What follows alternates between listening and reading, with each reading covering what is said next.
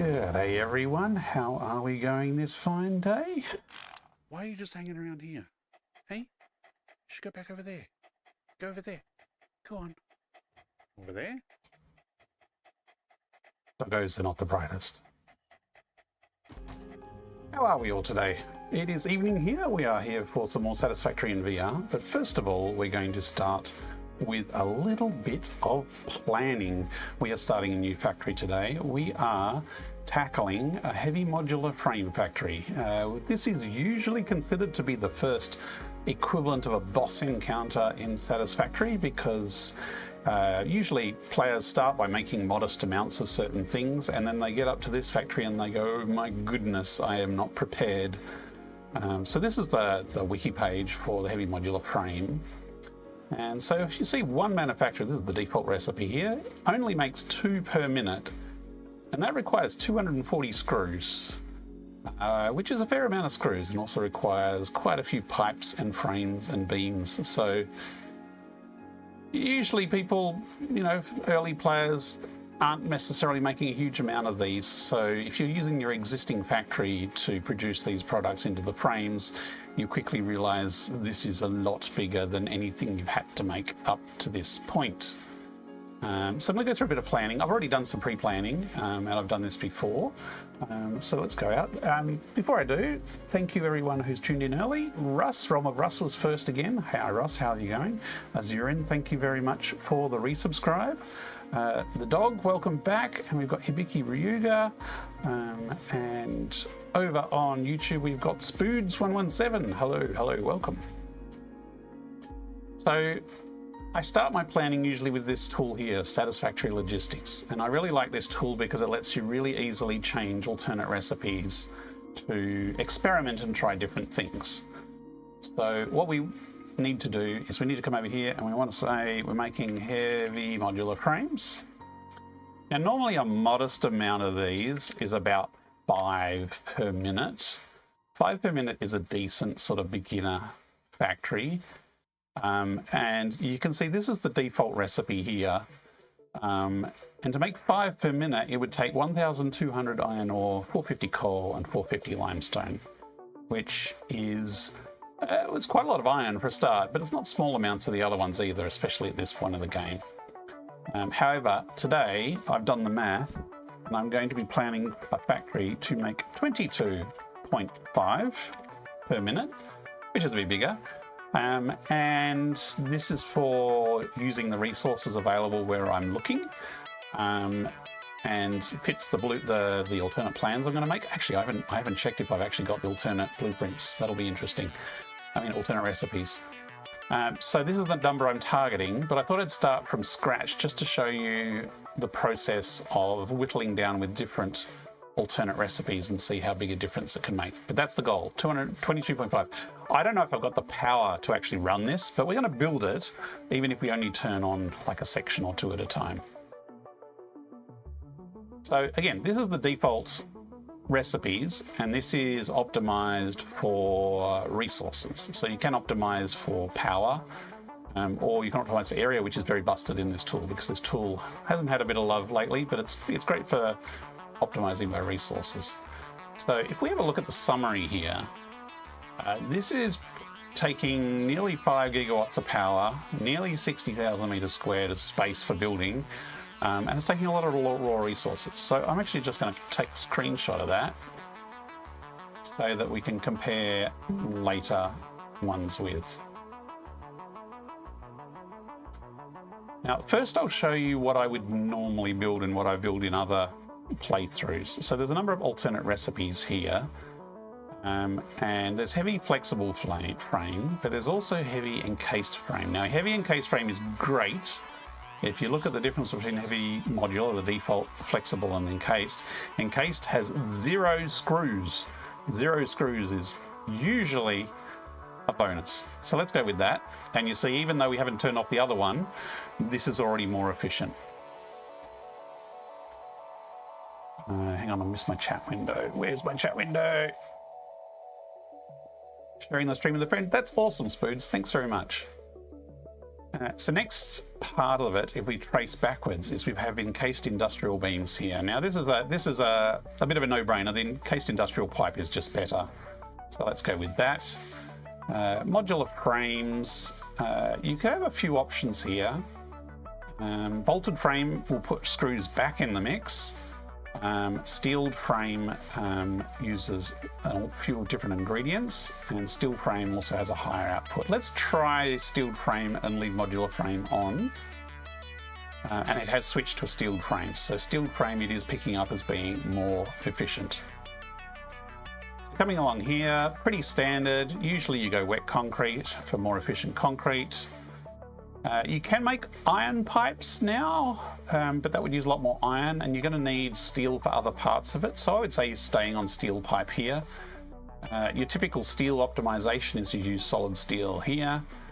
And reinforced iron plate, usually I would use stitched iron plate, and that will get rid of the screws. Notice that it hasn't changed the recipe though, because it still says that reinforced iron plate is more efficient.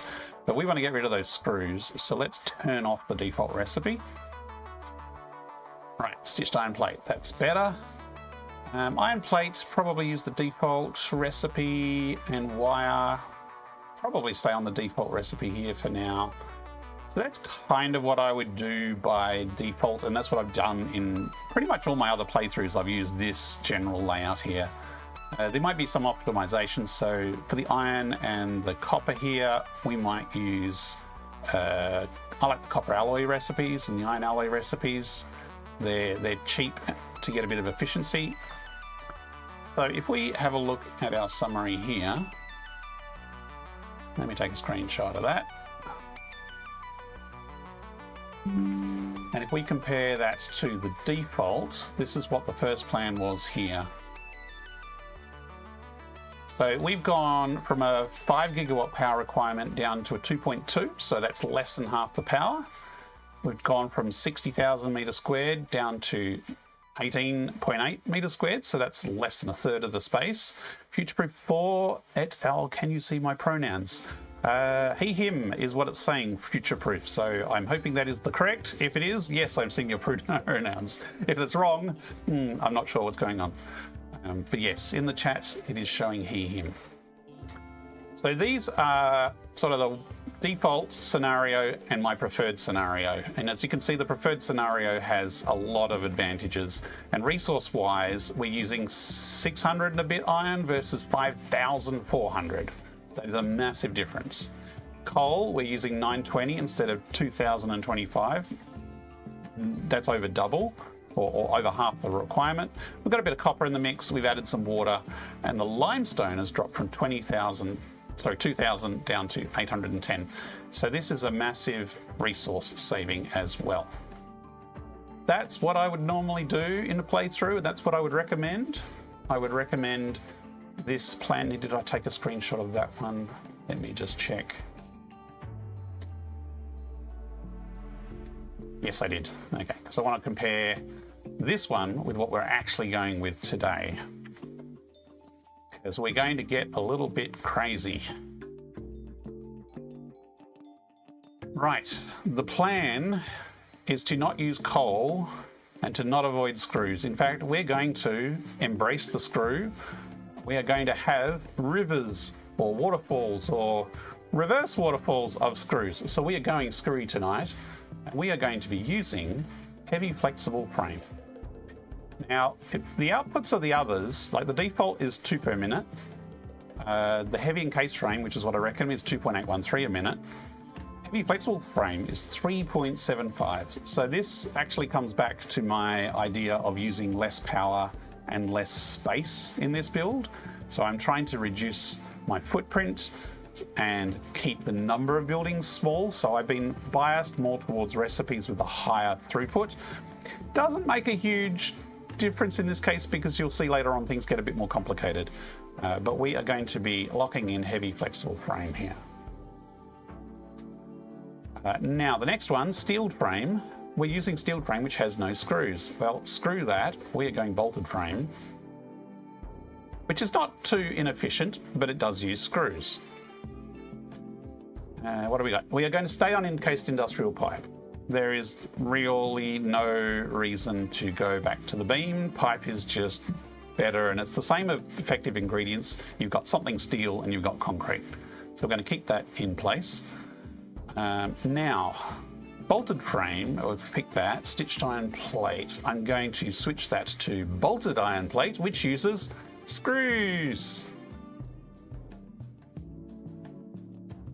Steel pipe. We are going to make steel pipes out of steel. But as you recall, I'm not going to use coal. I am going to use, what was it? Coke steel ingot. We are going to make our frames out of oil products. And this recipe is just jumping around all over the place here. Let's see if I can keep track of it. I have a reference guide here of what I've done up. Iron plates. Iron plates is too easy. Let's go with steel cast plates. We're going to have lots of steel here. Now, iron plates are 20 a minute. Steel cast plates is 45 a minute. So again, we're producing more per minute here.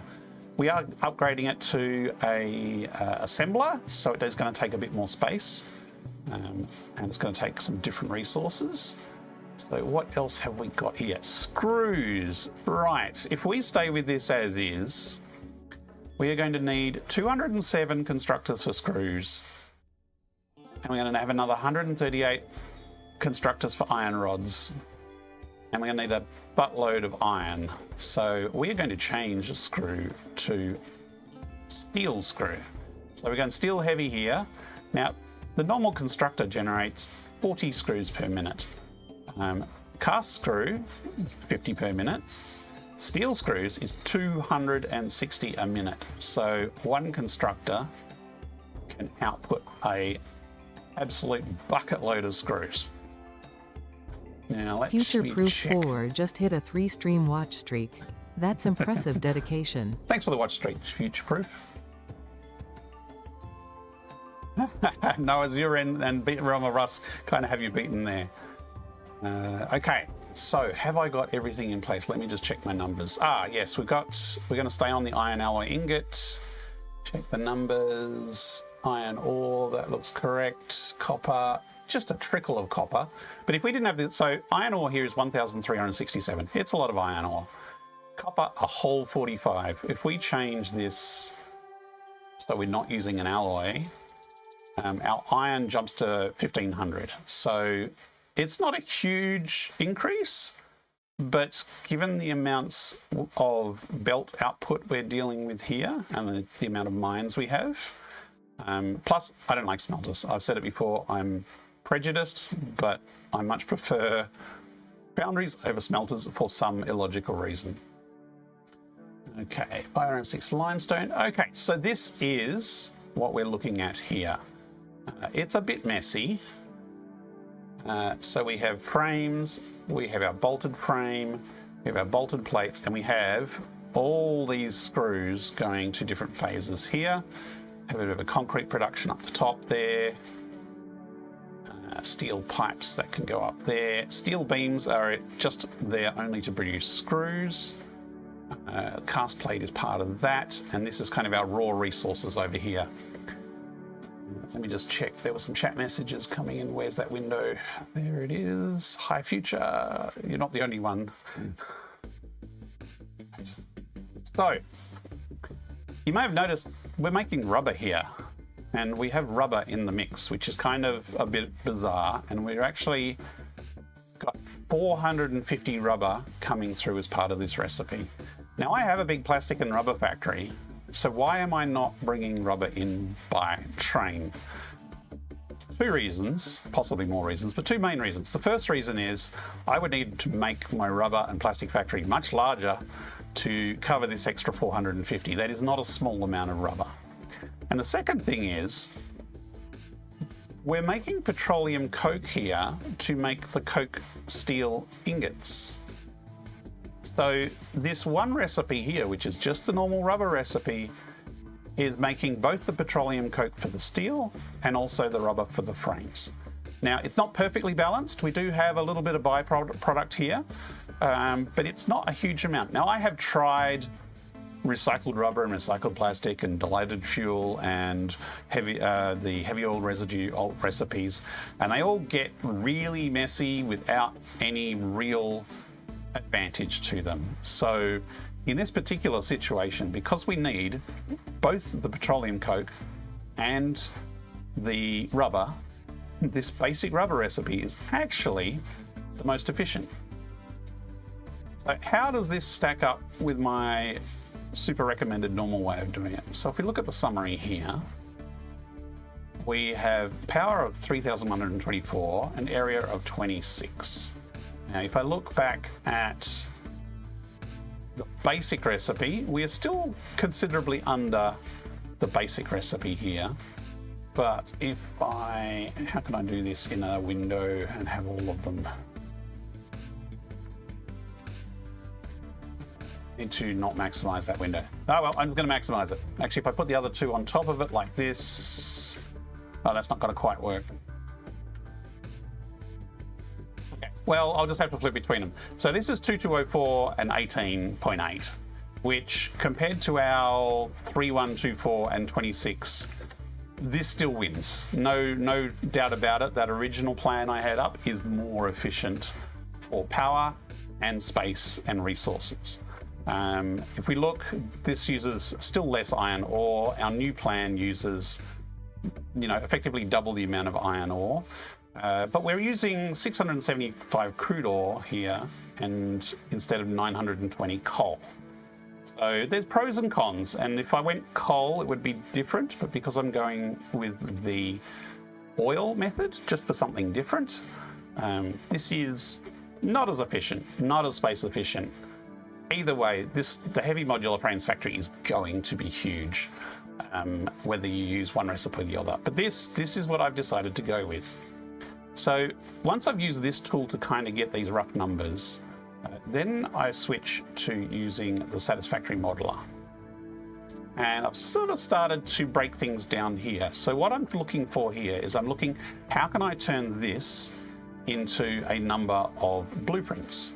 Because I don't want to have to make 22 refineries in a row, another 10 in a row for petroleum coke, 15 in foundries in a row. I don't want to have to manually make these big rows, 22 of steel plates. That's a lot of buildings, even at this scale, and I'd rather compartmentalize it into blueprints. So I've kind of laid it out here, how I'm thinking the blueprint will go, or at least the breakdown for the blueprint here. So I'm going to have one section. Where's the pipe going? Can't remember where I put that. But we've got one section over here, which is the raw resource production. And then over here, we've kind of got the wet concrete is kind of a raw resource, but it's all by itself. It doesn't depend on anything else. And then you've kind of got this section here.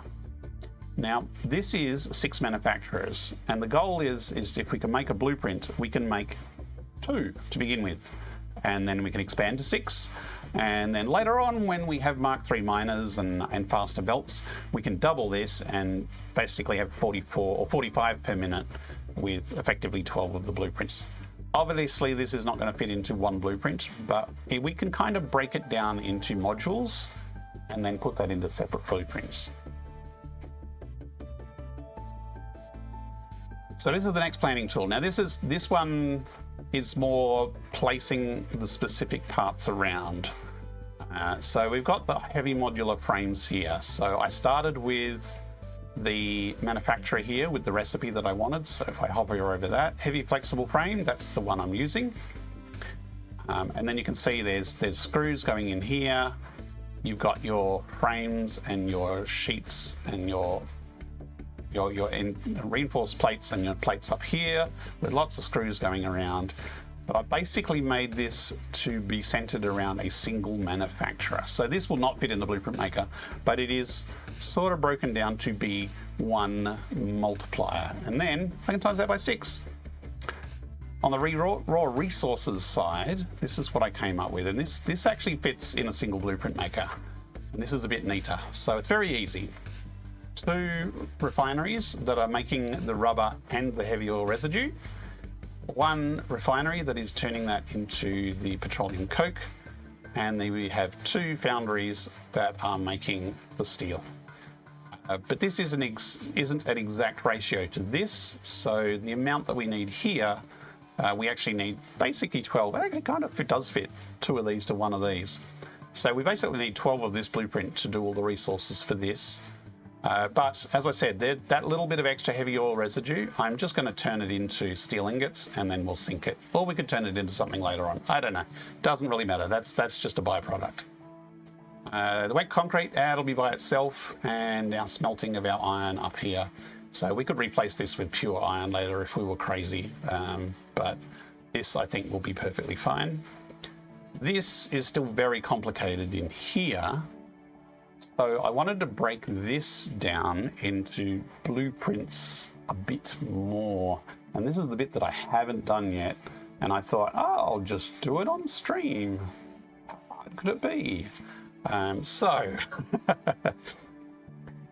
if we have a look at this bit here, number-wise, like none of these are nice numbers. But this is kind of 4 assemblers, 2 assemblers, and 4 constructors. So if we take this and we make a new blueprint, and what we say is instead of say 2, 1, and 2, I think it was. Is that the right ratio?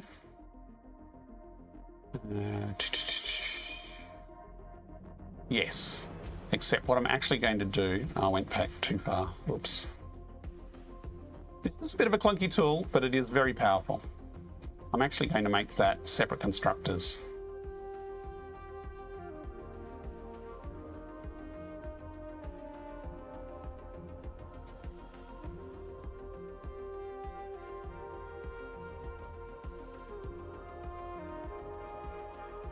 Just a sec. Need to be pure coke steel ingots? Yes. The coke steel is part of over here. So as part of the raw resources, it is this foundry that makes the steel ingots out of the coke steel ingot recipe. So that's part of the resource blueprint.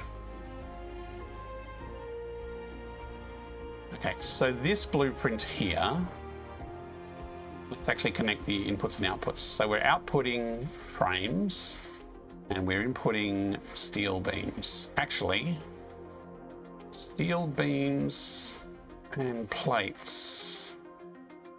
Okay, we should integrate these two into this blueprint if we can fit them.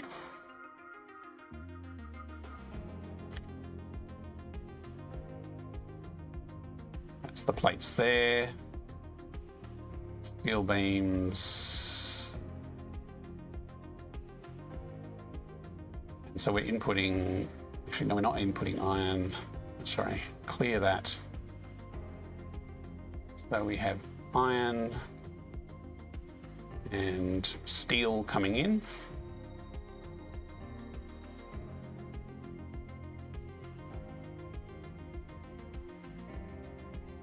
And then if I come out, we now have inputs of the raw metals and output of the frames. So let's connect that down there.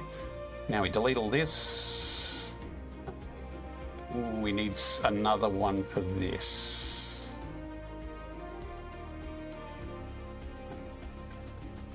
Okay. So we need some of these to come out as well.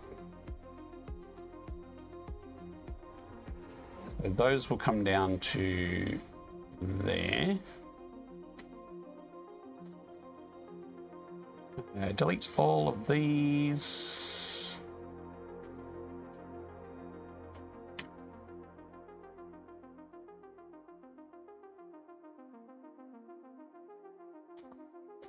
So we have effectively 1.88 of this blueprint here.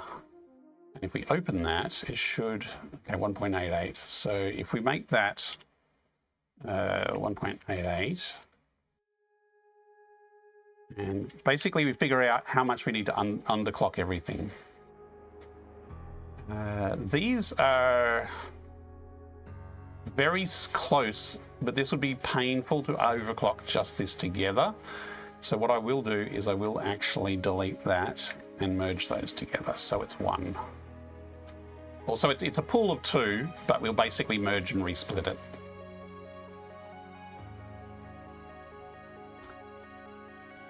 So that's like that. So it's effectively 2. So the question is, basically I was thinking this, if we can fit this in one blueprint, and then we can have one of these either side, that would give like a symmetry to the build. So we can have effectively rivers of screws going up both sides of this main production here. Now, can we fit one manufacturer, 3 assemblers, and 6 constructors in a single blueprint? I think so. Yes, yes we can. Even if we just layer it, so all the constructors are on the bottom, 3 assemblers across the middle, and a manufacturer on top, I think we can fit that fine. And if we look in here, this one should have plenty of room. This is only 2 assemblers. I mean, there's 3 assemblers, I guess. So if we do 3 assemblers across, and then the constructors underneath with the foundries, no problem there. So I think this is what we're going to make blueprint-wise. So we effectively have 3 different blueprints we need to make. We've got this one, the final one with the heavy frames. We have this one, which is making the normal frames and some extra beams. And then we have our resources back here. So let's start with the resources, because that's the easy one and that's the least fancy one. We're just going to slap down some refineries with some coke steel ingots, foundries, and we will work from there. And I don't think that's an alternate recipe, but the others are not. So for the first step, we just need one alternate recipe, coke steel ingots. Let's now switch over to the game and we'll see if we actually have the recipe or not. Just give me a second to close all these extra windows. Anyone have any questions about the plan?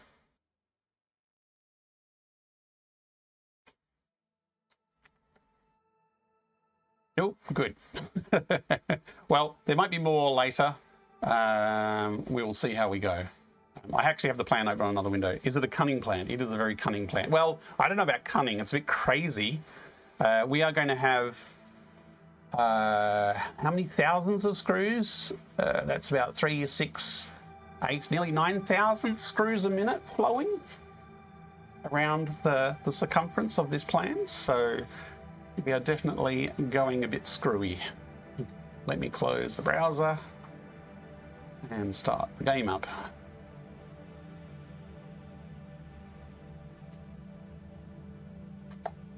It is a lot of heavy modular frames, yes. 22.5, some people might go, oh, that's not much. That is a lot of heavy modular frames. That is usually about how much I end up making on a normal playthrough total, and I have plans to double it. And I don't know if we're going to get that far today, but I want to plan out the full capacity of it with the resources in the area, and then work from there with what we've got. But yeah, 22.5 should give us plenty for phase 3 and probably 4. And then we might need to expand it before we get into phase 5. Okay, let me just put on my headset.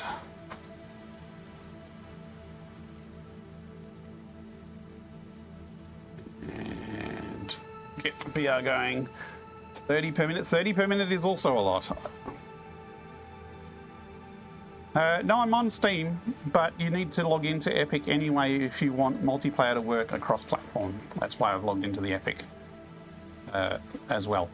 Satisfactory actually uses Epic's network code and libraries, which is actually becoming a bit of a problem for them. I saw on the dev stream that one of the reasons they don't support crossplay between console and PC is they would have to completely redo the networking code and get off the Epic version, which is a huge undertaking that would take many resources, and that would stop us getting other bug fixes and cool features.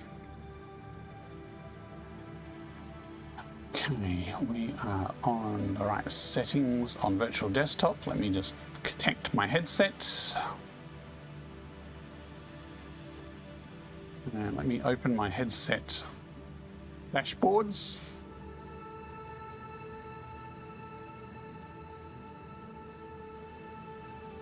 Okay, I think we're ready. Inject.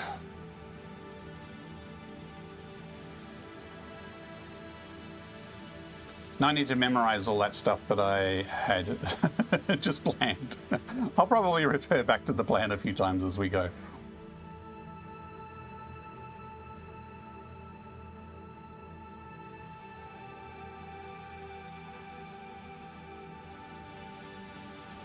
Hey, here we are, and I can see my chat. Will be fun. Need more updates. Yeah. Well, 1.2 is supposed to have some juicy stuff in it, and in a couple of weeks we will find out, because the full 1.2 is hitting the experimental branch on the 17th of March, and that will include a full patch notes video, apparently, that they're going to tell us all about what's included. Right, so research. Actually, let me just check. What do we want? We want... Why has that got the wrong camera? That's not working correctly.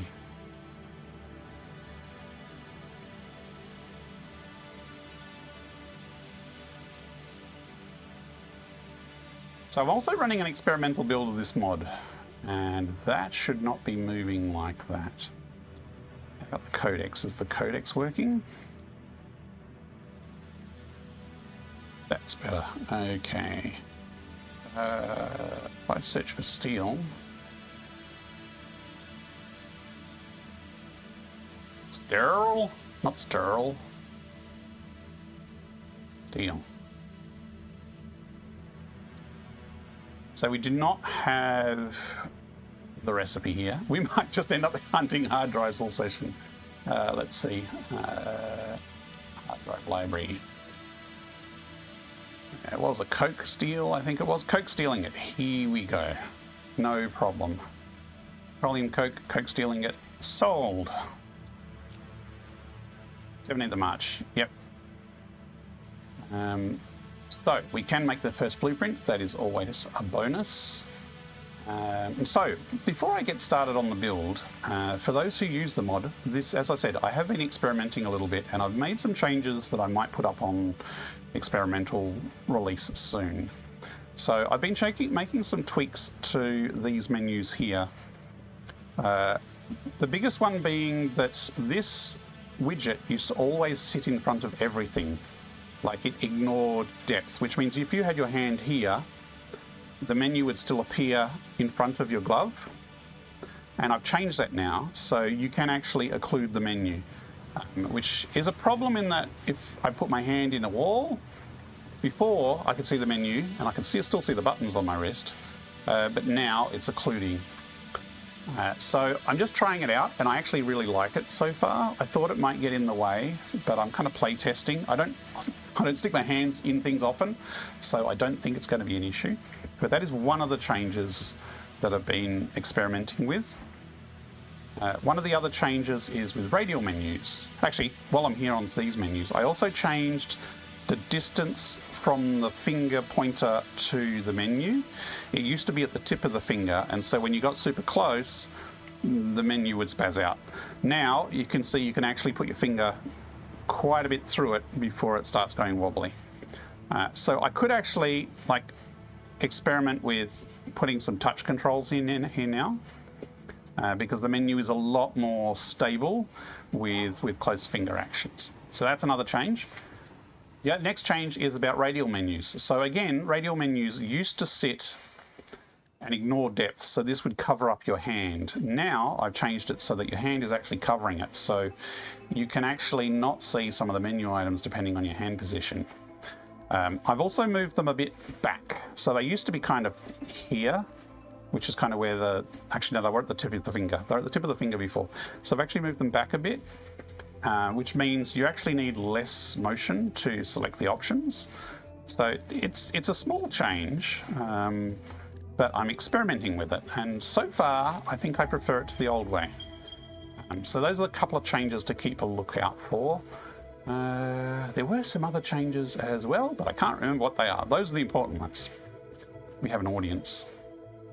I think I already talked to these guys recently. No, they've got stuff. That's right, I have played a little bit since my last stream.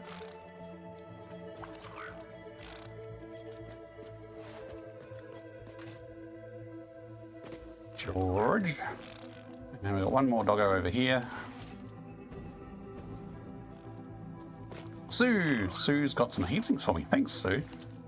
So yeah, one of the things I have done off stream since last time is I have built a train station near the steel factory. So you can see there down in the mist there is now a train station, so the excess steel stuff is now being delivered to the main mall. So that's the main change I've made while off stream.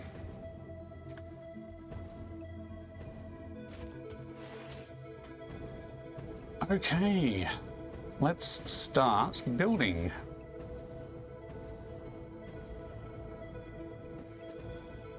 Now let me just get a bit more fuel.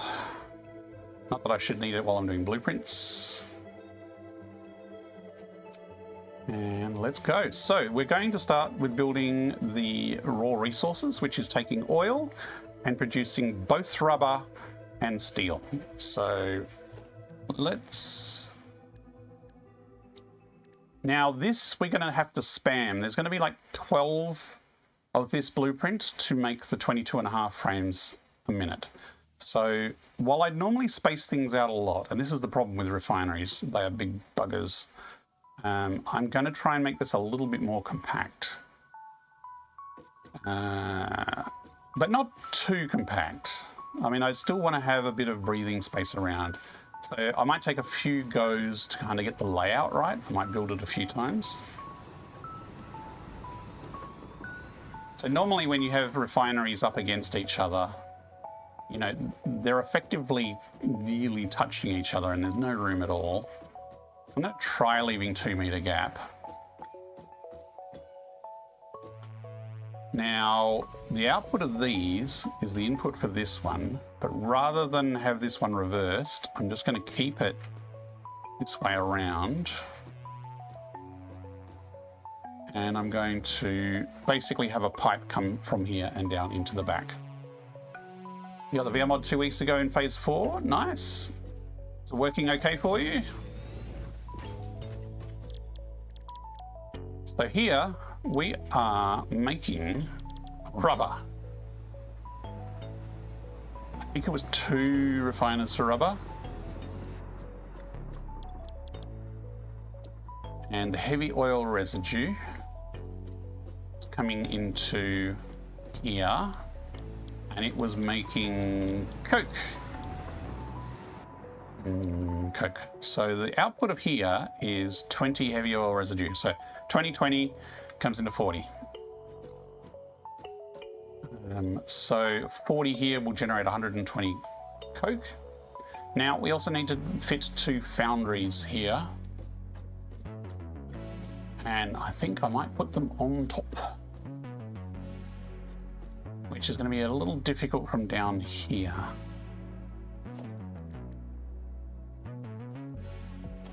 It wasn't David Attenborough, that was Rowan Atkinson.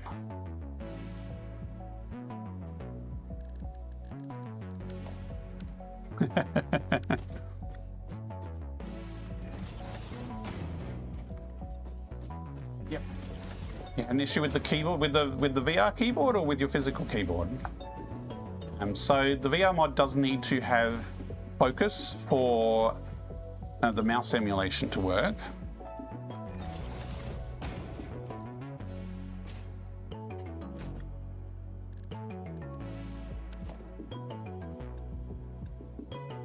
So I'm thinking I can just slap some foundries along here.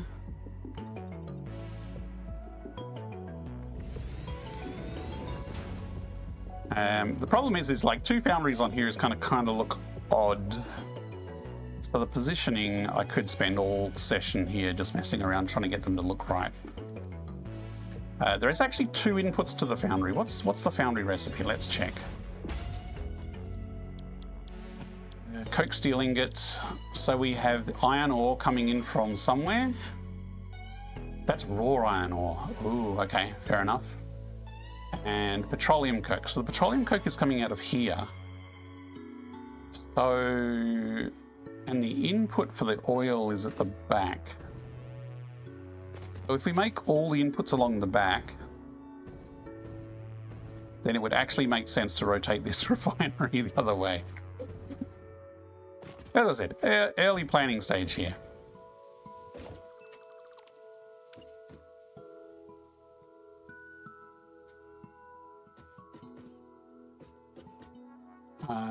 That's interrupted with our foundry.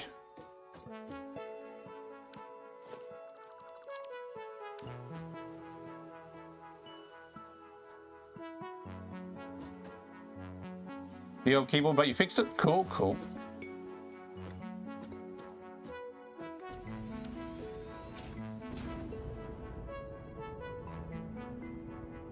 Okay, so the residue comes out of here, comes into here. This is not rubber.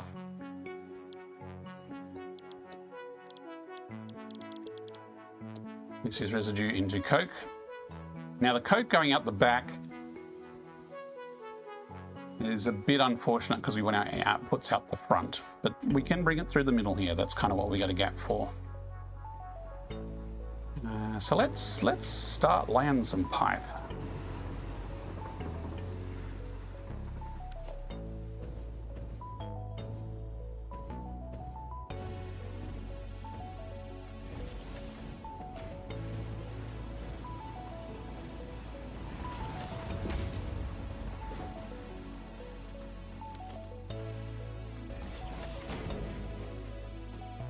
So again, in past playthroughs, and for people fairly new, I would recommend color coding your pipes to match the fluid. So this is heavy oil residue. So I would normally color these purple, but we're going style over readability here.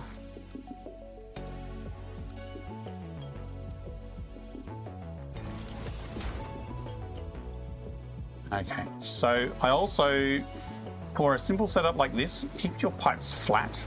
If you add verticality into them here, it will make things not work as well, especially if you feed up into a machine. If anything, come in from above on a machine, but otherwise, you are going to have some trouble.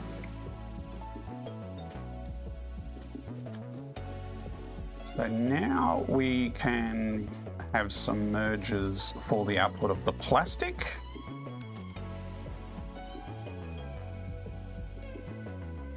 Now this is the question, which way do we want the materials to go?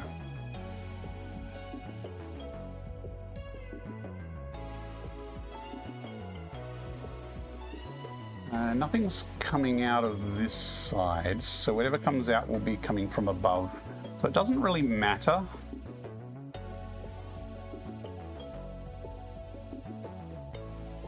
Okay, that is a little close for comfort, but I kind of like it being over the pipe.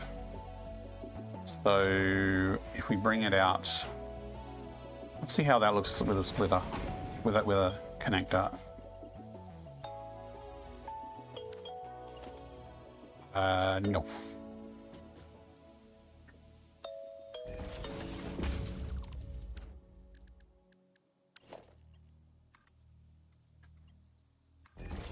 Okay, so I will move this pipe over just so it's lining up here.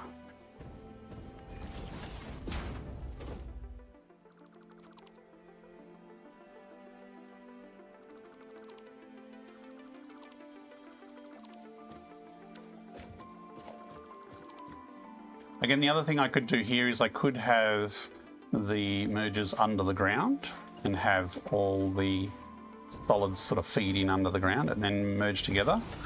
But at this stage, I'm kind of liking having it all visible and up front.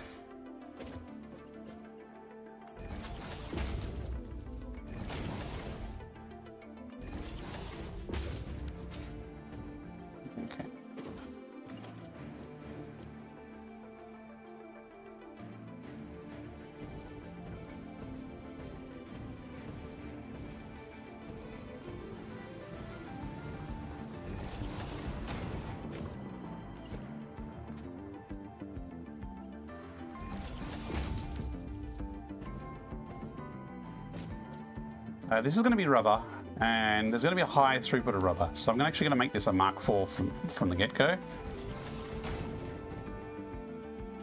and then effectively it will come out here.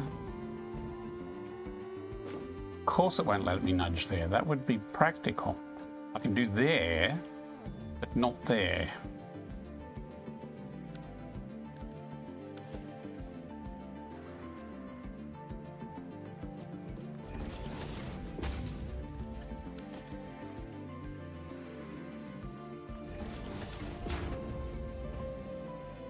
Okay, this is heavy oil residue in, and then the coke comes out to the other side of this.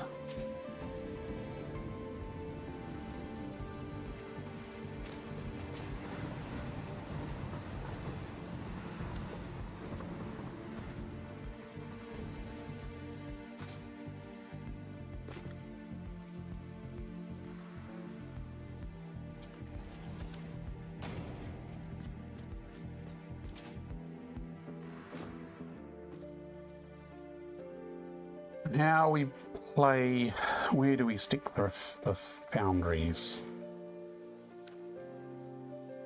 So the other thing I could do is I could move these all the way across and squish them up, and then I could actually put the foundries in the middle. It does fit, I have measured it. I do kind of like playing with the verticality here.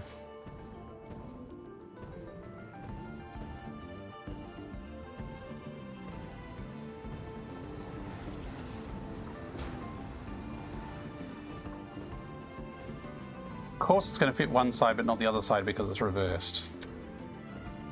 It's annoying.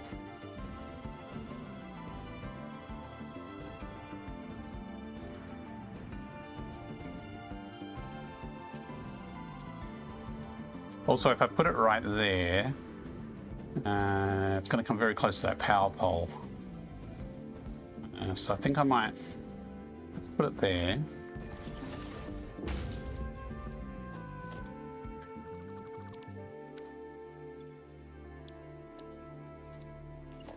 Can we put this a meter back to match this one? No, we can't.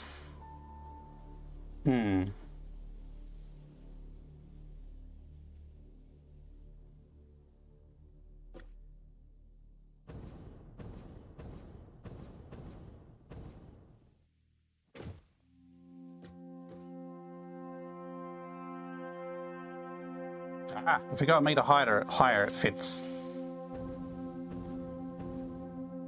I'm fine with that, except I've got it backwards.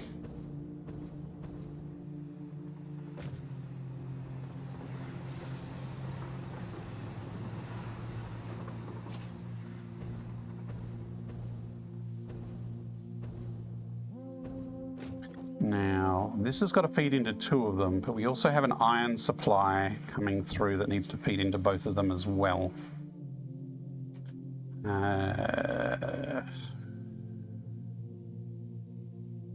I'll try it there to start with. We can always move them.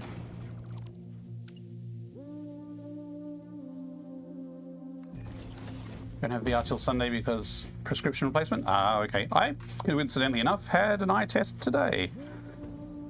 And my eyes are about as bad as they were last time. Okay, that's got legs because of that. Let's not do that. And my eyes aren't too bad, but I do need glasses for short-range stuff. Although I did find out, apparently, I have an astigmatism in my right eye, which has not been detected before. So I do need to get a glasses update, and I might benefit from getting prescription lenses in VR. At the moment, I don't need them in VR because VR has a focal length of 2 meters away, even though it's right in front of your face. The focal length is far enough away. But Incoming propaganda broadcast detected. now Please it's been seek an hour shelter. already. Okay, so we will run iron along here.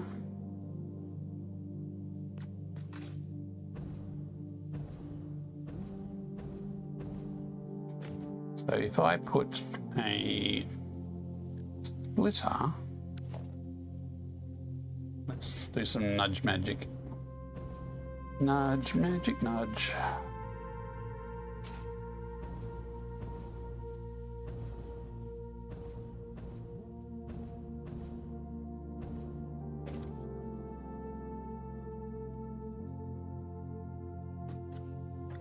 Yeah, that is pretty flush. So to have the lifts to snap out, we would need to have a bit of a 1 meter gap there, I think. Let's try that. These prescription lenses in Oz is a pain. For VR, Russ, you mean? Dog says I need it because I have astigmatism in both eyes. Ooh. I'll come to that when I figure that journey out when I get to it, Russ. I'm hoping it's not too bad. You can't just order them from overseas?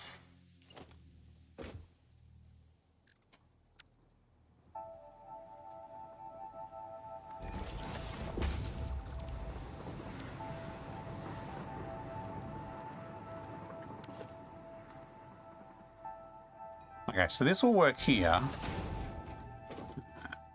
but it kind of upsets my plan of bringing the steel along here.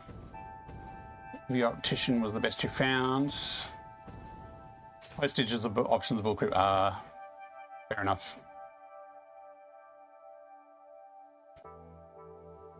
Yes, it was. I think it was a very vague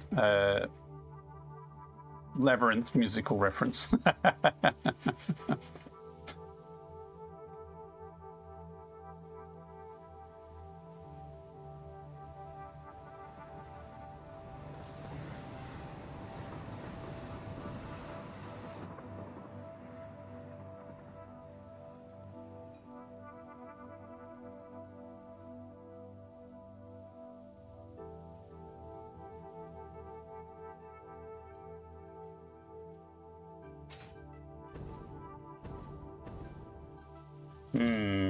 Trying to make this tidy.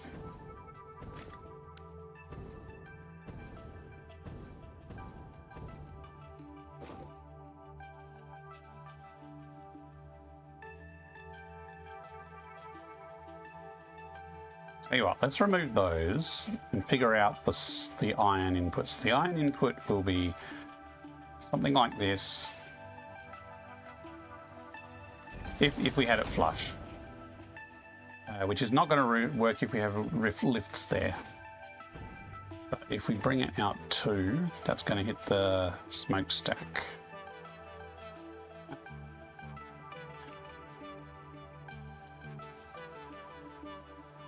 Which I do kind of don't want the smokestack clipping through in that particular space. Can we go forward one here? What's the prescription? It takes about 4 to 7 days. Yeah, it's going to take longer in this country. Okay, we can go forward here.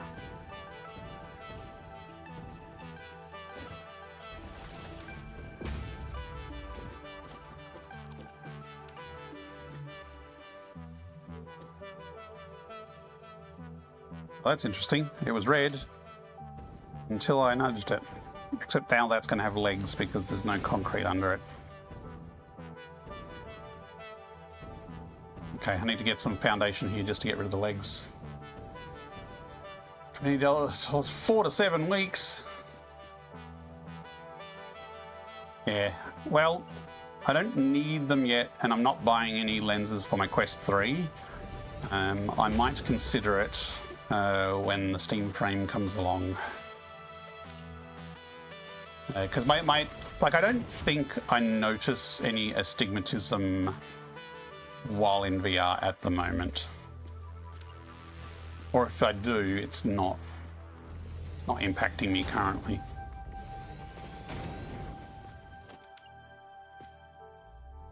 You know, maybe it's just that I don't notice. Maybe that's why I think the Quest 3 is super clear and other headsets are terrible or something. I don't know. Maybe that's why I don't notice DLSS upscaling quite so much. Yeah. Yeah, well, actually, Russ, Valve said they were going to support lenses. I wonder if Valve may have a supply agreement. Those are higher than before.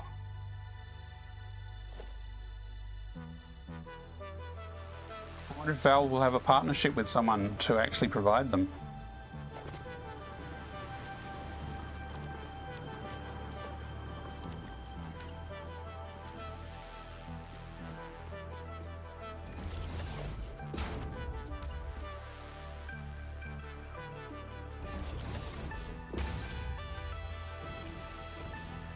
Okay. Look lively. It's time to do those sneaky ad stretches break. and hydrate. I need to put an alert that says, hey, you're late, have your ad break before it actually kicks in. Okay, I'm going to take a few minutes break.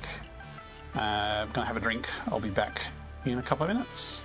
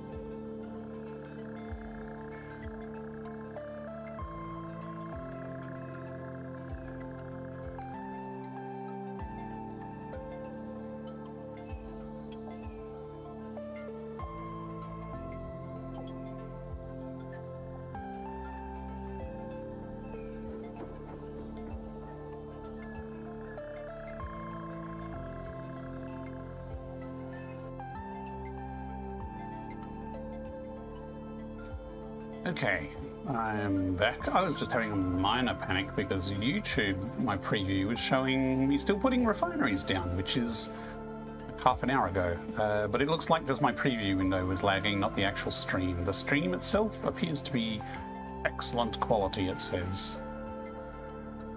Although it hasn't actually caught up with me coming off standby. So YouTube stream does seem to be lagging a little bit. We'll have to keep an eye on that. Okay, right. We are making one of 3 blueprints to make a heavy modular frame factory. We're trying to make both steel and rubber in the one blueprint, which is a unusual combination, but it's what we have decided to do for the plan.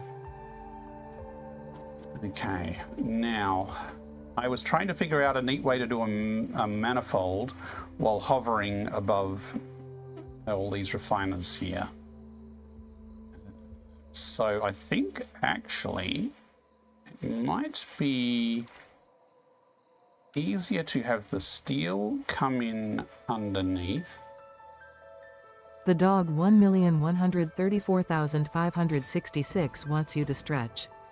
Go on, Is that a break? do it. Reach your hands in the air Okay. like you just don't care. Thank you for the redeem. I will have a stretch. I will lean and stretch and crick my back. Lean back. Hey, that is not stars. That is actually the lights on the space elevator up there. And I just realized I was going to set my time of day so that my recording would be even lighting, and I completely forgot again. Which I just figured out looking at the sky. Do I care about the lighting now? It's probably a bit late. So if I put a splitter there,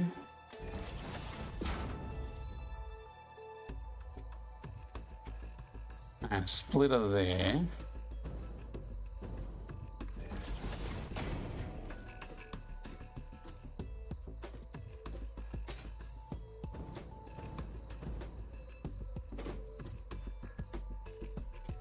I can probably then put one here. And will it all fit together? Let's try it out.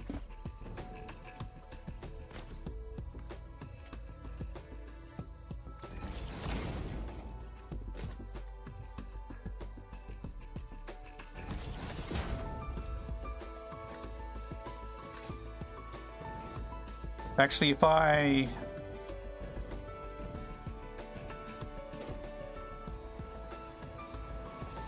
see what I was, yeah, that has to be the. I'm just thinking the iron has to come on the higher part, otherwise the belt would be going through the top of that, and we can't have that. So this iron really has to be here, but that does have enough gap.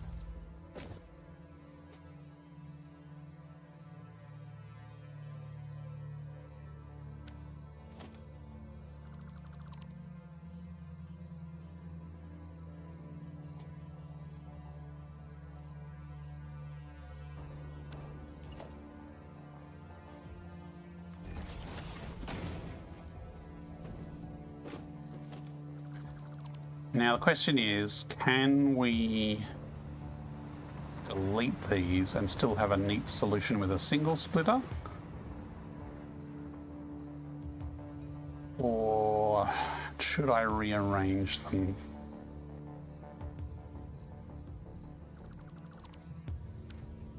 So if we have that coming out of that, we would have to have a splitter out here.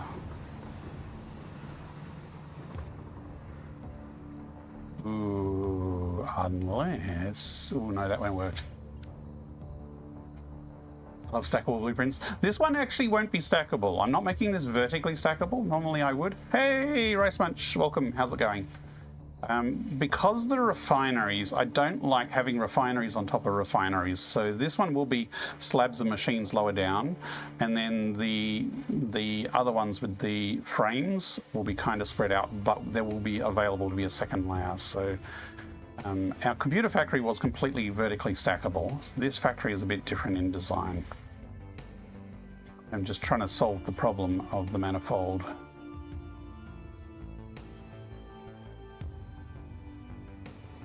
I think I'm just going to have a lot of splitters.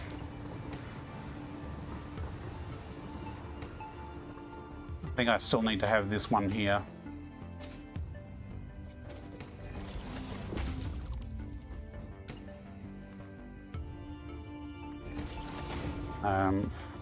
But to get it to work, I would then need this one to be rotated.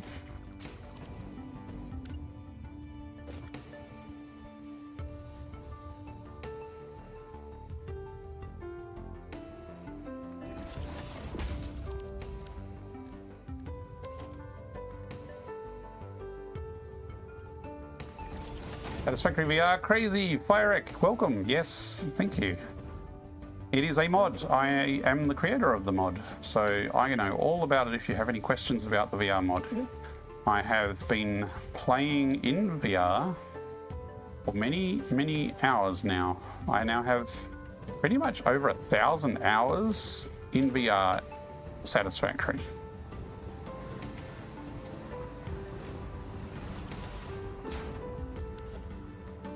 That is not where I wanted that belt to go.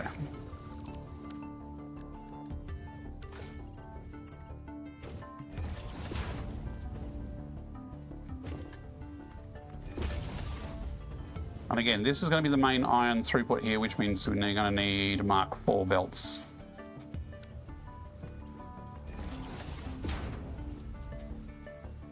Is this not dizzy to you? It is not dizzy at all. No. I am a veteran of VR. I have done a lot of VR, so it doesn't... I have a fairly robust constitution as far as movement goes, but Satisfactory doesn't do any weird camera tricks that other action games does, so it is actually fairly reliable and straightforward for VR motion.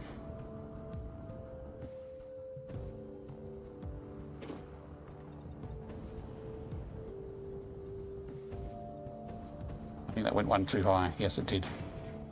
And all the motion I do is as a result of me doing controls. So my brain goes, yeah, your controls told you to do that, so oh, it's got to be higher. It's got to be higher. So my brain has no problem processing that it is a valid movement. It's not about the speed or the direction, it's about the intent and what your brain thinks is correct. And that is 1 meter too low, isn't it? Of course it is. Okay.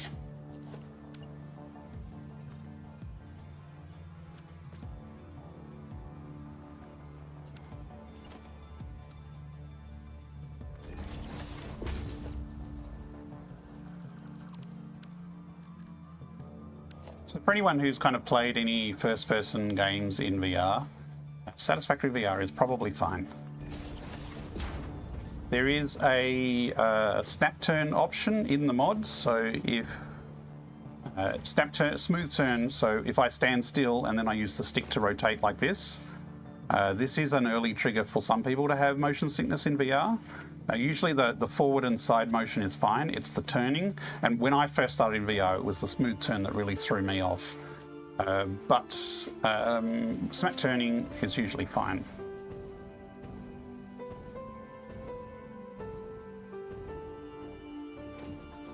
Now I'm going to put a bit of foundation here just to figure out the level of this lift that I need to do, because it needs to come in here at that level. So our lift needs to be matching that level.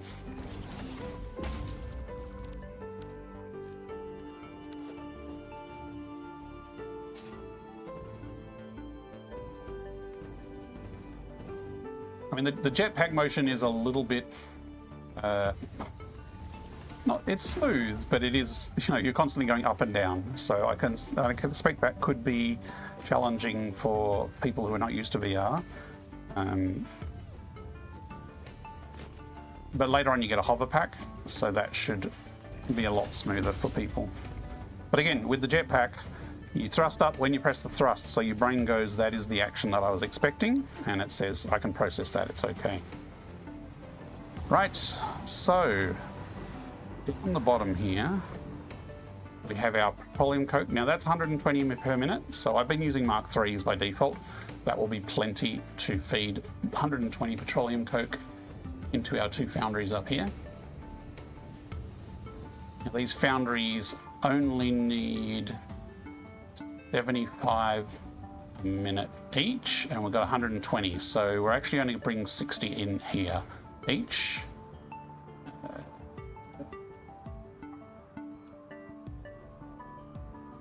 So is it 80 output a minute? Let's try that. Actually, let's try 80%.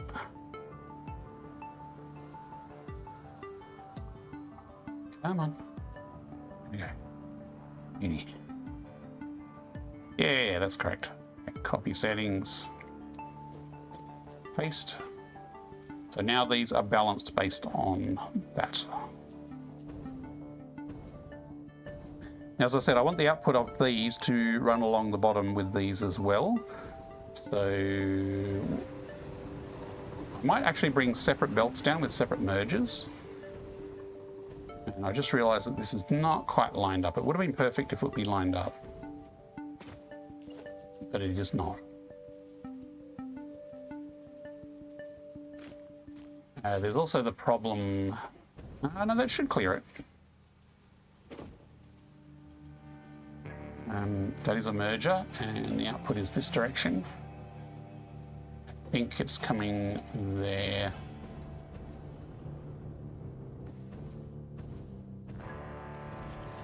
Well, what we can do is we can actually line it up here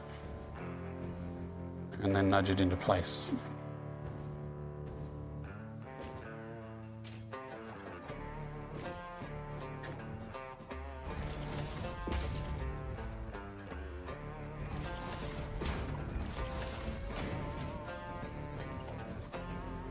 Again, we're going to be dealing with a lot of output here, so I'm going to go straight to Mark 4 belts.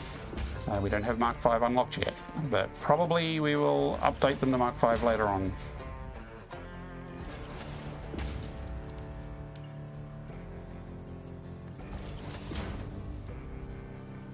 We could make turbo motors with pressure conversion cubes. I can't remember the alt recipes for turbo motors, so I can't remember if that's something I would do or not. But that doesn't sound very productive because pressure conversion cubes are not cheap. They're challenging to make.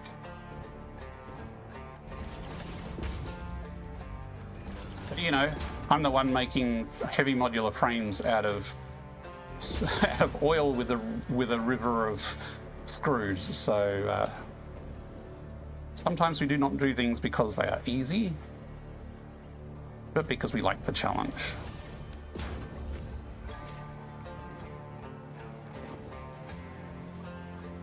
You know what? Now that we're splitting and merging this up here and bringing these down here, this gap is now irrelevant. I am tempted to bring it in closer and make the whole thing smaller. That would also move this across 2 meters, which means it would line up better.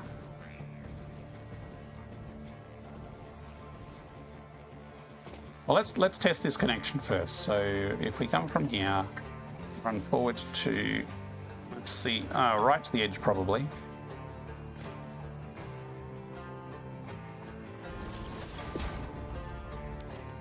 No, not to the edge.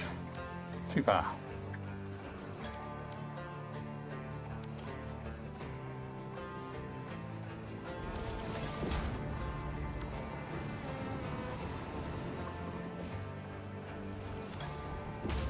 Okay, and I like that because other than the pipe, it's fairly clear. Look, gap, coffee stain, fix it.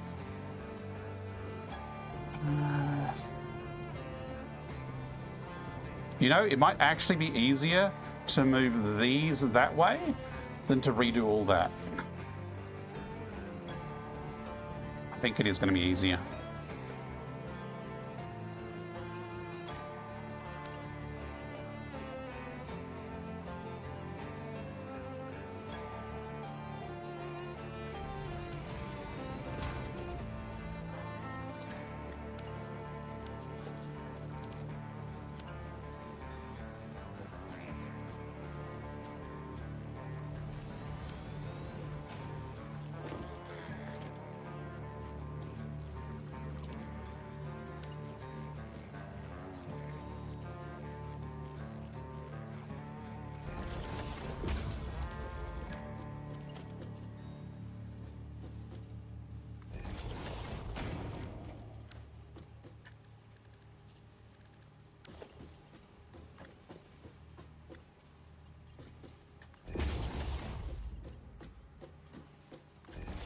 So 1.2, one thing they have announced is they are adding trucks carrying fluid, which is interesting, but people don't usually use trucks ever anyway, so I mean, extra build options are always better, are always useful.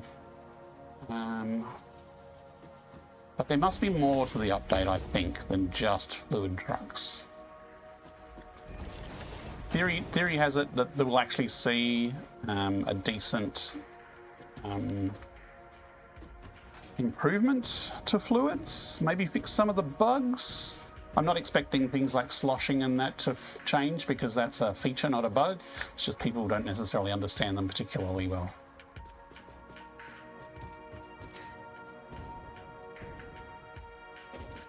Now I'm tempted to leave those there as the edge of the blueprint because that way it basically enforces that there's a gap between here. Basically, so the walkway of this one would then line up. It would be here. It would sit here when you join them next to each other. Or possibly even here. Which means you probably don't need those stands there.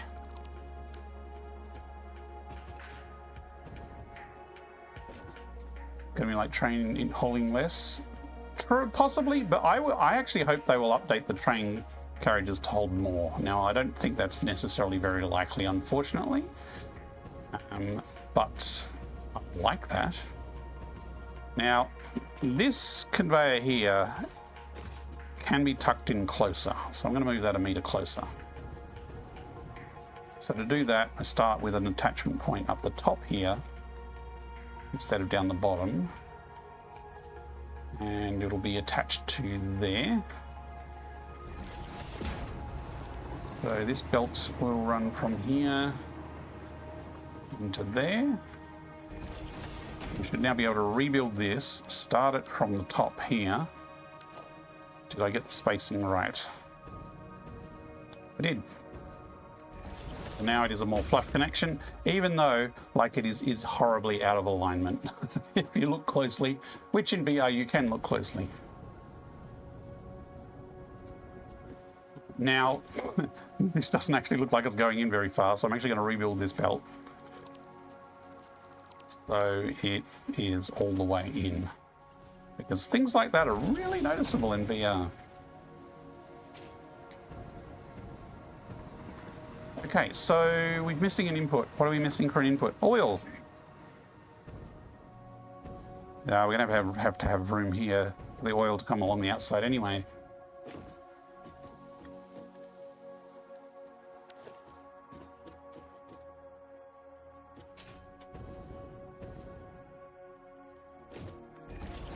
Oh, no, not there. That's output that doesn't go anywhere.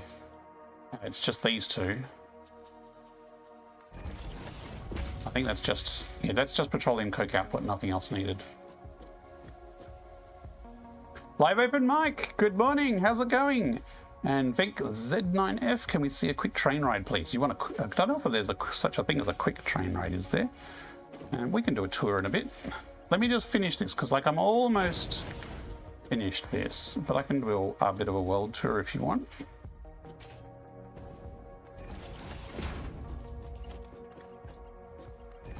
So then this will connect to effectively the other end. Now auto connect pipes are a little buggy, but effectively we will run that pipe and then connect it to the next blueprint in the chain. Mike is awake. Mike is awake early, isn't he? What are you having for breakfast, Mike? Oh yeah, rubber. But that's not an input. Oil is coming this side, rubber is on the other side. We've already catered for that.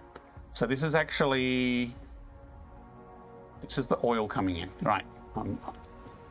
And the heavy oil residue, likely cereal.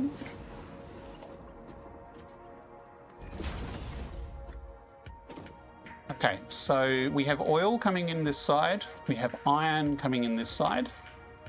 And then these two refiners here turn the crude oil into rubber and heavy oil residue. The rubber will go out, actually finished, and that's a new one. We haven't connected these up yet. Whoops. I was going to say the rubber will come out here once we've actually put the lifts in place.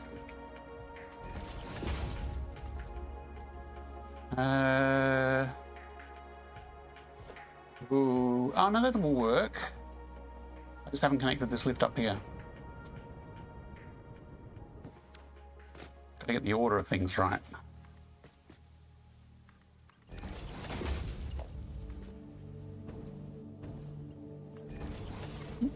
Oh, that's gonna look messy.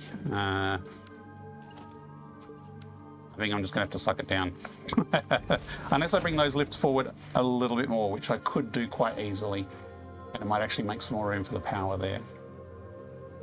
Still used to sleeping more than 5 hours a night yet? Ah. So you have the opportunity for sleep. More sleep is always good. I am a fan of more sleep.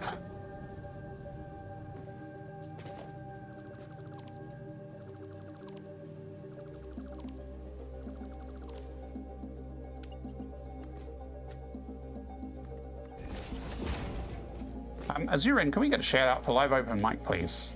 People, Live Open Mic streams lots of VR content, so if you like your VR stuff, give him a follow on Twitch and check him out when he goes live, because he does all sorts of VR content. I have it on record that Live Open Mic is an exemplary pioneer, and recommend that you check out their channel.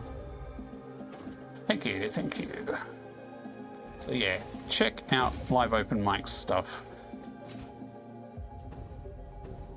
Okay, now we've got those together. Okay, so I think I've got this right. So somebody wanted a train tour. Do you still want a train tour, or have I been distracted enough that the urge for a train tour has gone?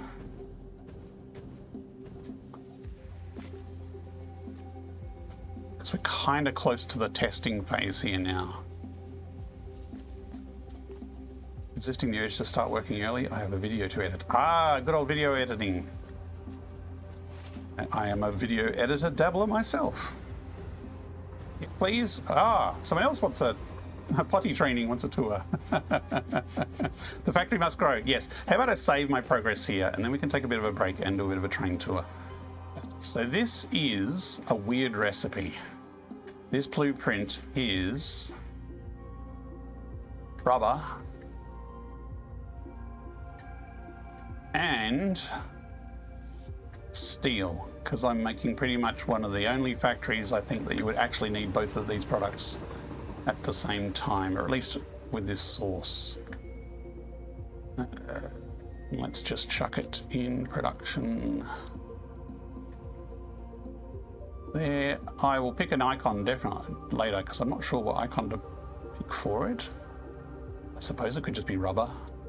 What's more important? It's actually more important that we make the steel here than the rubber.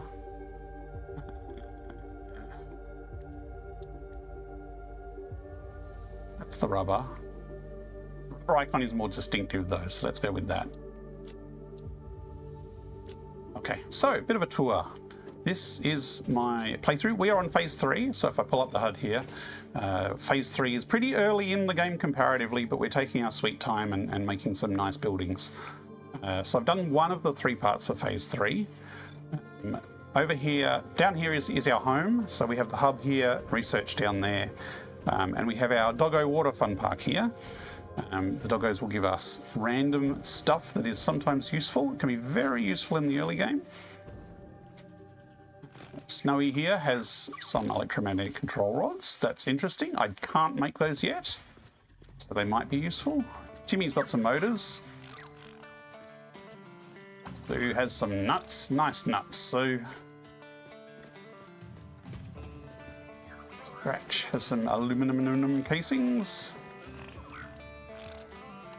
Lacey's got some encased beams. George has encased beams. Ooh, must have been a special on encased beam hunting.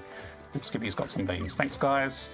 Okay, this here is my basics factory. It's making all the early game stuff like your basic iron plates and that kind of stuff. But somebody wanted a train ride, so let's grab a train. Now last time, well not last time, but I've been known to whack one of these down just as another train came along and burrowed straight into it. Looks like we're safe at the moment. Oh, we just stopped in time. Okay, now this is the train interiors mod, which I've set up the VR mod to work with it, and it's a really cool interior. But probably for a sightseeing tour, it's better to go up above. Can I change the points from my too far forward? Let's go backwards, backwards, backwards. Okay.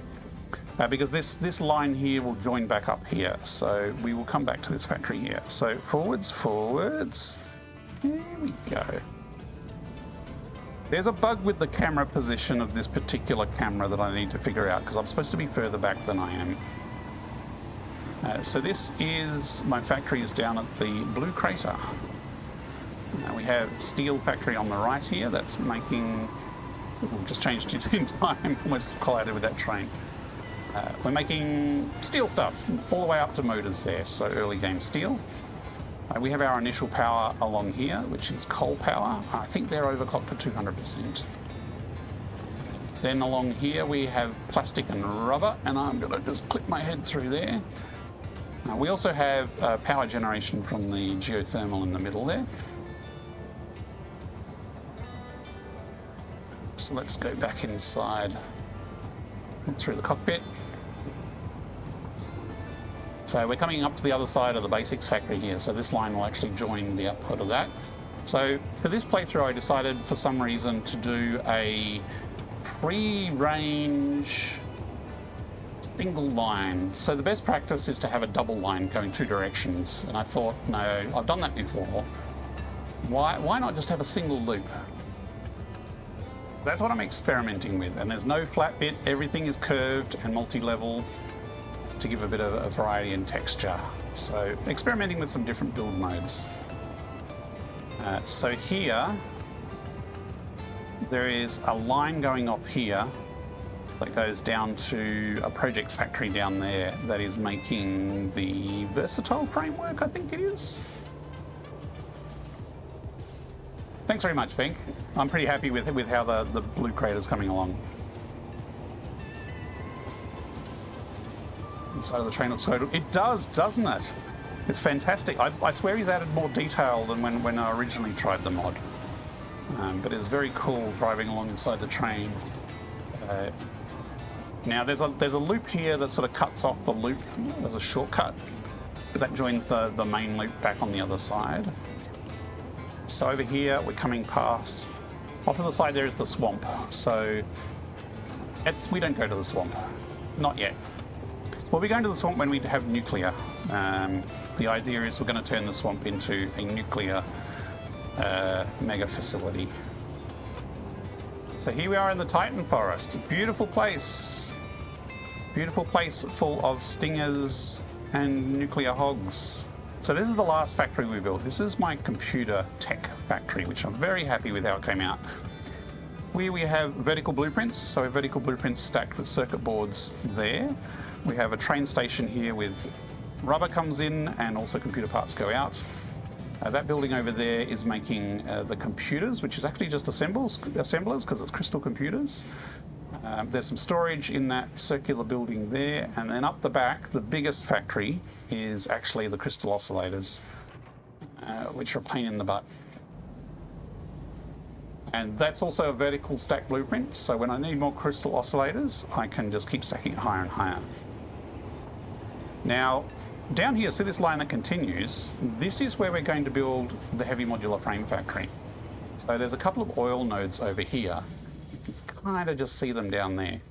And there's some limestone and some copper and some iron. This is where we're building heavy modular frames out of oil. So that's the current project that we're working on.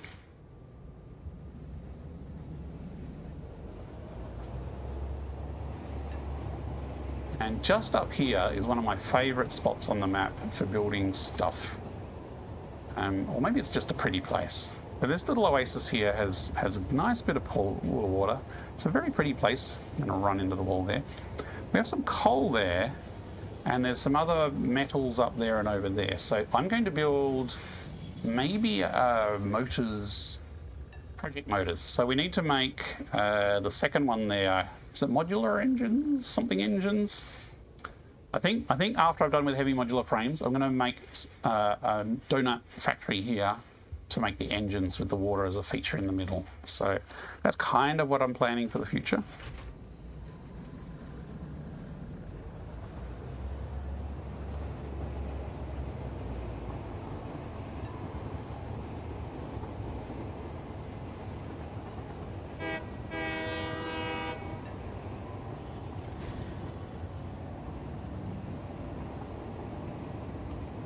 Now coming through here is a bit dangerous if you're on foot. We have a nuclear hog right there.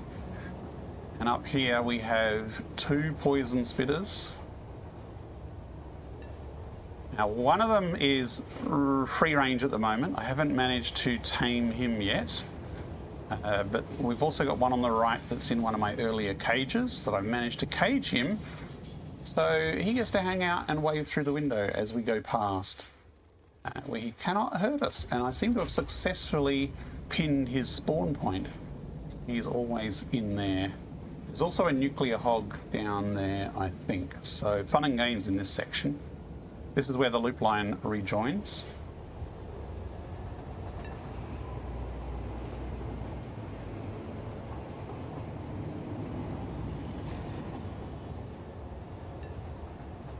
And there's another alpha hog. There's lots of hogs and spitters through here. And this is my it's where the space elevator is and where my old school mall is, which is where all the stuff is. So I have 2 stations here where excess product gets delivered. So that new station that's down by the steel factory, that delivers stuff to here. And it all flows down these 4 belts here to the space elevator there. And all around the edge we have storage containers with smart splitters. So all the products sort of go around the loop and all get sorted into different containers. And the project parts get split off and fed into the elevator. So wherever we're building project parts, as long as we dump them here, they will be delivered to the space elevator. And now we're almost home. That's the quick tour without looking into any detail in any of the factories. And that's pretty much what we've got covered at the moment. We do have another coal plant that's way up north in the Dune Deserts, just because I needed more power. Now, I've played several times before. I'm not new to this game, and I always make a massive turbo fuel plant, and then I turn it into a massive rocket fuel plant because rocket fuel is OP. I've never done nuclear, so the plan in this playthrough is to go nuclear. And as part of that challenge to force me to tackle it, I have no fuel power from oil. So I haven't even unlocked it. I haven't unlocked that milestone. So this entire facility so far is running off coal power and geothermal. So I've only got 2 coal power stations at the moment and 3 geothermal nodes. So this is the power graph at the moment. So we're producing, what is it, on average between 6.8 and 7.5, so about 7.2 total on average. This wavy line is because of the geothermal generators. They actually generate power in a sine curve. Consumption is a bit below, but if I actually finish this heavy modular frame to full spec and turn it all on, it's going to take another 3,000, and I think we might be in the red there. So I might just turn on part of the factory, and I might need to wing off somewhere and make another coal power plant to tide me over a little bit longer. Because once we finish phase 3, we get into phase 4, and that's kind of when nuclear unlocks. So we could sort of rush nuclear once we hit phase 4. And that's going to be a massive, complicated project to build. Your swamp is your nuclear power plant? Yes, I'm going to turn the swamp into nuclear power. No problems, Vink. Potty training, your order looks great. Thank you very much. I'm taking my time here. I'm not rushing the game. I've finished phase 4 several times before. Now, that was all before 1.0, so this is actually my first playthrough since 1.0 came out. I've continued playthrough since then, but this is the first that I've started from scratch since 1.0 came out. And I'm the creator of the VR mod, so a lot of my time actually was spent working on the mod rather than playing. So I think this is stream number 38 of this playthrough. And if I look at the save game, I've got about 224 hours in this playthrough so far, and we're on phase 3. So I'm certainly not rushing to the end game in this one. Your nuclear makes 4 gigawatt of power, which is for yeah. Yeah, I don't know how big a nuclear I will make, but I'll try to make it. The problem is like rocket fuel is so OP. Trying to make nuclear with the same scale is going to be very, very large and complicated. But like the heavy modular frames, I'm planning on doing it modularly, and so hopefully I'll be able to turn on different parts of the nuclear at the different times and sort of scale it up. While we're here, I'll quickly switch back to the plan to show you what the factory design is that I'm building. Let me just... Is it just an alt tab away? No, it's not one alt tab. It's more than one alt tab. Okay, so this is... see what I'm seeing. This is the blueprint we're working on at the moment. So this is making steel and rubber. But this is just the first part of the heavy modular frames setup. So if I go back here, this is this component here. So the goal is to make 22.5 frames per minute. And this will require effectively 12 copies of the blueprint we're currently working on currently. And that will output all the rubber and steel that we need for the rest of the build. But we only have Mark IV belts, so we're going to have to sort of subdivide this and have multiple belts of steel going into wherever we do this. These bits I'll just build on site by hand. I mean, I do have a foundry blueprint with a bunch of foundries, so I'll probably just plonk that down for that. A bunch of refiners for wet concrete, that's fine.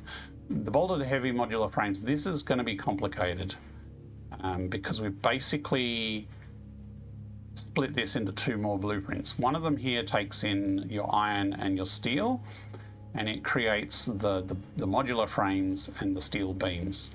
And two of those will then feed into the rest of this here, which we're going to try and cram into a blueprint as well. This makes the pipes into the encased beams, which then goes to your manufacturer. So we're going to try and see if we can squeeze that into one blueprint. That way we can put down one of these blueprints and two of these blueprints will get us one, and then we just need to do that 6 times and we're golden. We're not going to finish this tonight. This is going to take a few streams. If we're lucky, we might finish the blueprints to be functional tonight. So yes, we are still working on this one. So we built it. We haven't tested it. And all we need to test it is oil and iron, which we can arrange. That's not too hard. So I think we need to finish this off and test it, and then we'll start looking at the next blueprints. Okay. Let me try and get that cursor off screen. Highly don't recommend big nuclear power plant that big. Well, yeah, this is why I try and break things down. It's like, I do not want to build 22 heavy modular frames by just building 30 refineries and then 20 of this and 30 of that. I like breaking it down into blueprints, so that way it's more modular. So the nuclear, I will try a similar approach to this. This is kind of a beta run, I guess, of making a big factory out of smaller blueprints. So I'll have a number of blueprints to make up the nuclear power stream, and then I'll be able to make one part of it and then generate more power, and then I'll be able to expand it on from there. And basically, once you've got the blueprints down, it's very easy to scale up. So this factory here, where I'm aiming to make 22.5 modular frames, heavy modular frames, once I unlock Mark III miners and faster belts, I can double that to 44 very easily without too much problem of needing remote resources. Okay, so power. We need power. Actually, let's tidy these up again because I'm fussy. Let's put the belt all the way into the lift. We are making an assumption that we will not need to rebuild these lifts again. Hopefully we won't. Now, where are our power connectors? These two are at the front here. We've got one at the back there. Maybe we should just build some frames around all this, maybe. I'll leave those foundations there for now. We can probably get rid of that.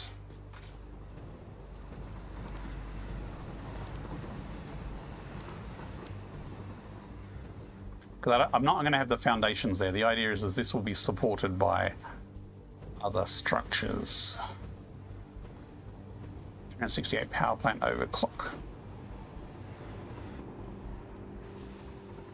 So you've got 368 nuclear power plants? That is a lot of nuclear power plants. How are we going to frame this?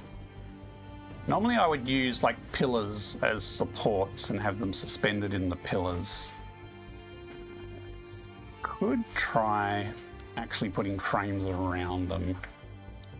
This is where we get a little bit more experimental.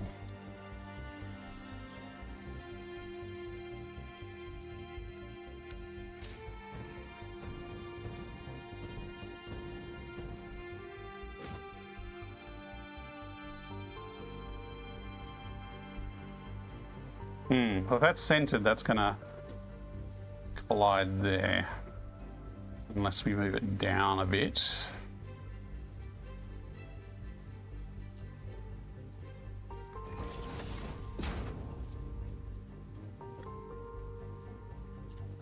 Frames are always a pain to try and snap together. So that is within the constraints of the blueprint.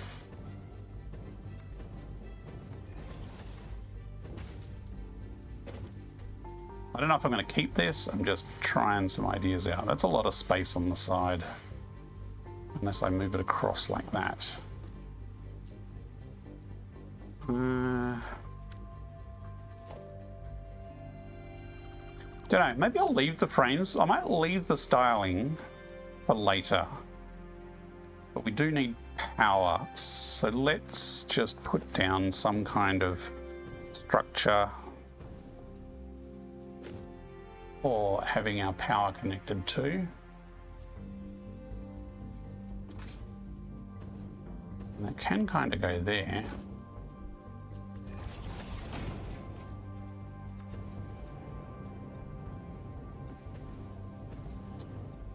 It's not quite in line with the lifts. I could bring them across so they're lined with the lifts.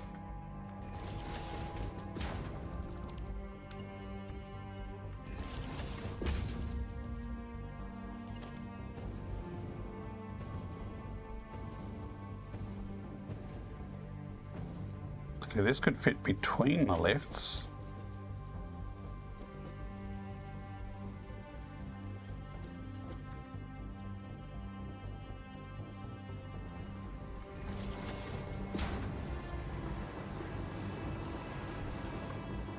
Now this has power on the other side.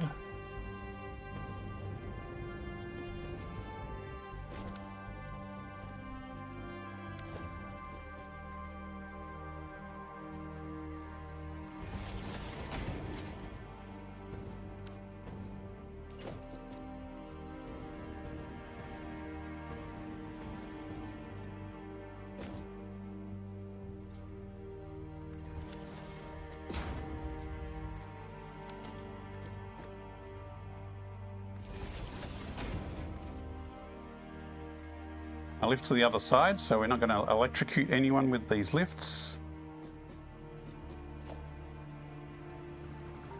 Took about 300 to build. Wow. So the dog, do you do waste cleaning as well in your nuclear plant? Do you process all the waste, or do you stick it in a hole somewhere?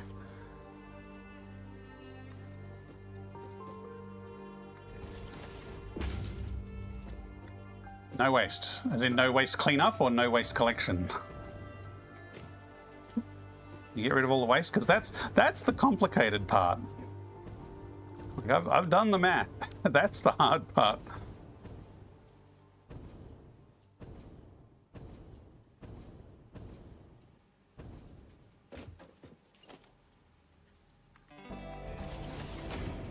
So you clean it all up. Wow, that's impressive.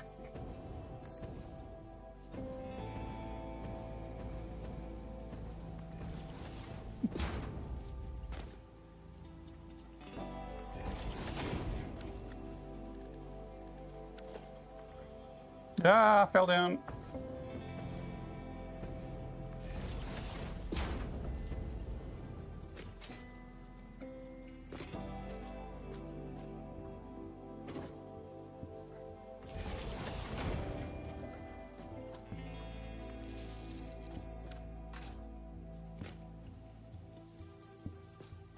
Okay, so we've got power to the 3 refiners, but we still need power to these up here.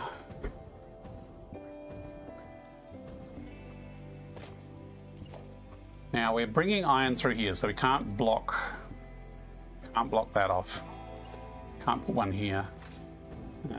Maybe for the top bit. I mean, we could put it there actually. We're using the similar style.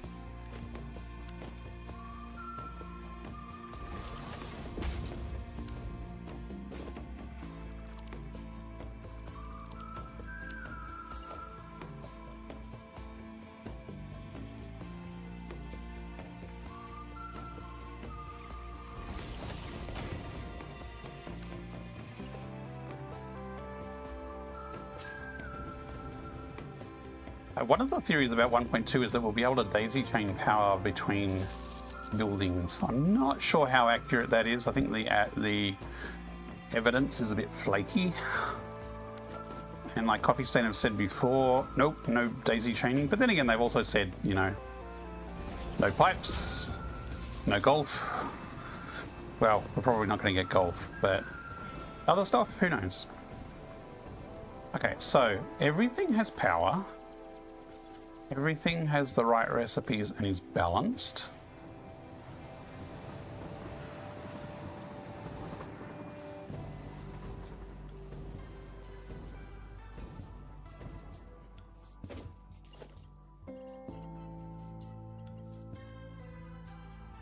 Why does it keep going off angle?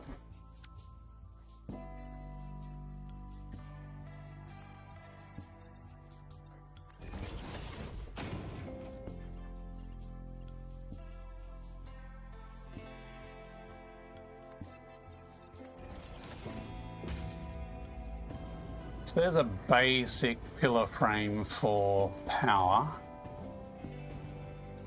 Might actually move that to be under here. So it actually goes into the beam here. So this is ready for testing. We can, I think, test this and see if it is functional. It's not the prettiest, but it should be functional. Trying to get it to those 1,000 nuclear plants. What do you do with all that power? We've missed a belt along here. And this belt is... This is the steel output and this is the rubber output. So we do need both of these.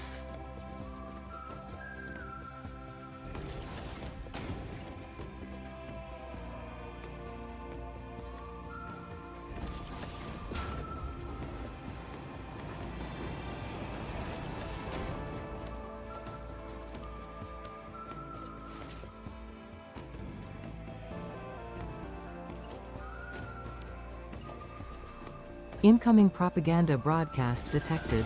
Please seek shelter. Okay.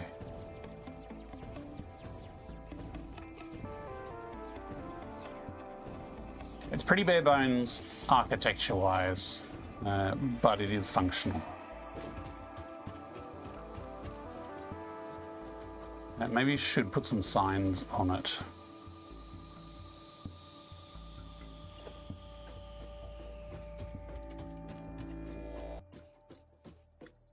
So here, this through here.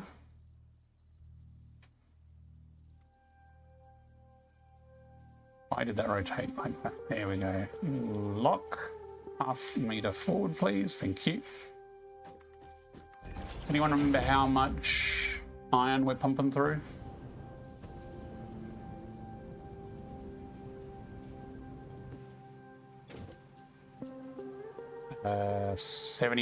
60 per minute.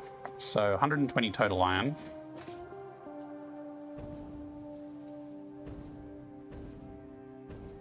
And this is actually raw iron, not iron ingots. Which is a shame, because it means we can't purify this to anything else. So it's not Kateria in 15 minutes. It is iron.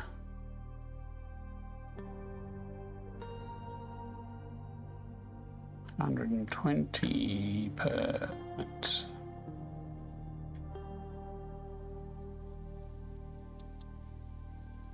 Okay.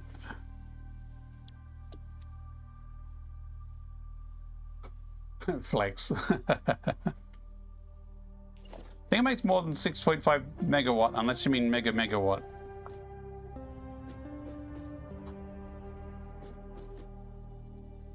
Like, I'm producing 7 gigawatt here. You're probably thinking terawatts, perhaps. So this is the oil input.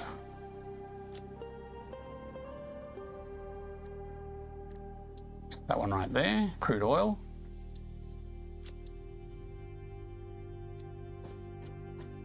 And this is only 60 per minute. So this doesn't take a huge amount of oil. Although oil you can't overclock. I don't know, you can overclock it, but there's not Mark II oil miners. Having Mark II oil extractors in 1.2 would be a really good thing. And I think would help the game a lot. Oil. No, not searching. I'm trying to change the label.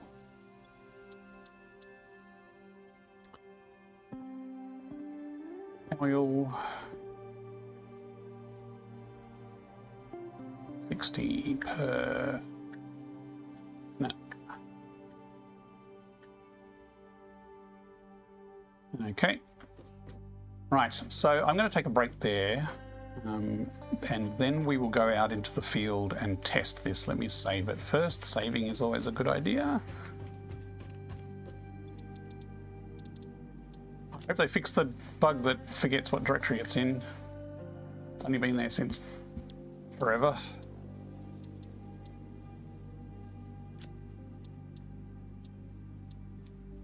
Okay, going to take a 3-minute break. I will be back afterwards. Thanks for watching.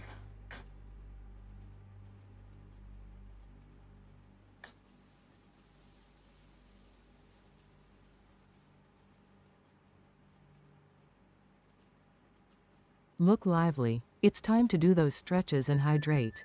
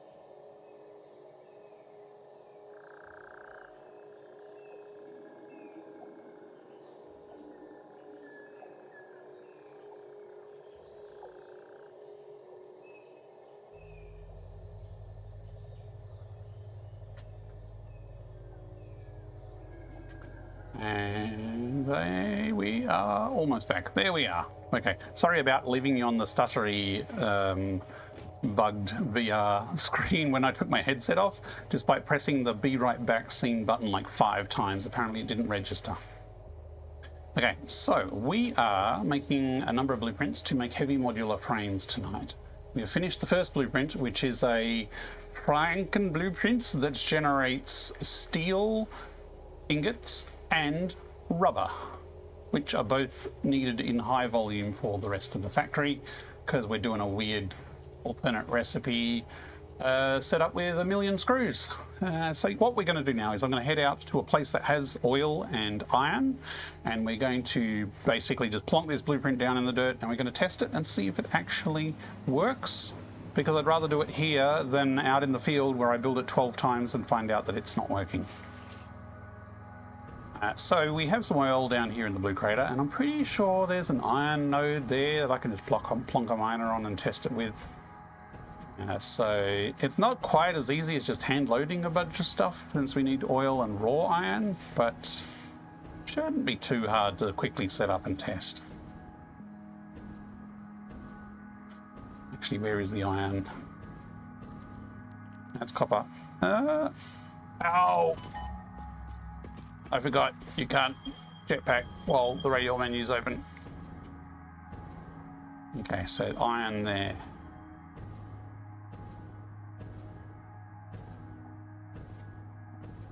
No iron over there, just here.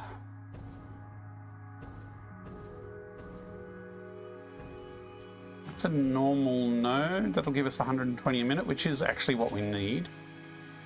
Yeah, we'll just plonk one down here. Do I have any portable miners on me? No.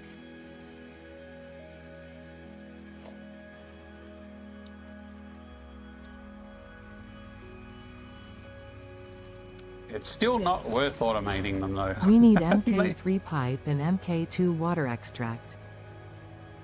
Mark II water extract would be very good as well, yes.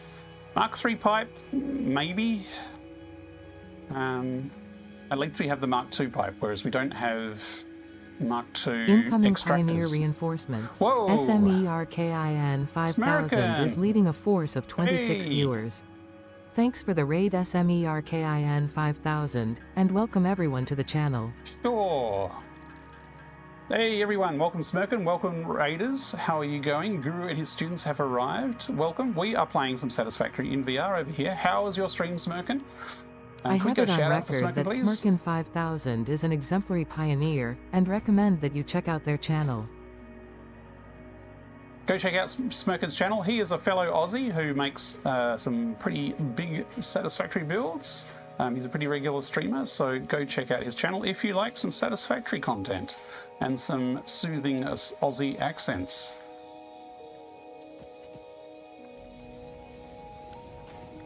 We are making heavy modular frames tonight here in VR. We are making some blueprints to make it a bit more modular and easy. Calling Smirkin that from now on SSEMERKY. The funny thing is, I have tried to put into my automations an alias to get it to pronounce Smirkin correctly, and obviously I've stuffed it up because it still spells out his name. Be working on the layout for some nuclear. Phrasing.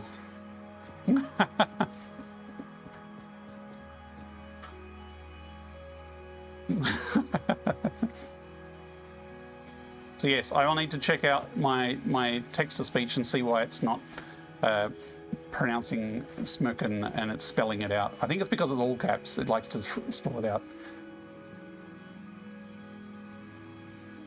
Anyway, getting distracted. We're testing the first blueprint. So the first blueprint, we are making heavy modular frames out of oil and screws, effectively. Every other playthrough, I have avoided screws as much as possible. And so every heavy modular frames factory I have ever made has not had any screws in it. Like I might have had one really early on that had a few screws in it. I'm pretty sure I tore it down as soon as I got the alt recipe that didn't need them. So I'm doing something different this playthrough. We are picking all the screw recipes without shooting us. SMERKIN. Without shooting ourselves too much in the foot as far as resource efficiency. Okay, this power is not connected. That's not useful. But that power prop down there probably is. Oh, it's the other side of the rail. Yes, yes. If you don't do it all caps, Ada gets it right. It's the fact that Smirkin is shouting that it's. It spells it out. Okay. So we're just plonking a blueprint down here just to test to make sure it works. So we're just grabbing some local raw iron and raw oil for this test.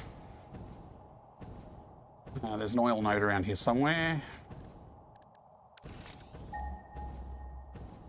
Now, oil, I don't think we needed much. So probably even an impure node is probably enough. Does anyone remember how much we need? I think it was like 40 something. Pretty sure this one over here is a normal node. Hey, there's a doggo there. Oh, great. I've got a train line above. Oh, I'm sure I won't mind. Stand out what Smirkin stands for.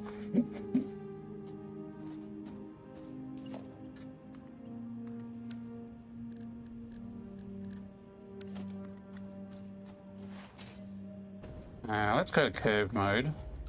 Again, this is temporary, solely for the purpose of testing the blueprint. So where I would normally whack down some foundations and have things somewhat neat, we just... Why is that not like that? Hello? Maybe we're slightly too long.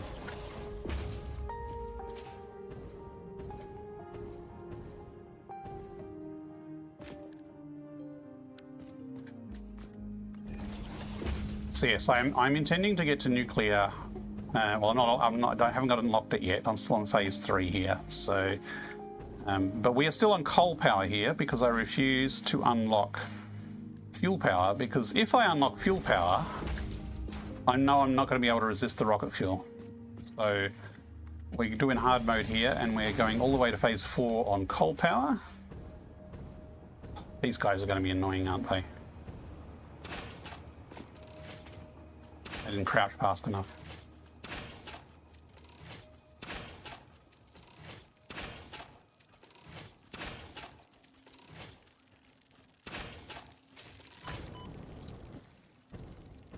So I'm now crouching while flying. And because I'm crouching, the crabs will not aggro on me. It doesn't stop the spitter, who's spamming explosive balls, from being annoying though.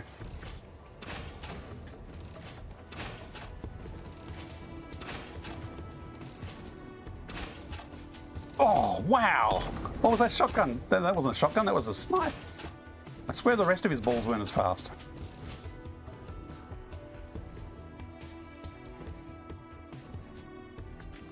There's a redeem for that. Phrasing! I admire your optimism, Dippy VR, but you only get a participation award this time Dippy! round. Realm of Russ was the winner. In fact, you were in position 13. Better luck 13? next time. That's an improvement, I think, Dippy.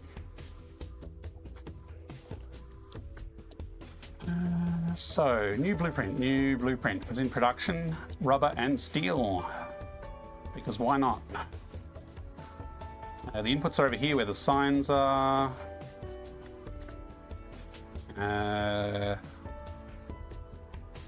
Sure, let's just plonk it down. First thing is read. The trick to being first, Dippy, is to be first.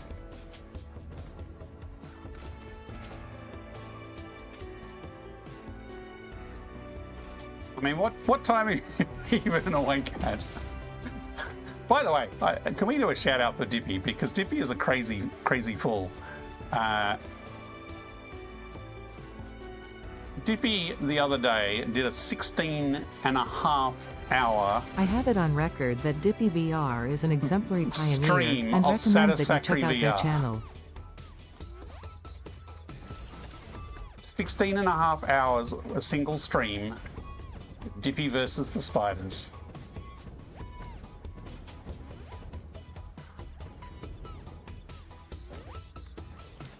So if you want both some more Satisfactory action and some more VR action, tune into Dippy's channel.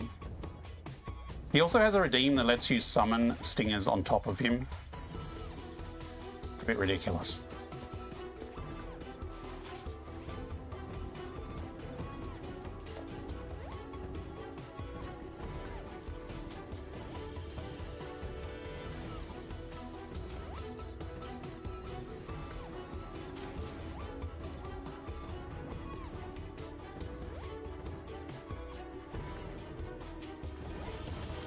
Okay, so we are out near the blue crater testing a blueprint that we've just made that creates both plastic and steel. And I haven't connected the power yet. It's probably a good thing. Let's put some containers on the output so that we don't just buffer it and not do anything else. You know what? I'm just going to put it in both in the same container.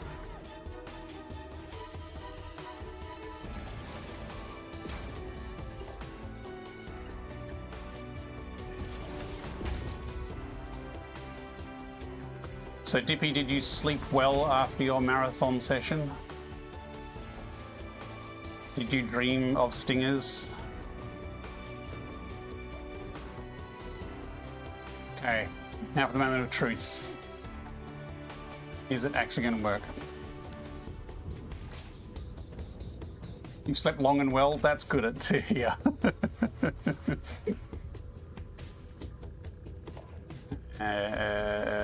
Logistics. Let's measure this. The science.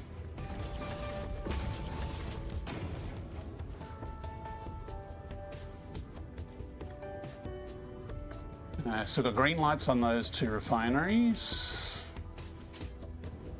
We have petroleum coke going up the back there, so we've got a green light on this refinery.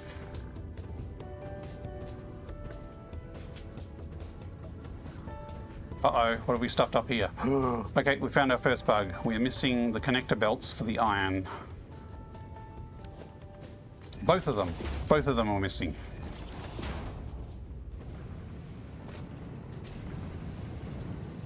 At least everything has power, so we've got that sorted. Come to me, bars of steel. There's the first batch, and another batch. Let's give it a minute to balance out and see what we're going to get. Okay, let me just switch to the plan and check what numbers we should be seeing. So we should be seeing 40 plastic and 160 steel as the output. 40, that's good. Steel looks a bit bursty, so that's probably going to take a while. Did that really say 160? That's a lot of steel. Make coke. Yes, but it's okay, I'm turning it into steel. I'm not eating it. It's Coca-Cola. Effervescent. Okay, so we've got enough materials coming in here, so I think this is just going to take a while to catch up, unless I stuffed up the merger. Oh, look. That's not merging properly. I bet that belt is connected to that lift instead of the splitter. Yes, see, that's connected to the edge of the splitter there. That is connected to this stand.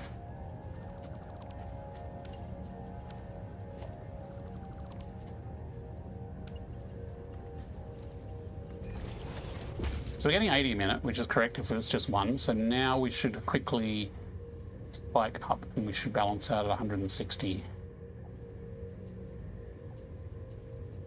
So yeah, when I built this, I wondered if it would bite me in the butt, and it did in fact bite me in the butt. Which makes me wonder if... Oh, these ones are fine. Those are all properly connected. Yep, the rest is fine. 212, that's because we had a bit of a buffer, so I'll give it a bit more time. How are we looking for throughput here? So heavy oil residue, we're not maxed out, we're producing the right amount. 120, 240, we've got plenty of space on the belt.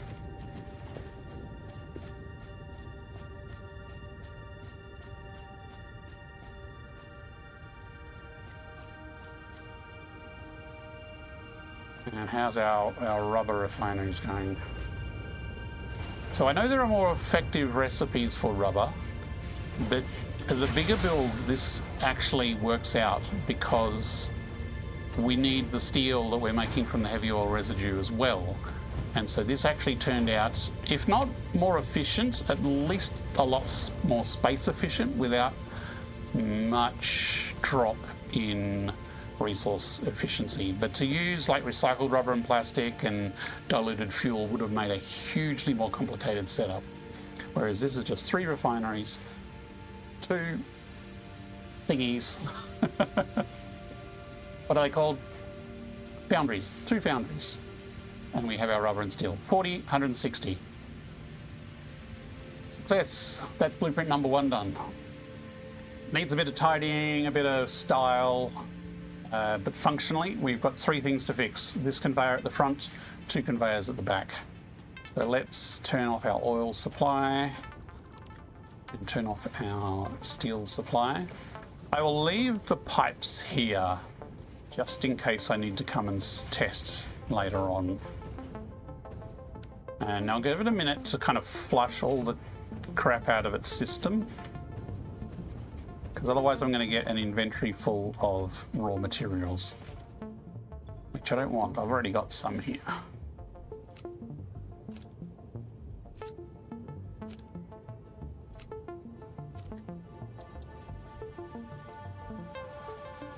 I'm not using any rocket fuel this playthrough. In the past, I've used the one that turns turbo fuel into rocket fuel. Largely because I already had turbo fuel plants set up. So the builds that I've done rocket fuel in, they were established saves that already had large turbo fuel setups.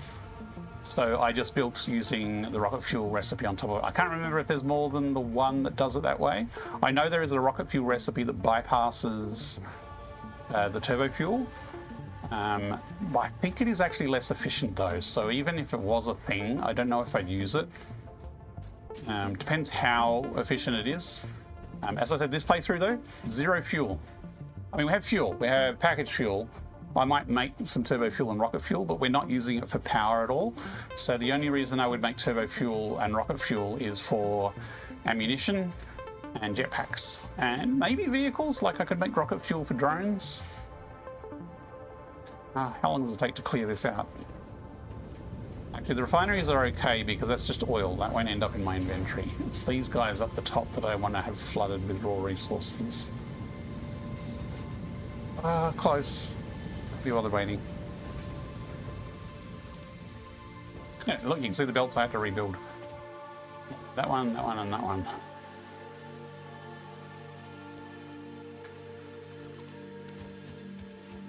That's a lot of steel. So this steel is going into the heavy modular frames. And screws. So many screws. It's going to be a literal fountain of screws. Plutonium fuel rods for drone. Okay. I suppose if you've got the plutonium fuel rods, and you're not doing anything else with them other than sinking them, then sticking them in drones would be a very efficient fuel for them. And that would save having to make batteries or anything else like that. Now, there's the problem though that you have to wait a long time. Well, I guess if you rush it in phase 4, you can do it before you unlock drones. Okay, I'll disconnect the power. It's no use having that power there.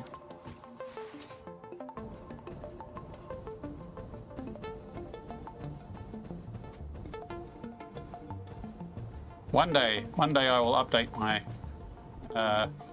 concrete factory that I built right at the start. There's no building, hell, no walls, no style, no nothing.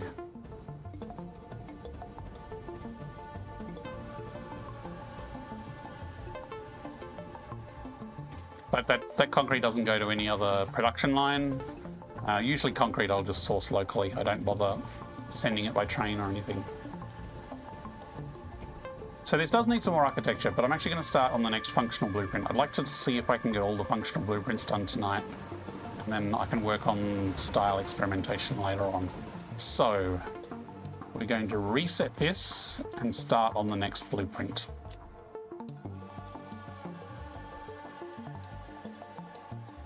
Actually, I'm going to unload some of my junk into the recycler and storage.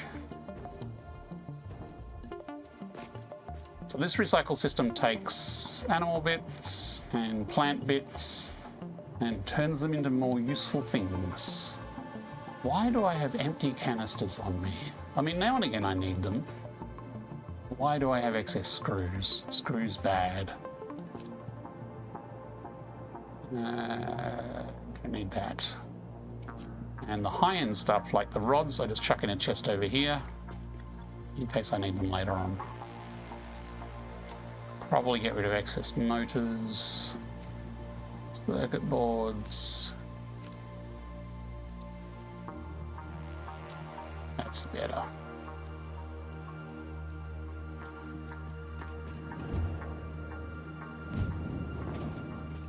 Right, so let me just switch back to the plan.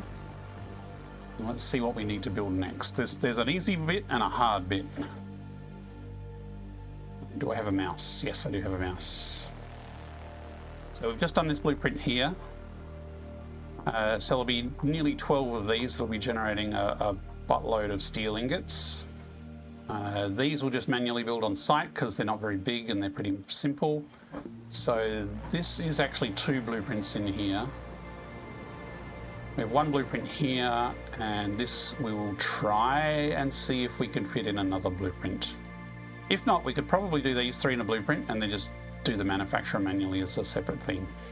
So this is the next one, and this should be pretty easy. So how are we going to lay this out? Okay, now one of the features is I want all the screws to basically come up as a wall of conveyors going up, so you can see the screws as they go by, which means these need to be on the outside where the screws are. So we will have one layer with 3 assemblers next to each other. Below that we will have 2 constructors with screws here. Oh, we should actually split this into 3 constructors, because we've got feeding into 2 here, so we've technically got, if I just copy that and paste it, and I'll make that one, I clear that. And actually, if we split that into 2,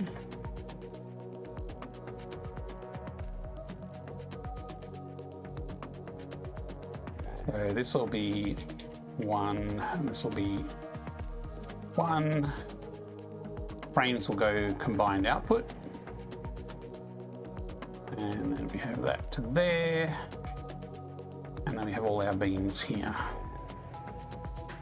It's the same numbers, but it just splits it into the 3 separate constructors if we want 3 separate conveyors of screws. It does mean that one is going to be faster than the other, so I wonder if we can get fancy and lay them out kind of like this. So the faster screw run is in the middle, and then the slower two screw runs are on the outside. I mean, it's going to be impractical, but I think it would look cooler if it was balanced like this. And then we've got 1 feed of these in the middle. Let's start by putting... We'll chuck some constructors and foundries down just to get a height idea. And then we'll put these on top on a second layer, because that's pretty easy. That's just 3 across the top.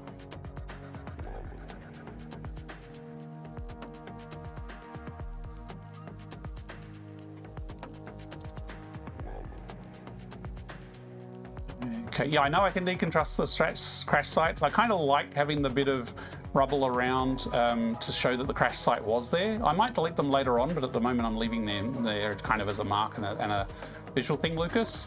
I do delete the container itself. So when I loot a container with a hard drive in it, I'll delete the container so that I know that I've definitely gathered it. But and that one I probably will delete the crash stuff and when I build a factory there. But for now, it's if I ever want the stuff back, it's a pain to bring it back. So I just leave it lying around for now.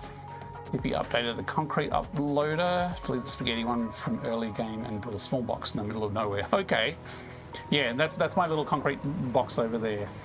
Bad thing about using plutonium fuel rod and drones when they fly you a bit of rads. Yeah, that is my concern, dog. It's like it's slightly not clean. Dippy is no stranger to spicy stuff. I've seen him die from spicy stuff, picking up raw uranium. Okay. Now I'm trying to remember the blueprint. Y'all distracted me. 1, 2, 3 constructors, 4 constructors going into the 3, and 2 foundries. Oh, that was an interesting alt tab.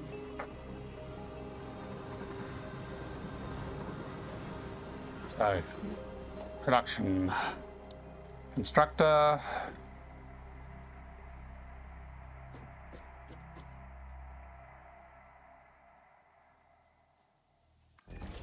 Leave a bit of space. I have no idea. These 3 will be the screws. Actually, I need to be them a bit more forward than this. Actually, let's just put them there for now. This is just a plonk the pieces on the board to get an idea for how many pieces we're dealing with. There is another constructor which is making... Come on, nudge, go the right way. Thank you. Doesn't matter. Yeah, I'll move it later. And then we have 2 foundries. Now, the foundry was an alt recipe. I should probably figure out if I actually have the alt recipe.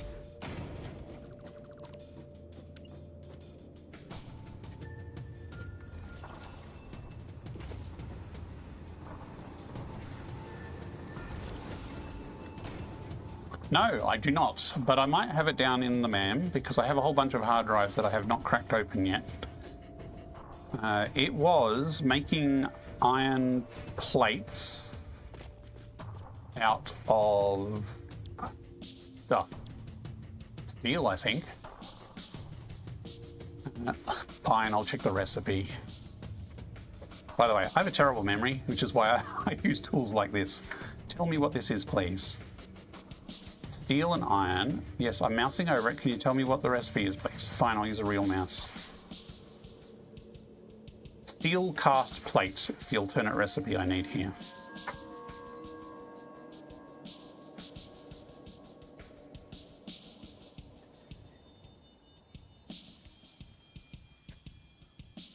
Yeah, don't leave uranium in your inventory. Steel cast plate. Steel cast plate. Steel cast plate. There it is. Win. Like, why would you use this recipe ever? Tell you why, because it's 45 per minute output, which is nice.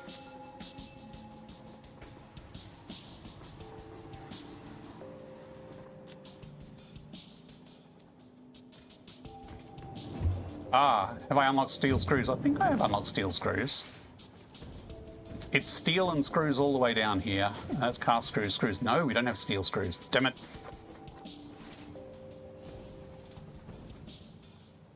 Maybe just build a MAM up there. Probably be easier. Steel screws. Surely I have steel screws here somewhere. There it is.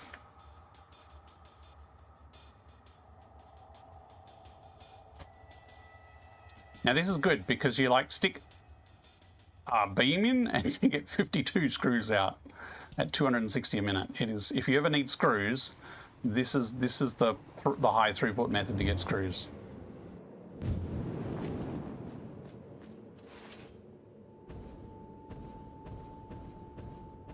Okay, so now we have cast plate. Cast plate. Steel screws. And then that goes into steel screws. Hang on. Steel beam. No, this is steel beams. And then the steel beam gets turned into the steel screws.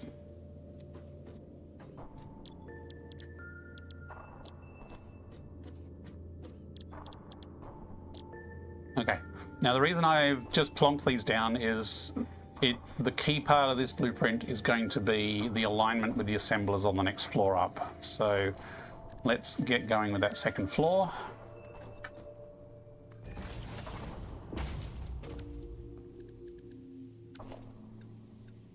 Why? Why does it default to 45? That's pretty high.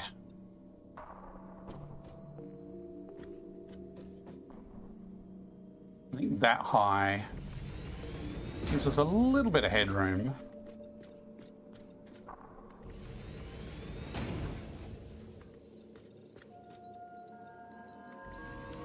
Okay. So here we have an assembler. Now the middle of this is indeed this foundation. So that's centered there. Now, do we want the screws to be centered rather than the assembler?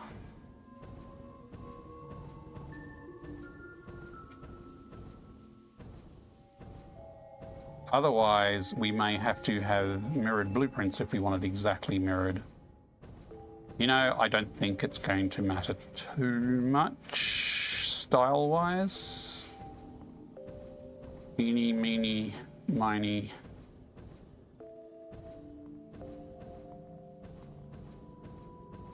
I mean, if I put it there,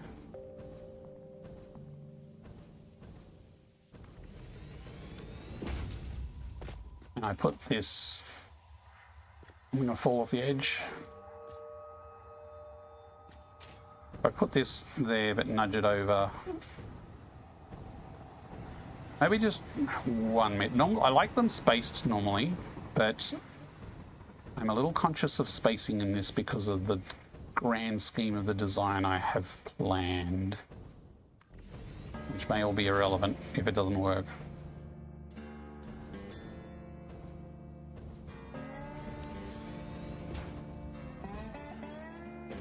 Okay, so that's lined up there. We bring this over 1.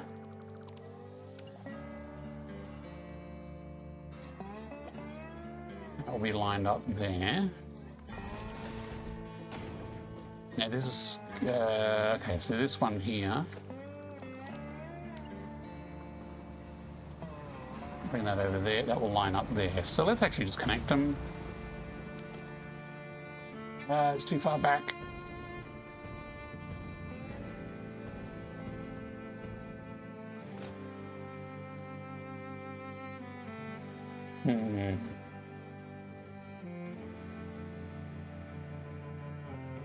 This is the thing, is if I want the screws to be visible, I need the lift turned around, and the only way to do that is with holes at the moment. And otherwise lifts are a bit buggy. Okay, let's go with functional first. Let's just try it as a proof of concept to see how everything fits together.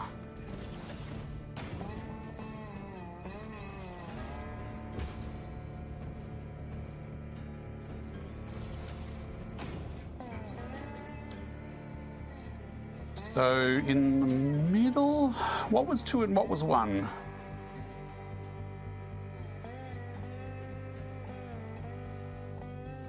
Two of frames and 1 of sheets.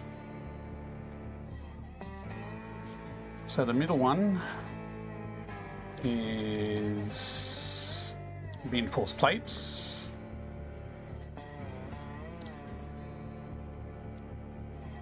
And then these are the bolted frames.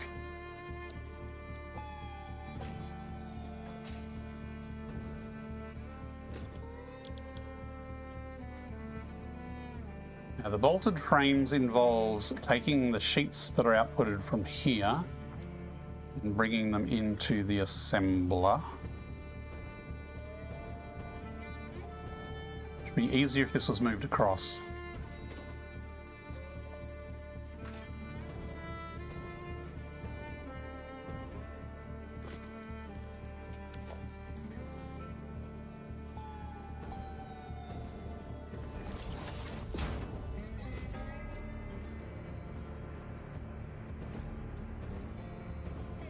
Unless we go over.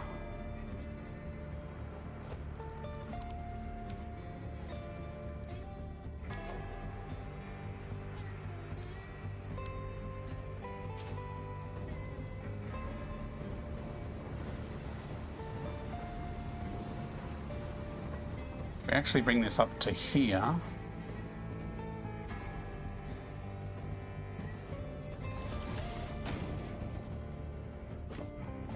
Hibiki Ryuga! Or just rotated so the output from either side feeds back in.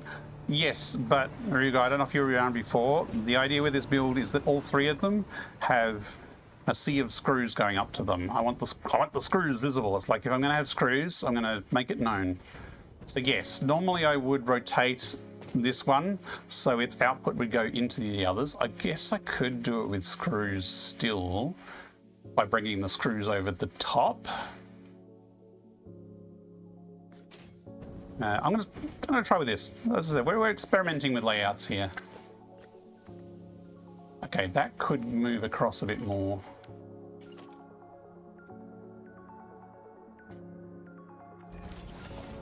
Maybe even another one.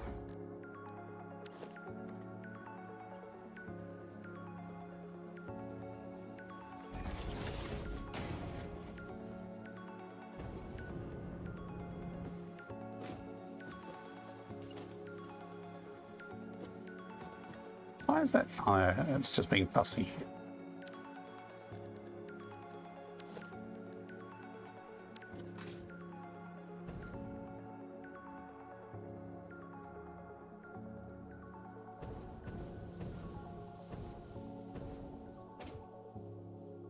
I think it's that height. Let's try that height.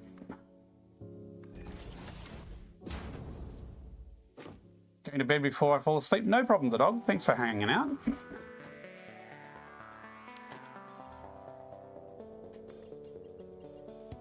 Now, not so fun tip. If I start a lift from here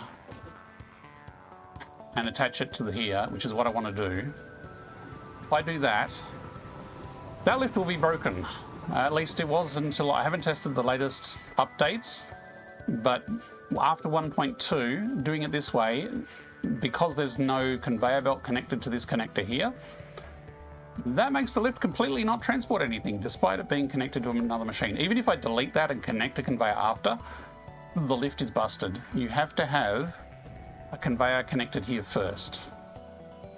Now, as I said, it's been a few months since I last tested this. Maybe they quietly fixed it and haven't told anyone. But now there's a conveyor on, that will work. And now if I want the conveyor to actually go in, I delete the conveyor and rebuild it. Oops, don't ping. I do it like that. So annoying but true. Okay, this one's not going to be curved over this side because it's the inner one.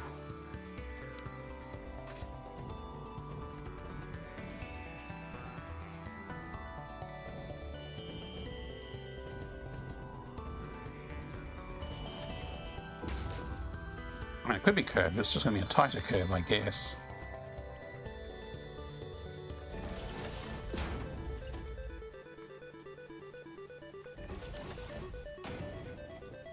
I'm going to leave these here, because I'm probably going to have to rebuild something.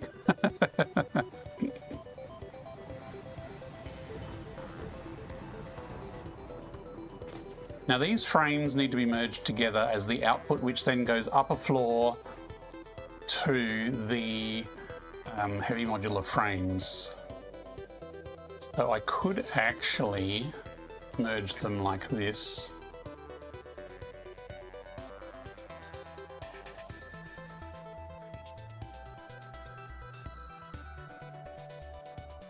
Yeah, it's a bad angle to try and snap that on.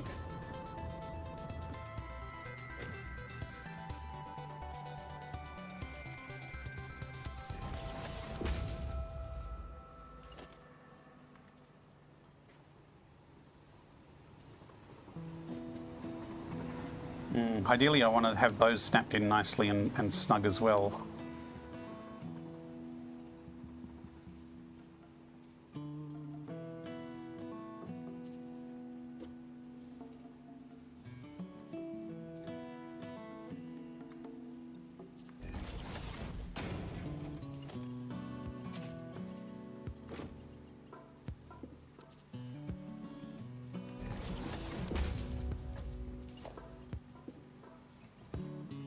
Come on, there we go.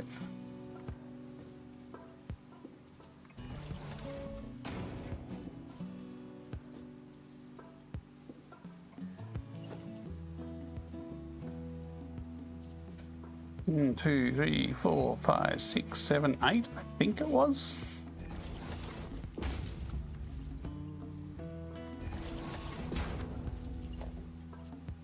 See, if I built from the bottom down there, the lift would be out another meter.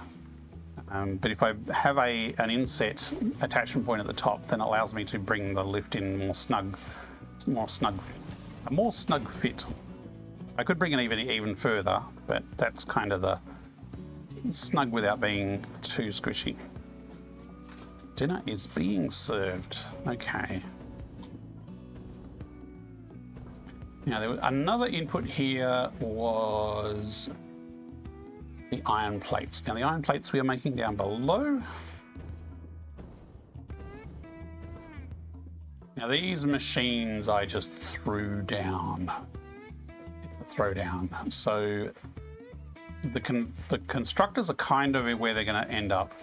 So let's put the splitters in place for the constructors here. Do we want them snug? Probably doesn't matter. I think that's probably fine.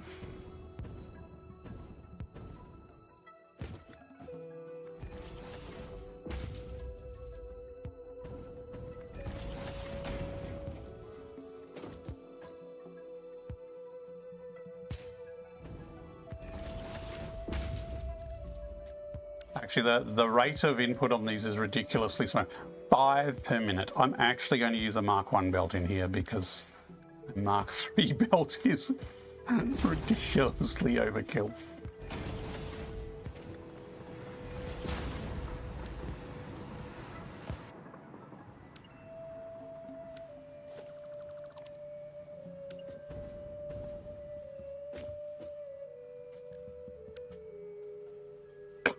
Excuse me.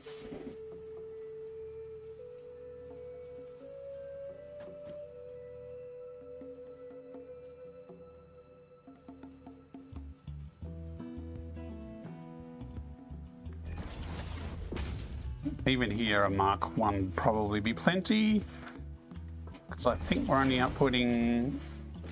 No, that's not screws. This is the steel beam, which is a maximum 15. Okay, so even if we overclock at maximum, a Mark 1 belt is still going to be plenty. So that's steel into beams, beams into screws. Along here.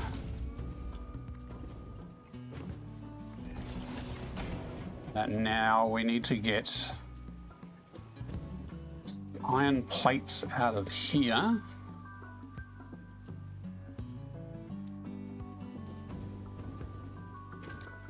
They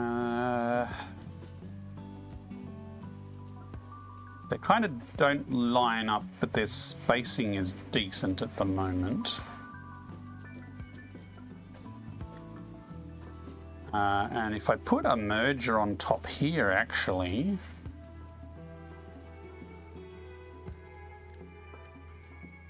although I might line this one up with the roof.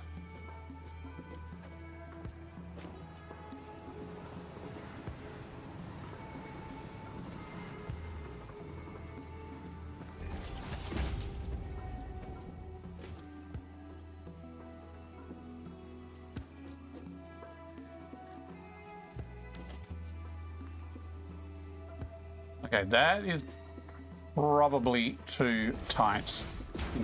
Yeah, that's too tight. But if I bring one out of here and I attach it to the ceiling, and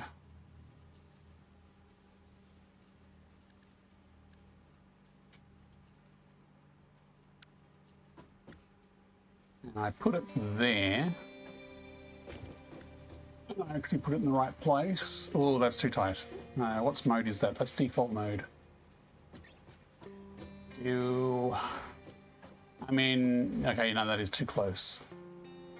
Okay. We'll have to do that a bit differently. I mean, we can just stick it here. It doesn't really matter. Come on, rotate, please. Hang on, that's not out. Let's go out that way. Which side was the output on? Yeah, it was the other side.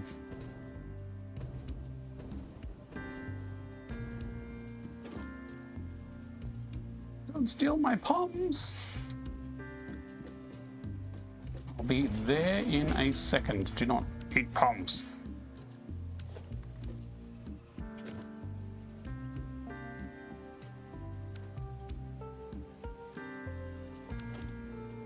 Palm. Okay. And then this is probably going to be easier to have going this way. And then just curve mode it in from there. Now I'm getting calls to go to dinner where my food is being threatened to be eaten by other people. So I better go and obey that. So this... that didn't attack. So let me just put this here. This will go straight mode. And if we pull that out to... let's keep this one pretty compact. So we put that there. We should just be able to duck that like that. And that's nice and snug. So that, other than the inputs, is I think the blueprint bits in the right place. I'm going to take a 10 to 15 minute break. You don't understand the disdain for screws. I've deliberately chosen alternate recipes to use screws. The problem with screws, Ryuga, is if you build a bunch of screws over there and you need them to go over there, they quickly get ridiculously large in the amount of throughput you'll need. So the plan I'm building here, I'll quickly switch to it before Azuren eats all my dinner. The original plan actually was in a browser. I've kind of segregated it here so it doesn't look as bad. But it was something like, I needed like 6,000 and something screws per minute. Actually, it might have been closer to 8,000 screws per minute. It's just a ridiculous amount. So if I had a bunch of screws made in one spot and then was parking into the rest of the factory, I would need just, you know, a conga lines of screws all in parallel. So what I'm doing here is by blueprinting this, I'm breaking it down so each screw run is short, so nothing needs more than one belt. So that's kind of the design philosophy I'm going with here, but I'm still going to be dealing with a lot of screws. I'll go back over the bigger plan after I've had some dinner, because we've got some more viewers since then, and that will give us a bit of a refresher. Let me just save. What is this? This is generating frames, but it's frames for frames. frames. This actually also outputs something else. I think I need to output some of my beams from this as well. Frames, HMFs is what it is.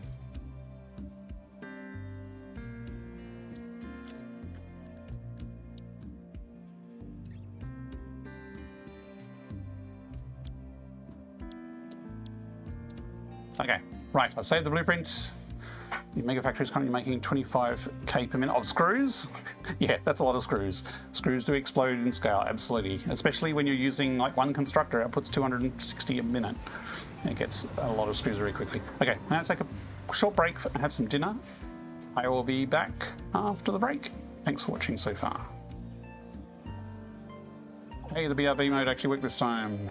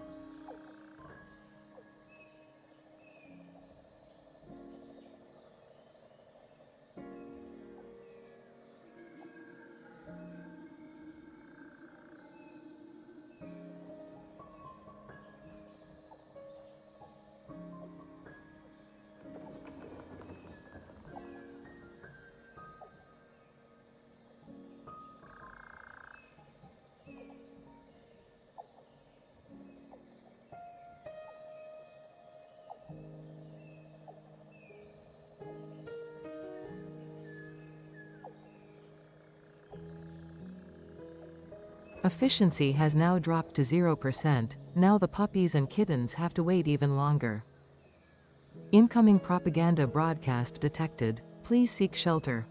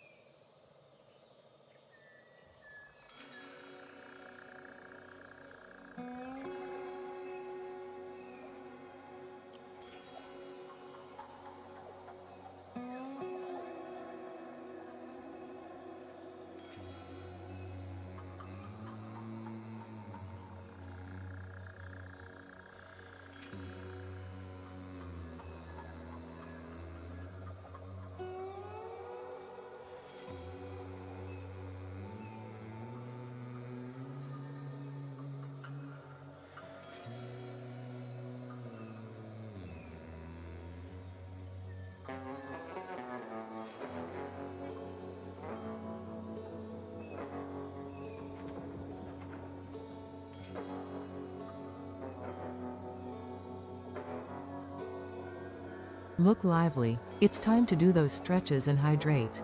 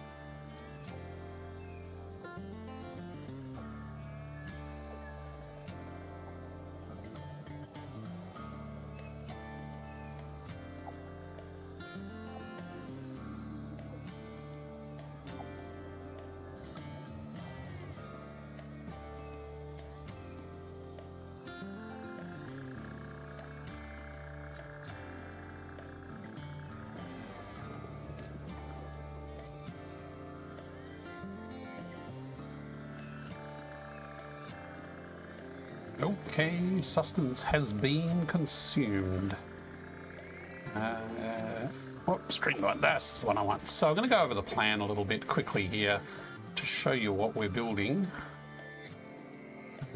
Now, I started the session with a bit of a planning session using a different tool to this. This is Satisfactory Modular, which is great for getting down to the nitty-gritty of the breakdown.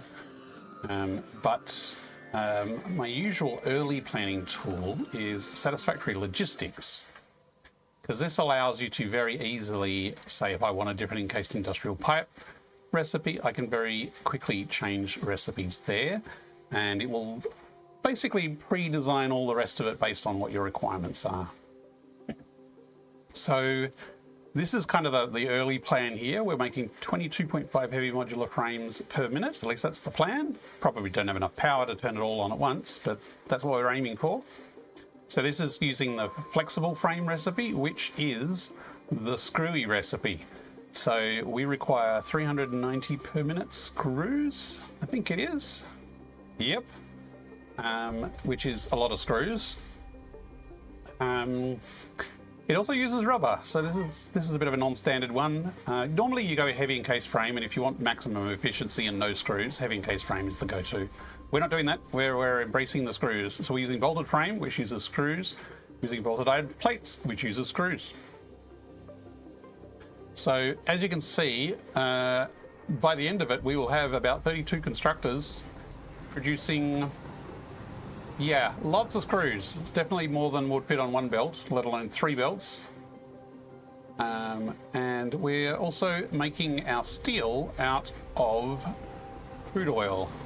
Now, because we need both rubber and steel, it actually turned out that the basic rubber recipe was efficient enough. Like, we could have used recycled rubber and diluted fuel and the heavy oil residue recipe and shaved a little bit off the efficiency, but it would have made this a lot more complicated. But as it is, because we need both petroleum coke for the steel and we need rubber, the basic rubber recipe, which produces both the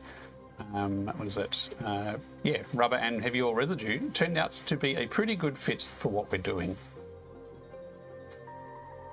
So once we have that plan, then we come over to the modeler. Let's just see what that chat message was. Where was it gone? 223, isn't cast screws better? It would be if you had a buttload of iron, but the problem with cast screws, actually let me pull it back. Cast screws. So this plan here uses 1,300 iron ore. And if we change from steel screws to cast screws, it doesn't actually get more efficient because I think we're all using oil-based. If you were using some other products, so let's take off steel screws as an option and do it. Our iron ore shoots up to nearly 2,000 required. Our copper shoots up a lot as well, actually. Crude 675, I think that's the same. But basically cast screws would require 166 constructors. And this is the other reason we're going steel screws, is cast screws only generates 50 per minute. Steel screws, one constructor makes 260 a minute. So we have a massive space savings. We're going from 160 constructors down to 32 constructors using the steel screw recipe. If you have high throughput of screws and you already have steel floating around, steel screw is a bit of a no-brainer just as far as space efficiency goes. And like that would save you a bunch of power as well because you're using a lot less machines. So it's not all about the raw resource numbers, but in this case, because we've got this steel set up here, yeah, steel screws is definitely the way to go. Okay, so this is how we're breaking it down to actually make those numbers a bit more manageable. Well, that's an interesting position for that. So the first blueprint we've already made tonight is the one that's the wrong one. Let's go out a bit here. This is the overall factory. So we made a steel and rubber blueprint, which is that first resource section here. This has actually turned out to be a very simple blueprint. So we've got 2 refiners making the residue and the rubber. going into petroleum coke, just a single refiner, nice round numbers. This is less round, but we've just got 2 foundries at 80% each, and we've just got them sitting on top of the refiners. So we've functionally finished that blueprint and tested it. It all works well. So now we're sort of handling the frame side of things, and this I've kind of broken down into 2 again. So this is the blueprint we're working on at the moment. This takes in our iron and our steel, and it produces frames, and we also need a trickle of steel beams. I need to remember that. We need steel beams coming out of this, because that is going to make...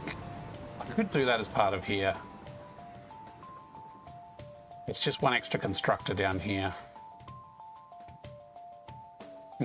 Let's see, if I open that, we're only using 0.9 here for steel. If I made that down here,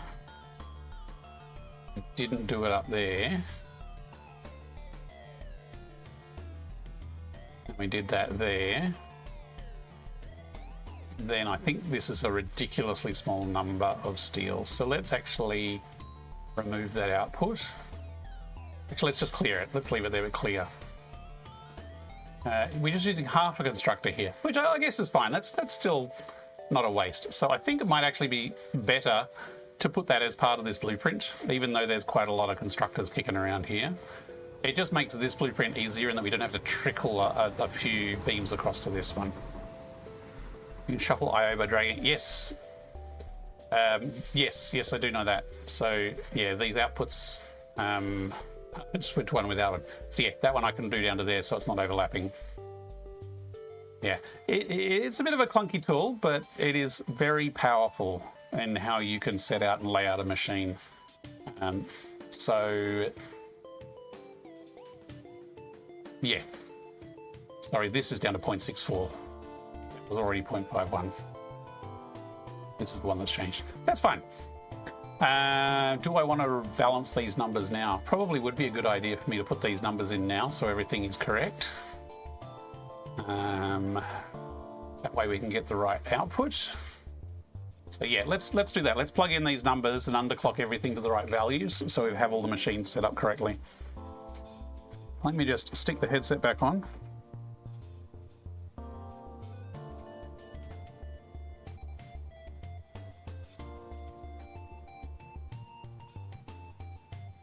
And I just need to reconnect my headset to the PC. Okay, that is in.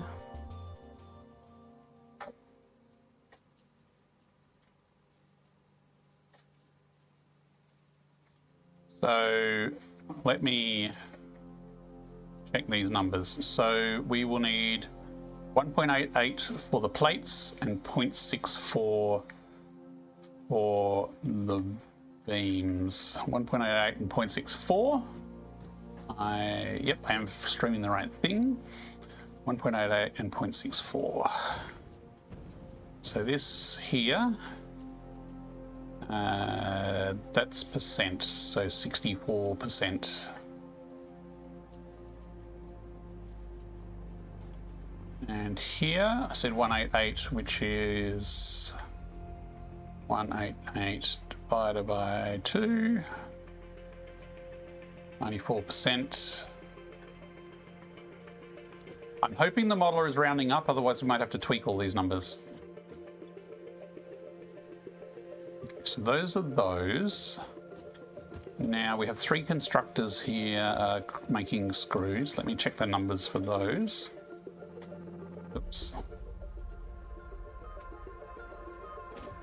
So we have 0.9 in the middle and 0.51 on the edges. We probably should use these numbers actually.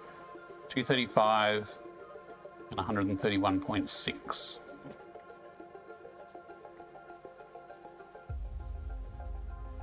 $35, 131.6, 235, and 1.6. Hey, it actually worked. Sometimes this percent entry doesn't work very well. Oops. Benjamin, what software is in the video, the Venn diagrams? So the diagram app I was showing is Satisfactory Modular. It's Dippy brewed coffee and it's delicious. Ah, it's too late at night for coffee, Dippy. So this line here, this is Satisfactory Modular. This is actually an app that's available on Steam. So the first app I showed was Satisfactory Logistics, which is a web browser. Satisfactory Modular is actually a desktop app. It's a Java app. That's probably why it's a bit clunky. But it's free on Steam, doesn't cost anything. And yeah, it's super granular and allows you to plan out exactly what's in your factory. Good morrow, Relax. Good morning, how are you? Are you having your coffee as well, Relax? Thanks, bye. Time to get some hot cocoa. Maybe. It's quite warm over here because it's summer over here. Definitely get that. Cool. Yeah, Satisfactory Modular is a very cool desktop tool. Does take a little bit of getting used to though. Yeah, none of the web apps seem to get that granular as far as the detail that you dig down into.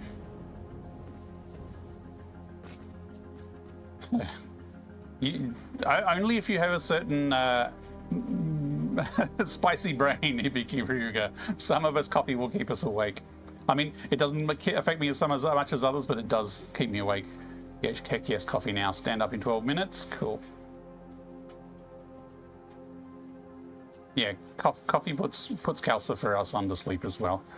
Okay, so the machine's up the top.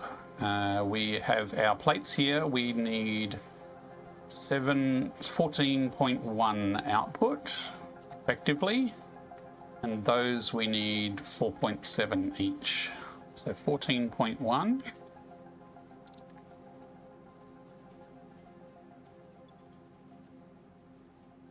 That doesn't seem right. Am I looking at the not middle one?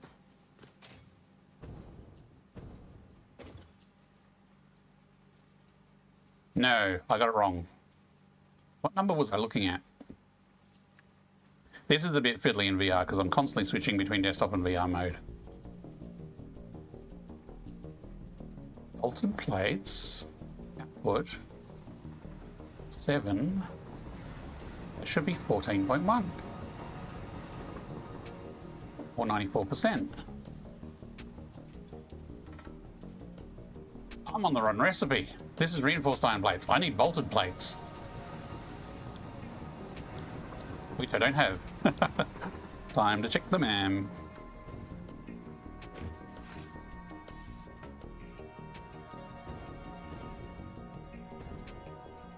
That would explain why I'm not outputting enough. Bolted plates. I think I've had it before, but it might have been with something else and I picked the other thing. Nope, we do not have bolted plates. Luckily, I have a few hard drives. Probably put them away over here. 7. Hopefully we'll get it in that.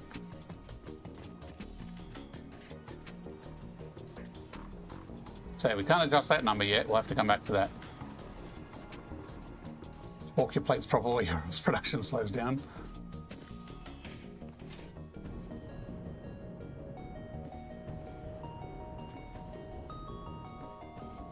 Okay, now let me check. Alt tab. Oops, double click. So these were 4.7 output, which would be 94%. What recipe was this? Was this an alt recipe as well? It probably was. Hang on, let me get a real mouse. That's bolted frames, so we need bolted plates and bolted frames. Bolted frames, 4.7 output. As far as going screws, we also want recipes that are higher throughput so we can do it with less machines. Bolted frame, okay, we do have this one already. Did I say 4.7? 94% is 4.7. Thank you for confirming. No, I did believe you, but I was still putting in a percentage. Okay, so we still need the recipe for this. So the output from this blueprint is just the frames. So currently that is in the middle here. But this is not a vertical build. This is going to be a massive circle, which I may regret. I could make this a vertical build. I could have everything going up and have it stacked up. But the idea is to have this as a very large donut build, which means this sits either side of the other frame blueprint, which, yeah, I may regret. It may be a massive, massive circle. Or more to the point, it'll be more of a hexagon, because we basically want to do it 6 times.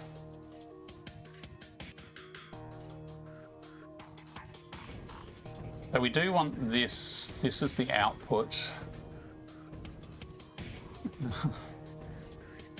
I actually need a hexagon is the bestagon sound sample, I think.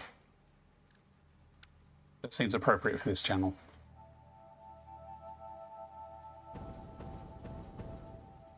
So I'm not sure how this is going to bolt onto the next blueprint yet. So I'm just going to put this here to here like this, just to say that'll be the output. Not sure how it's going to get there yet, because it might actually just come across the top here rather than coming all the way down and across.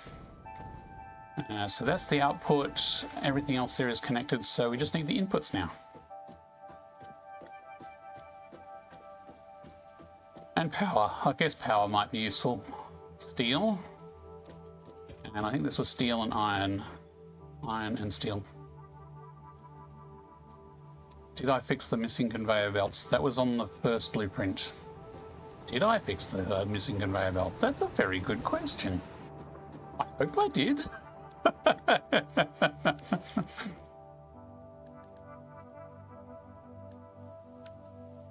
We should probably open it and check again. Actually, that is going to be too close. I need a little bit of space for the lift for the other input, which is going to come in here. That's probably too close as well.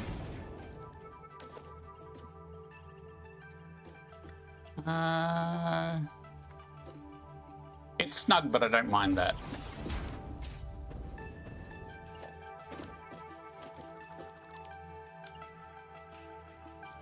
I need to rotate that way.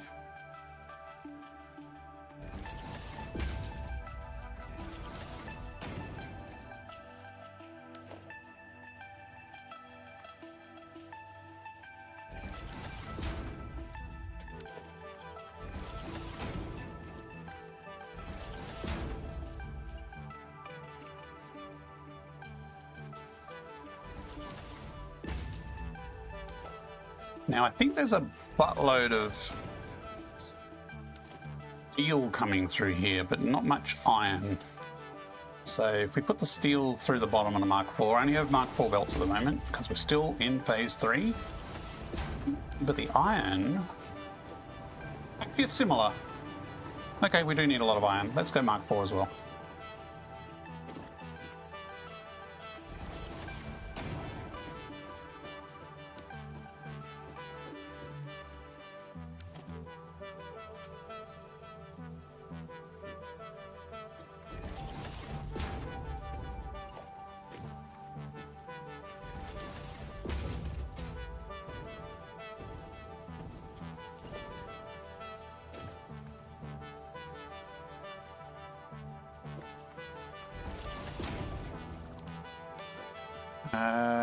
Let's label these.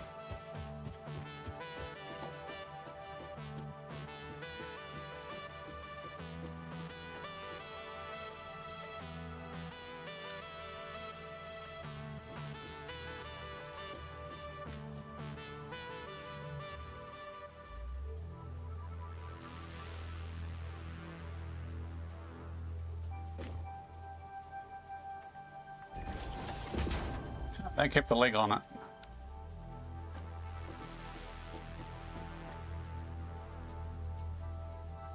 Can I delete just the leg? Yes, I technically can. So the bottom was steel, and it was 40 hours. 14.1 times 2.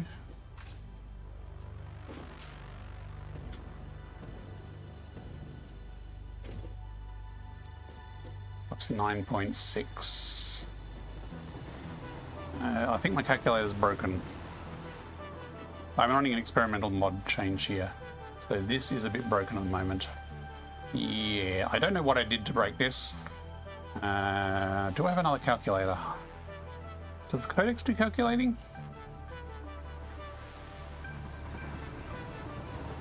.6 times 14. This is not showing up. Oh, it should be plus. It's not showing the result. This is not a calculator. Okay, I have no calculator. Can someone do math and tell me what 9.6 plus 2 times... I could probably do it in my head. 28.2 plus 9.6 is...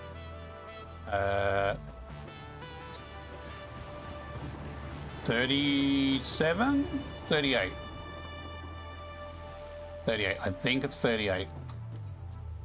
Dirk's Quirky Blurps. Hey, hey. We are making heavy modular frames of sorts. 38. So 38 steel.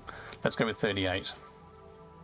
No one's corrected me. Hang on. Let me just put this number in before I forget it, and then I'll tell you what we're doing.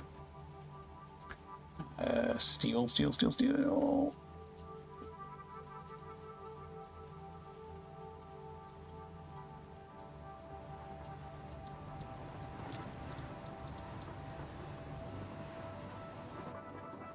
Steel.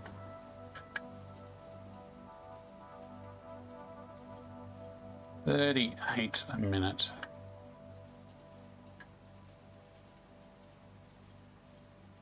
Right, there we go. We are making 37.8, but there was a +1 on there. Did I miss it wrong? 9.6. Ah, yes, yes, of course. 0.6 plus 0.2 is that. Yes, thank you. Correct. 37.8 sounds better.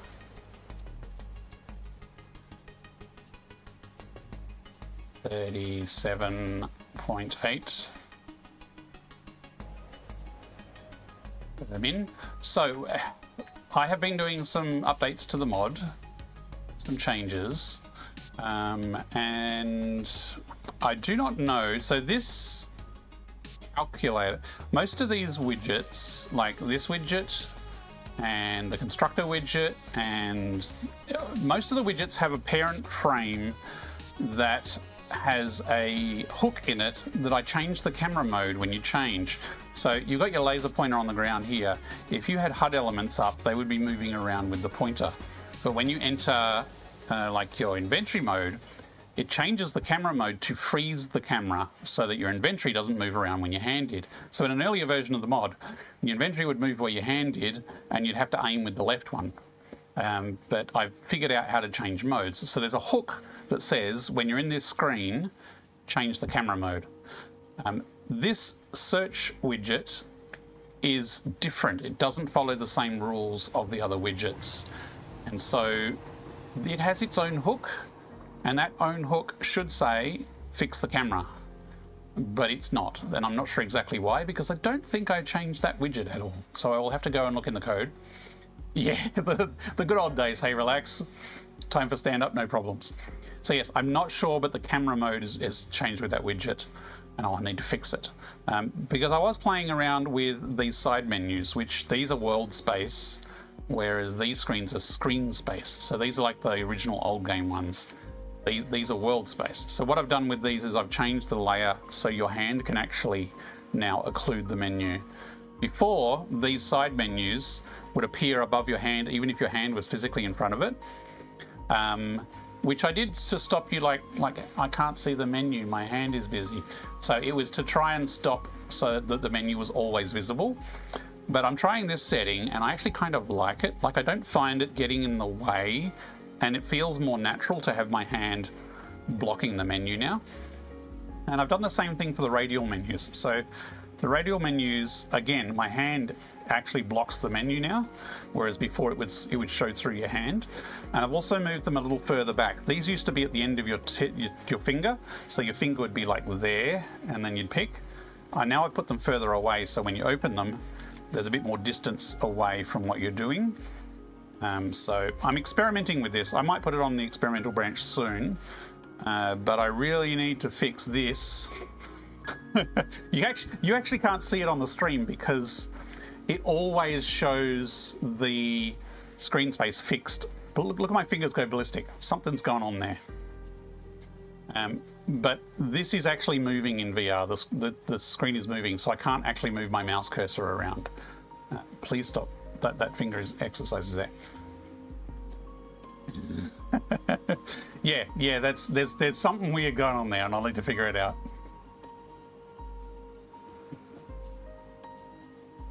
Yeah, that's probably could make a joke about making the ladies happy or something. Anyway, let's move on. Steel, 37.8 at the bottom. Up the top, we have iron, which was 28.2.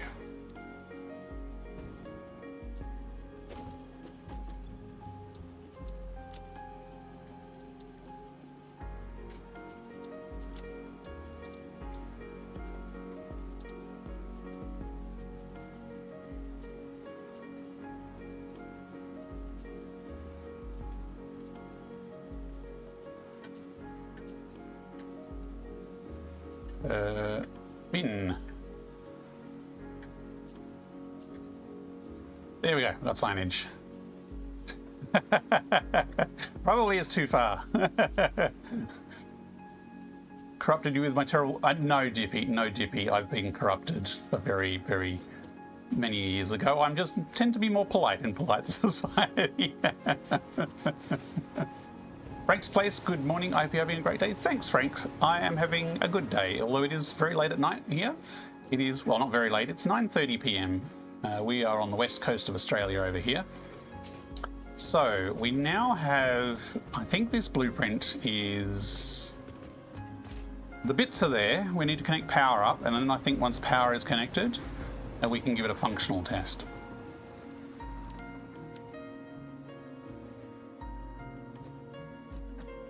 Do explosives, I need a new headset before I go back to VR. The tracking went out in the old Quest 2. Oh no. Yeah, tracking helps. Right. Power. How am I going to do the power?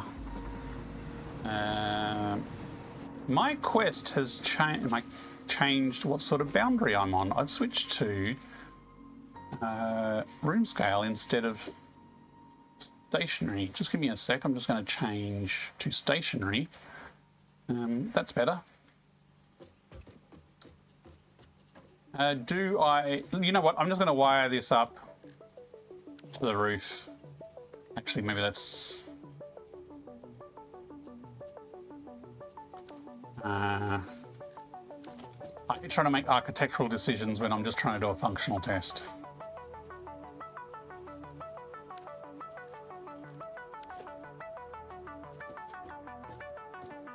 Why is that stick drift going that way?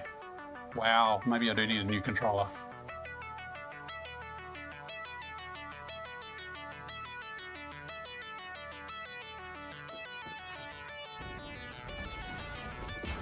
Tell Dippy how many puns I've made in your stream so far. Room scale with a way too big boundary is how I like to play. I'd rather stub my toes, see that blue border grid. Yeah, well, if you go to stationary mode, Dimitri, if you're on a quest, I'm on a quest 3, and stationary mode actually doesn't show any boundary. Like, I have to go really far for stationary mode to actually give me any indication, whereas a realistic room scale says, oh, watch out, there's a line there, don't cross the line. So it's actually stationary mode, despite being smaller, gives me less warnings.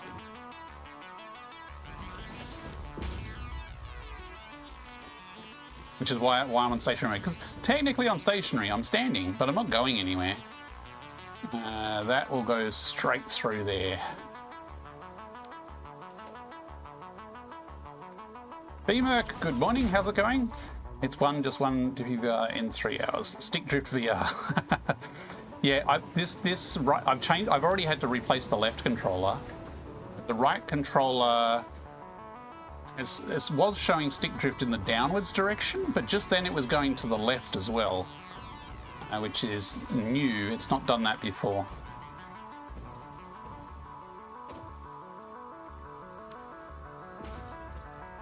So, I mean, as I said, I've already replaced the left controller, so maybe I'm due to replace the right one sooner rather than later. Although, I'd really just like a Steam frame, please. That's not lined up.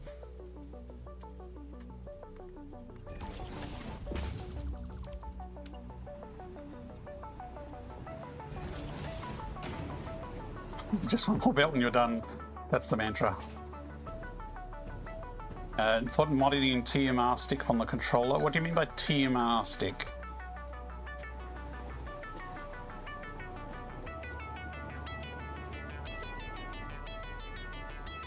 So because I'm using UEVR, I am actually a bit restricted in what controls I have. UEVR effectively... Dirk Splurps just gifted 10 Tier 1 Whoa. subscriptions. Dirk What a legend. Splurps. Stop it! Wow. Thank you very much. I'm speechless, Dirks. Thanks very much for your support, mate.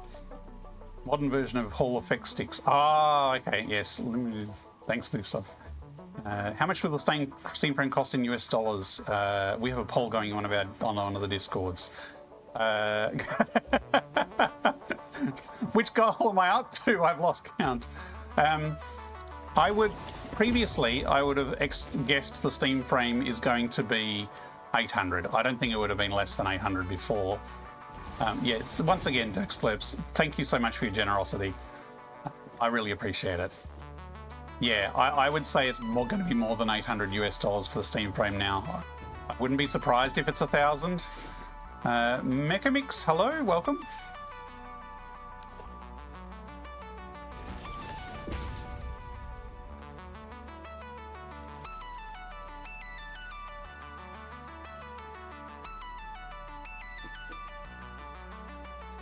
Okay, so with these connected, if I run this across this way,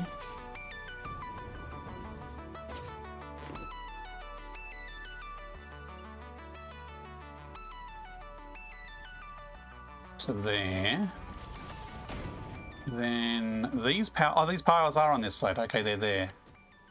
So we can do a similar one here, nudge that down by 2. Bring that along there.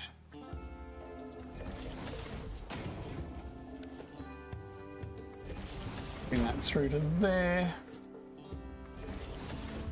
I want to know how much, Aussie dollars. So it's, I'm hoping it's under 2 grand Australian. And we're normally about 150% of the US dollar, if we're lucky. Luckily, Valve have recently basically got first-party distributors in Australia now. It used to be in the dark ages, you used to have to grey import through EB Games or something like that if you wanted any Valve stuff. And it used to be really expensive, like the markup was ridiculous. Which is why I never got a Vive or an Index or anything like that. It was just way too expensive. But ever since the Steam Deck, well, after the Steam Deck, they went and they've now started to direct sell Valve hardware to Australia. Thanks very much, Dirk Splurp. So I was actually at PAX a couple of years ago when they did the Steam launch in Australia, or the Valve hardware launch, and I asked them, does this include the upcoming VR headset? Nudge, nudge, wink, wink. And they gave me a big knowing grin, which I don't know if they meant I was crazy and I should walk away slow. They should walk away slowly, or I kind of read it that yes, it would, and that yes, there was something in the works, but they couldn't talk about it. I'd like to interpret it as that. But they have also since said, I think, that the Steam frame is going to come out in Australia as a local sale thing. So we should get it with minimal markup, which is how Meta do it. Like if you buy a Meta headset, you're basically paying the same value in Australia. There is very little Australia tax on the Meta headsets. Okay, so we've got all the bottom layer wired up now. Now we've got the top. Schengen EU area still not included in direct sale. Need to be bought from EU or Amazon. Yeah. These I'm just going to drop through here and snap on this beam here, which luckily seems to be lined up perfectly.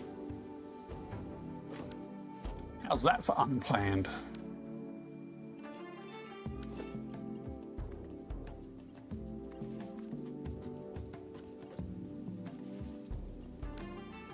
You're a little jealous.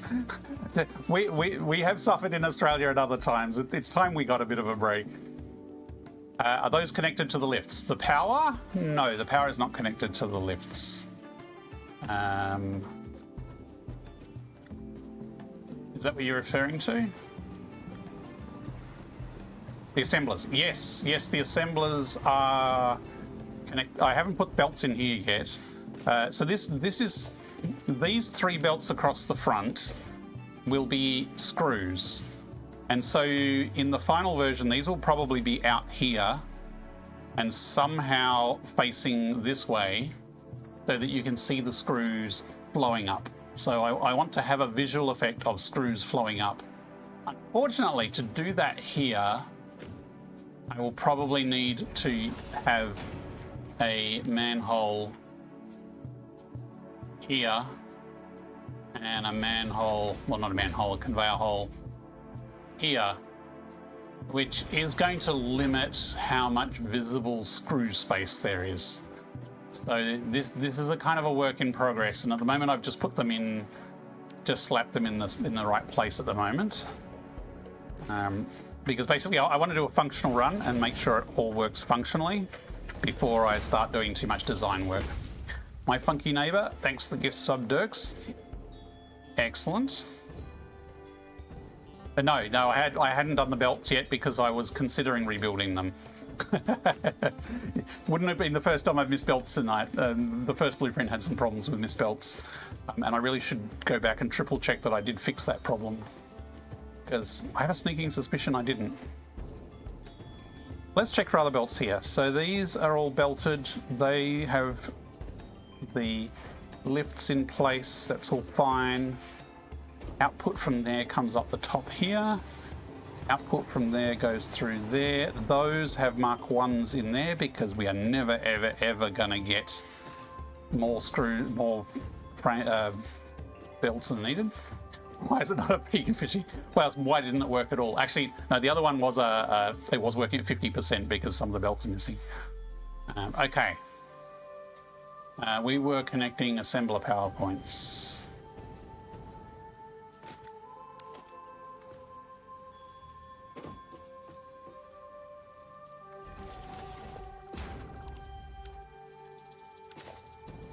So what I'll do is there's 3 blueprints that make up the repeated nature of this factory. I will probably do all 3 with minimal architecture first, and then we're going to head out to the site and sort of do a proof of concept, putting them in place, because I have no idea if all this is going to actually fit where I want to stick it. And then once I've got the spacing right, then I'll spend some time actually putting some design work and making these look a bit prettier. Like here we have like floating bits that are just attachment points that I'm afraid if I delete them I'm going to have to rerun the lifts, so I'm leaving everything structurally in place at the moment.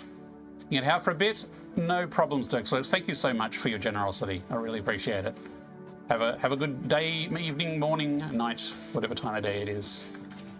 Okay, I think everything is now powered, and the cabling is neat. We have our inputs connected and labeled. Dirksplurps has submitted a request for you to hydrate. Okay, I will have a hydrate. Thank you very much for that, Redeem. Actually, I'm going to turn my head this way a bit. This chat is a bit in the way. Should be off to the right. Okay, I am having a drink. I need to switch to the coffee cup for this.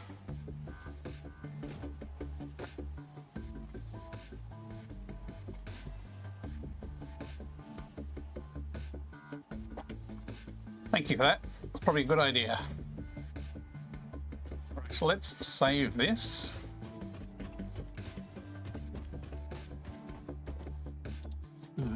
We can actually select an icon because this now we've changed it. It's only making frames. Screwy frames.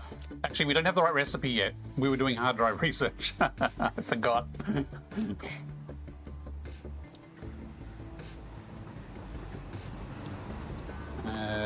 We were after altered plates is the old recipe we're trying to get.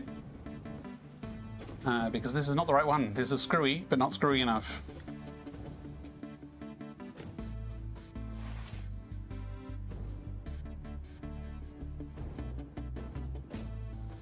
And I completely missed that this was done ages ago. I could have been processing multiple more hard drives. Is that the one I need? I think that's the one I need. Cool. I'll hang on to that. I won't claim it yet because it'll keep that out of the pool if I leave it in while I'm scanning other hard drives. I haven't actually looked ahead to see what other old recipes I need. All I know is I've got tons and I've got a few hard drives, so I should be fine, I think. Okay, so I can't test this yet because I don't have the right alt recipe. You know what, I'm going to build a MAM up here. Instead of me going back and forth all the time.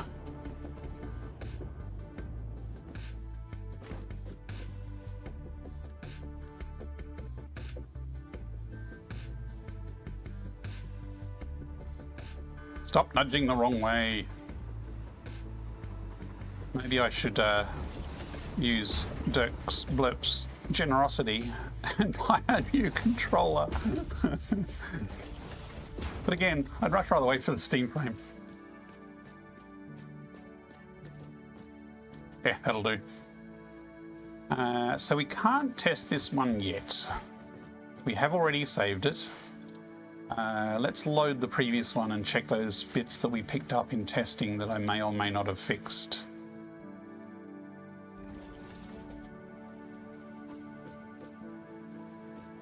So there were 3 belts that needed fixing. One was...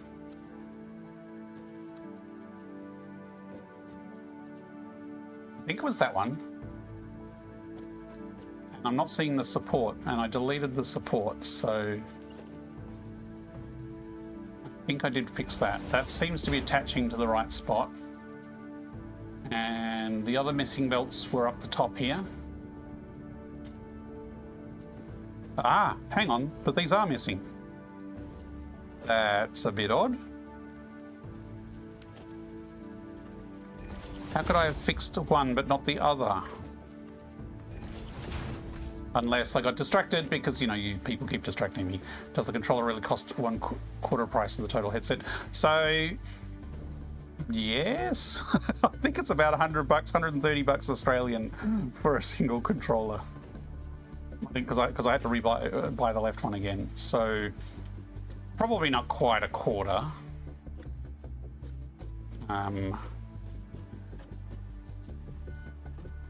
Is that really snapped correctly? It looks correct. You know what? I'm going to be paranoid and rebuild it. I'm pretty sure I already did fix it. I probably fixed one and then got distracted and then didn't fix the other one. Because the problem was I had that thing there before and this conveyor was connected to that support rather than connected to the splitter or the merger. And I'm only spawning a distraction. Ooh.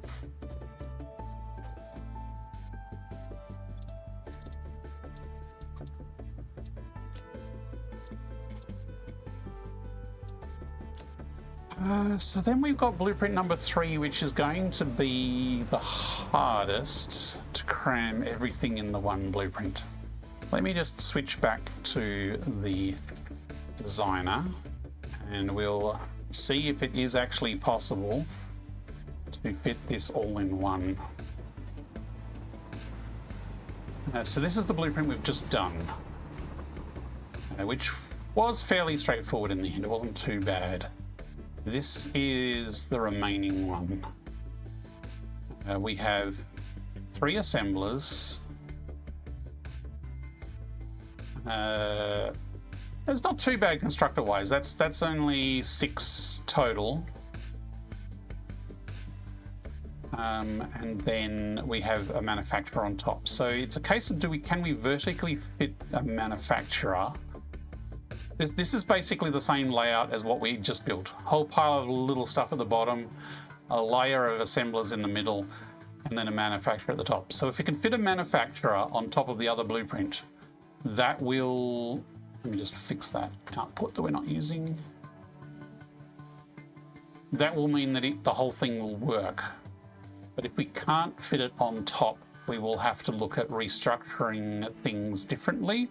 We may need to put these vertically and vertical manifold them or something like that. And we could do these vertically. So some of these two we could do vertical stacks of if we can't fit this on top of the other blueprint. So what I'm going to do is I'm going to load up this blueprint and see if we can fit a manufacturer on top of it.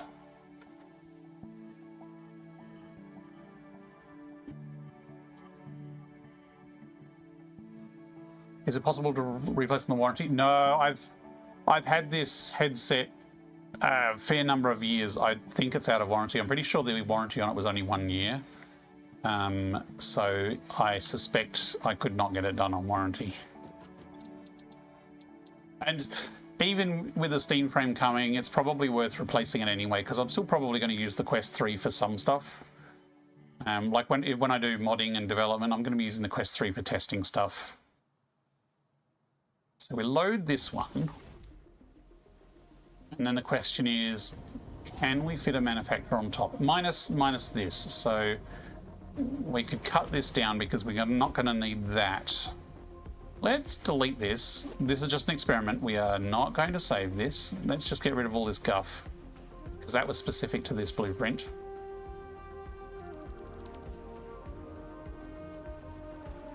Oh, you're 100 less than I bought it. Or you should be able to do as well if you get that right. Possibly. I'm not usually a fan of selling secondhand stuff. I also have, you know, a wife and a son. Actually, my son's already got a Quest 3. I have a wife who I might convince to play mini golf with me someday, if we had a spare Quest 3. We want to build... Actually, let me just Incoming duplicate propaganda that. broadcast detected. And Please seek shelter. get one of these big boys in here. Back it up, back it up.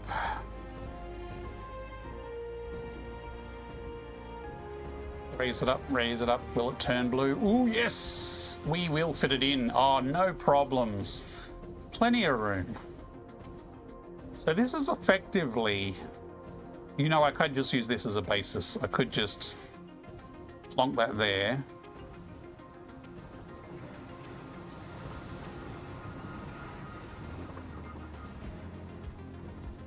Then we work off this.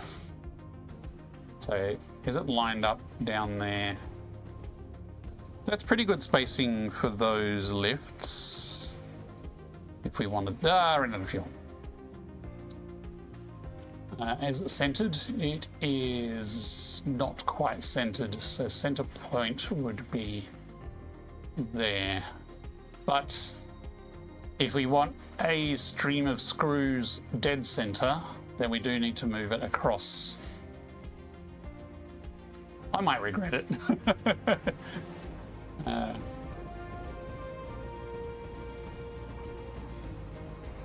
might go that high. 1, 2, 3. Okay, 1, 2, 3. I can't go too much higher than that. That will let me have a little bit of room above for pillars. Yep. We'll stock it there.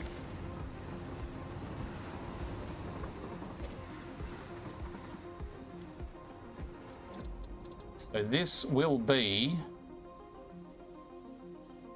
Come on, keyboard, stay there.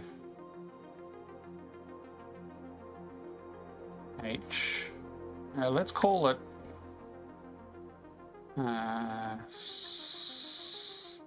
Louis. HMF.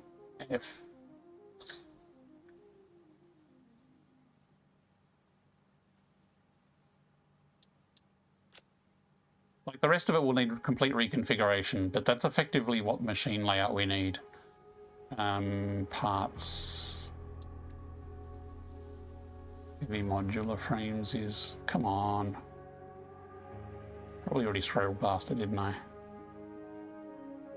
I think it's fairly low down the list. Okay. Heavy modular frames, screwy HMFs. This should be a new blueprint. Correct. Done.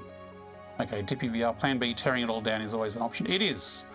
But the idea is with a blueprint, you only need to tear down the blueprint and rebuild the blueprint. And then the factory is very easy to rebuild if you're just replacing one blueprint with a new one. Like with the crystal oscillators, I think it took me like 5 iterations on the blueprint.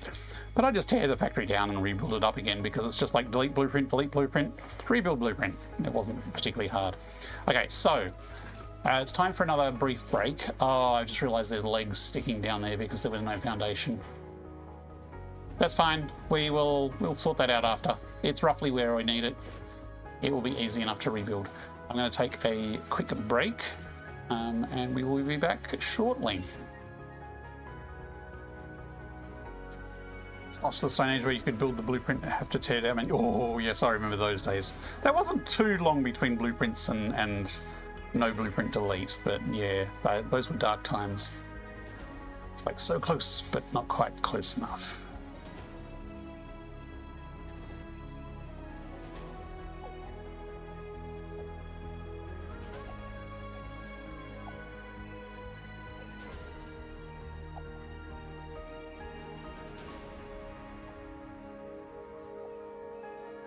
Look lively. It's time to do those stretches and hydrate.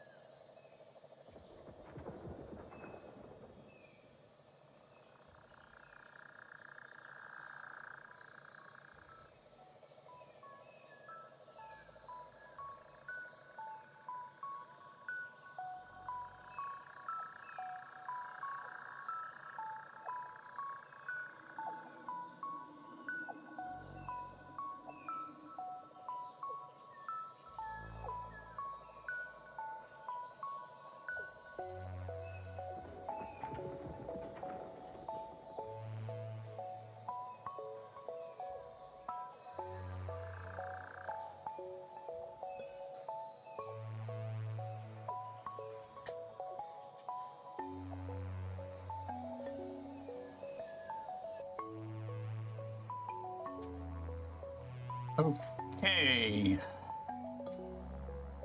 We are back. We are working on a heavy modular frames factory. Or more specifically, we're working on blueprints to make a heavy modular frames factory to hopefully make life a bit easier, because heavy modular frames is kind of the first boss encounter of Satisfactory.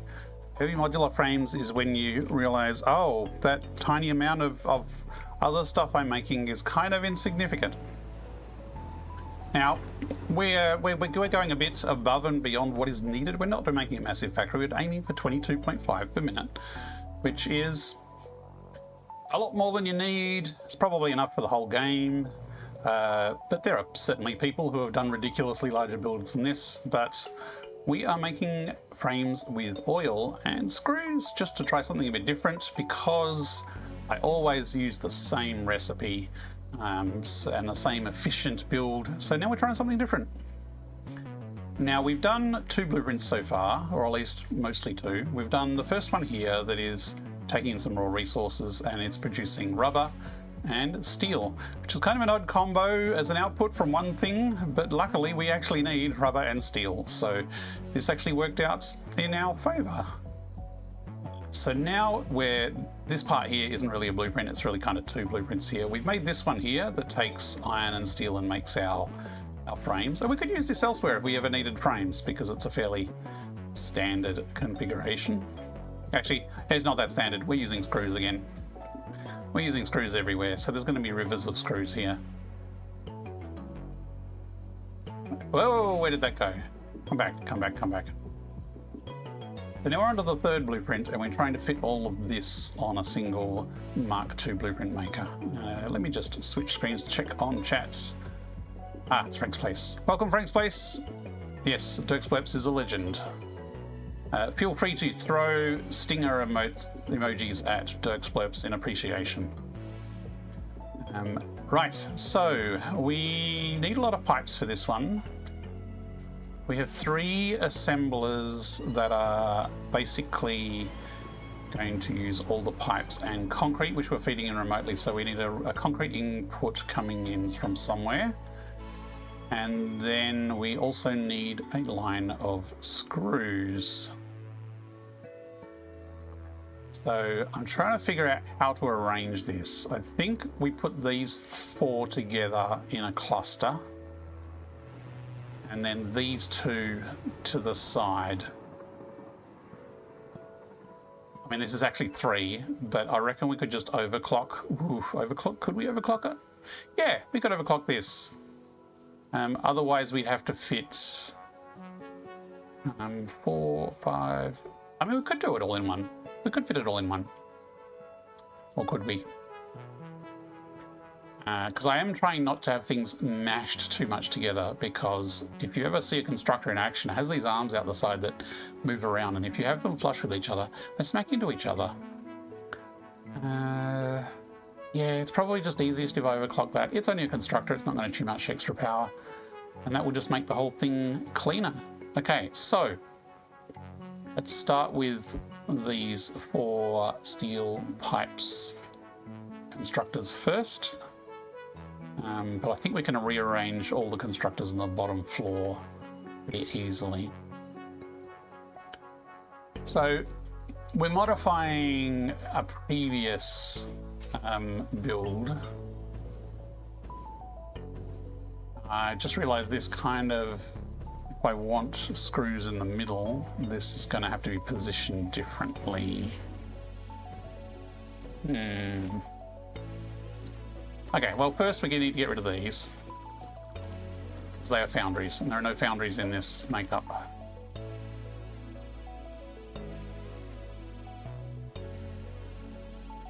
No, don't delete that wire over there.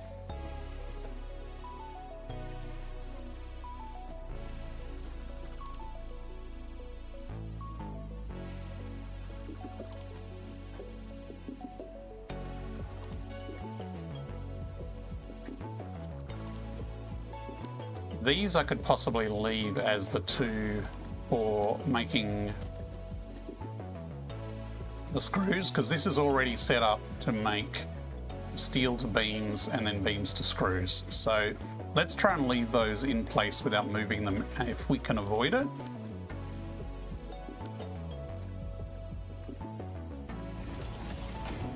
And this, I think, was the one that is now actually overclocked to 150%. Yes, that sounds about right. So that requires 7.5 beams input. Which, yeah, I think this was like a 50% or something. 7.5. So that's done. Next, yeah, we've got the 4 pipes.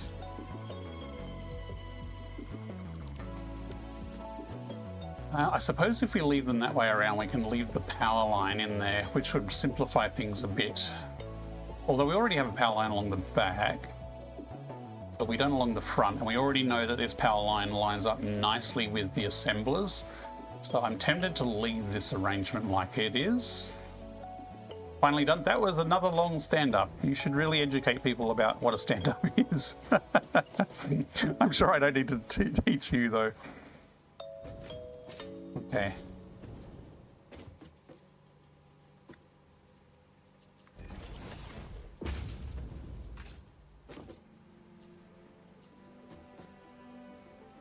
Yeah, I'm going to keep these compact. Now these are all steel pipes. Can't remember what ratio. Let's just have them as 100% for now. Actually, no, let's get it right. It's probably easier if I set the timing now rather than figuring it out later. 67.5 total.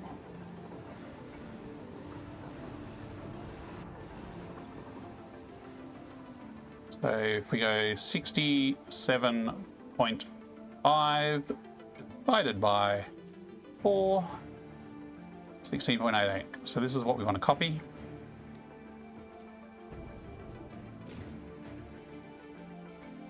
First 20 minutes we're discussing an issue that popped up with one of our larger customers. They can't decrypt a file on Provius on their end. The buddy tool, we expected to fix it with our code.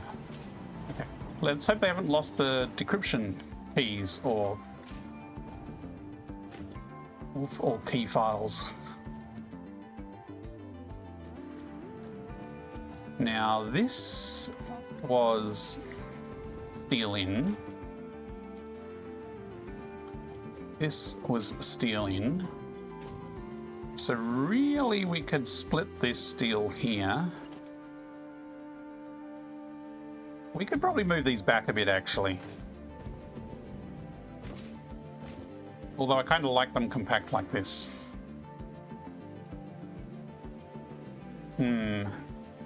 No, I'm going to move them. We have plenty of room here. And if I put them there, that's lined up with that one.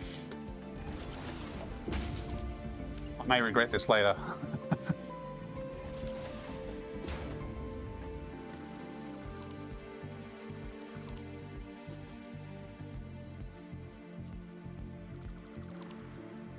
So steel needs to come in here. We could bring it down the side here, or we could try and wrap it around in here. Kind of like that idea.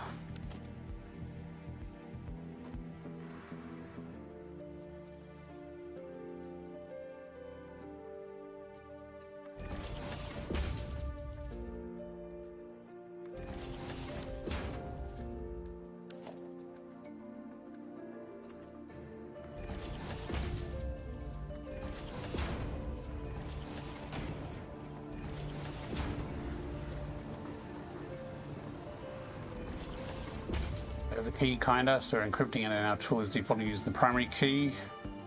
Defaults the sub key, they don't know how to change it, then they can tell us what tool they use and decrypt it. That doesn't sound very useful if they don't know what tool it is to decrypt it. Anyway, good luck.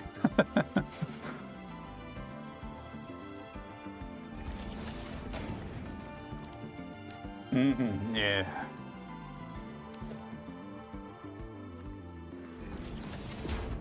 I had an interesting win. Oh, this is going to be interesting. Maybe I should have moved them back because these need to merge and this is going to get in the way. Unless I put a lift here and have it come up over. How janky would that look? Obviously, we need to move it closer. I still kind of like the position of them there.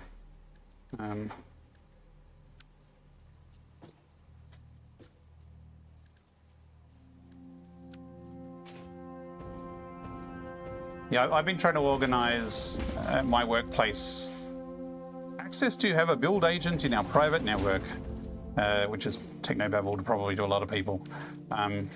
It involves approvals by security and requests for change and all that kind of stuff. And I've been asking for this for a while, and I finally got around to asking here. And they went, oh, we've actually already got that set up. All you need to do is a firewall change and you're done. And I was like, oh, that was actually surprisingly easy. Thank you. So I might actually get somewhere on that project.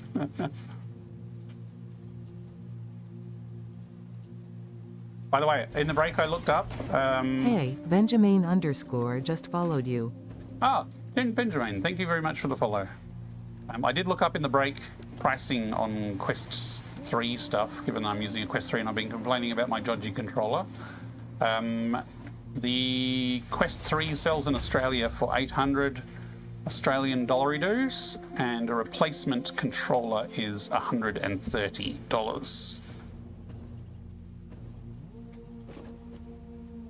Which isn't too bad given how many years of use I've had out of this.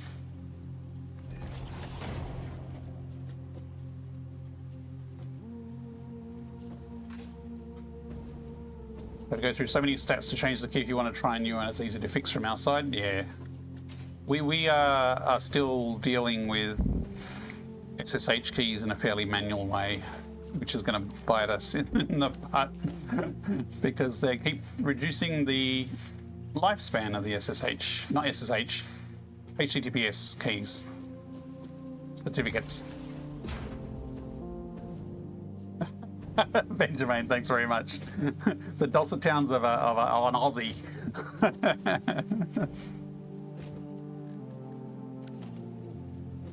I appreciate the follow. Now, that's going to be a bit clippy, I think, when that's in animation. Is it going to trigger me?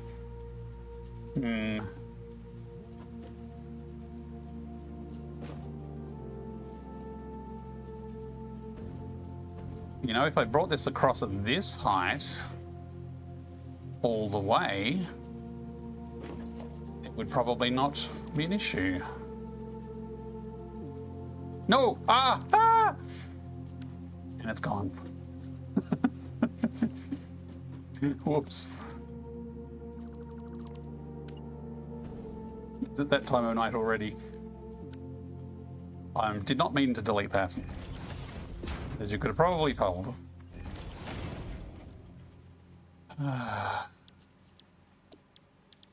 Fixit would like to remind you that you should have beaten the game already. I am sorry, I am not prioritizing the kittens and the puppies. I am spending a lot of time doing architecture and stuff. I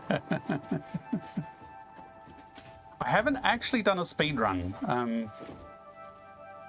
It's something I'd be interested in trying some stage. A speed run in VR would be interesting. I'm certainly not going to beat any of the actual speedrunners because they have some crazy keyboard techniques.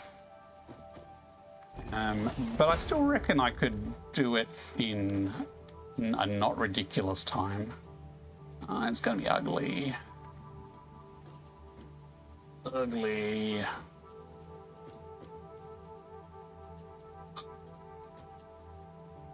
The only other way to do it is to also have this raised. Because speedrunning in VR, we would need the IRL cam. That'd be panicking.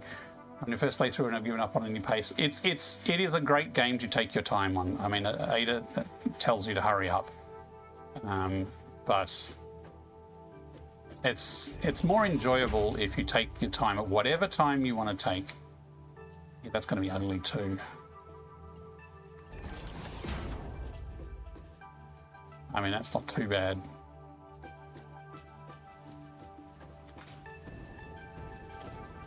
And like my first playthrough, I finished, this was before 1.0, I finished phase 4 at about 450 hours. And then I spent another 200 hours building out my architecture and my train station. And I did have a few floating factories then. I did skip some architecture.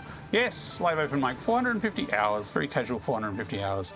But Mike, we had someone who had never played the game before, only ever played in VR, and he finished the entire thing in 130 hours and absolutely loved every minute of it and did a nice video of it. It was really cool. So yes, but there are speedrunners who can do it in like 20 hours. Or 10 hours on a good day.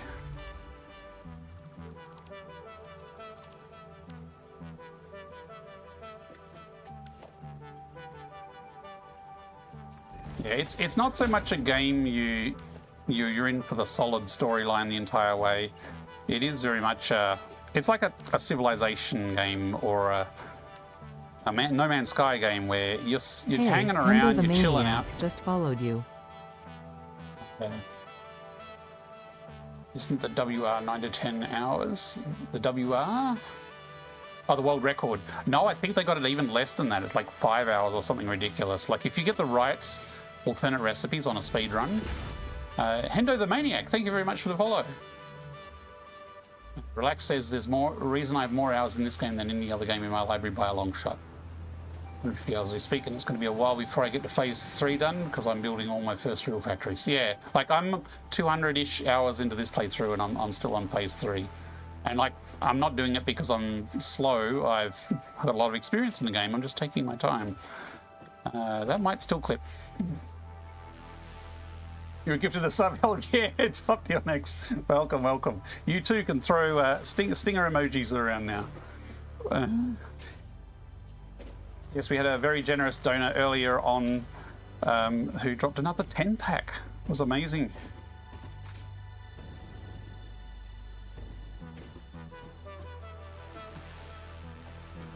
So now it's 40 minutes, says the speedrunner. Yeah, that sounds about right. How just how? If you watch the speedrunners play, they're playing a different game. But then again, that's speed running. So they use the hub a lot, actually. Let me check hard drives before I forget again.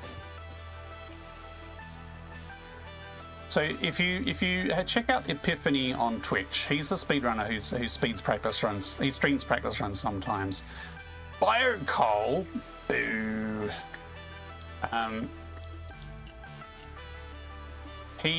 So the hub is your home. This building down here is your home headquarters. And when you die or respawn, you end up in the hub. So speedrunners will use the hub and they will point it at like that mountain there, but they know exactly where to put it. They'll chuck the hub there, build it, and then go respawn, and they'll appear inside the hub and clip through the wall into a cave. And then they'll go through that wall and they'll clip through another wall into another cave. And they're just jumping around using the hub as a teleport device to get around the map. Into the Maniac, I'm at 150 hours in and enjoying it at a nice chill pace. Excellent. That's the way to do it. At your own pace. And if you want to build spaghetti, not my style, but if you just want to have machines lying everywhere with belts crisscrossing, that's perfectly fine. But yeah, that's what speedrunners are. They're basically cheating the navigation system to get around as quickly as possible. They also use a lot of the drop pod materials to get an early head start on things. Who did that? Dimitri, little flinch. Like, there's no stingers around here. I don't think. There might be some up there, now that I think about it.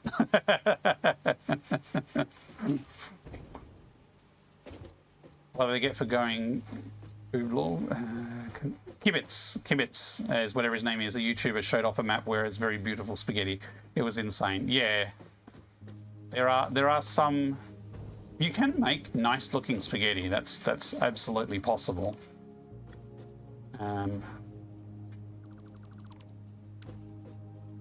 not be any stinging right about the trauma sits deep. The trauma is very deep. It is a reflex. I've stopped just jumping every time I hear the stinger sound, but there's still a twitch.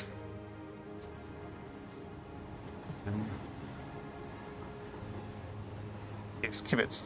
Kibitz is a very much destroy the environment, build massive factories kind of builder. There's also, I guess the three big ones are Total Eclipse, spelt with an X, as in Total Eclipse. And Total Eclipse is kind of the one I got a lot of my inspiration from for build techniques early on. I watched a lot of his videos when I started playing. And there's also It's Bits. He makes lots of very good content as well.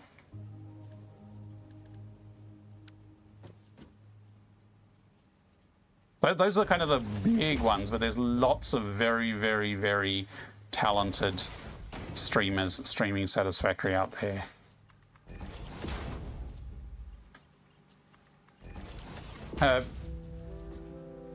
BL Andrew. Yeah, BL Andrew is kind of the size queen. And he actually has been a pretty big inspiration for me streaming. Like, I certainly don't have the same style of stream as him. But he showed that this could be fun and entertaining to stream. Whereas I don't tend to watch the others streaming much, but I enjoyed some of their videos. But BL Andrew's stream is always a fun one to just jump into. But yeah, he makes the saves that he sends to Coffee Stain because it breaks things.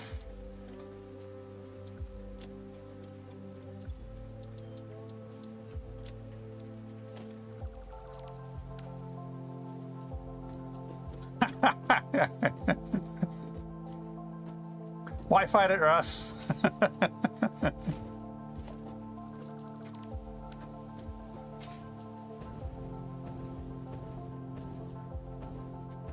Okay. I'm completely not really keeping track of what I'm building here, but I think I've done it correctly. We are making a bunch of steel pipes.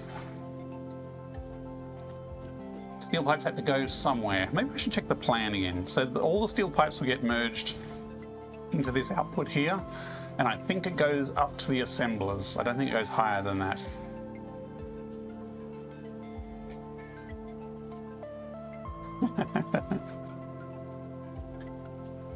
And as a shout out to anyone who's not aware, Relax played Satisfactory in VR on a catwalk.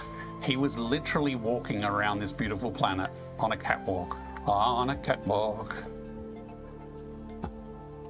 So that's dedication. Especially when there's stingers around. So yes, the pipes are only going to the next layer where the assemblers are, and those are also going to take in concrete. So the screws are isolated, and then we are making encased industrial beams here with the encased industrial pipe recipe, which I do have.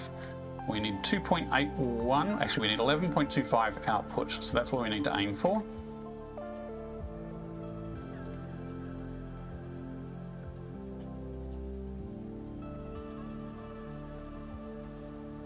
All right, 11.25, let me just type that number in before I forget it.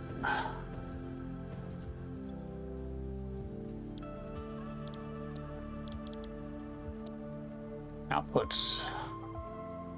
Clear, dope. Clear.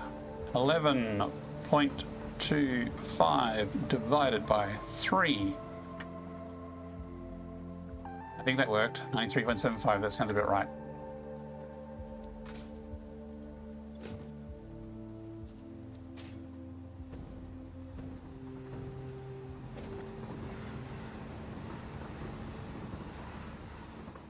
Terrible influences, a lot of you. We try. Still going to do start to finish playthrough in VR on the catwalk. That would be impressive, Relax. Are you going to stream it, Relax? When I get the money, I would love to get a catwalk. I believe that the more degrees of freedom, the better. And you satisfactory to the catwalk. Just get to accumulate stick input. Totally. But wait, a new treadmill is releasing soon. Ooh, not by Catwalk, a different company. Accelerate via ODT1. Okay.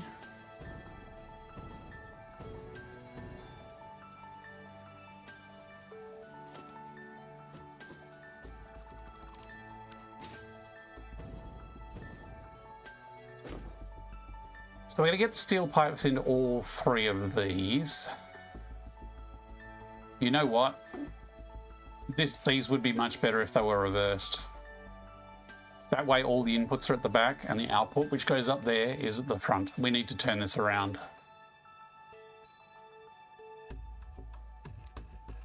Which is fine. It might throw off our power cable location a bit. Yeah, different company.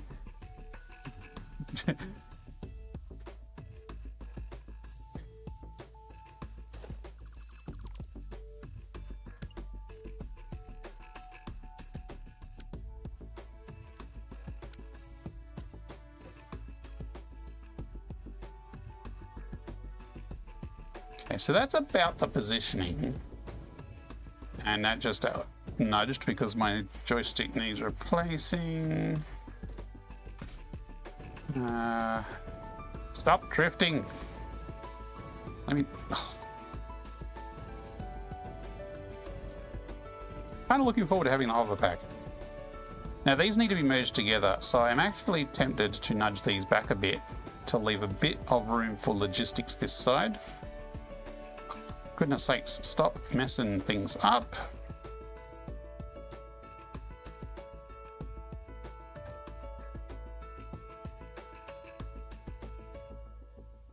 Oh man, I keep... This drifting stick is driving me crazy.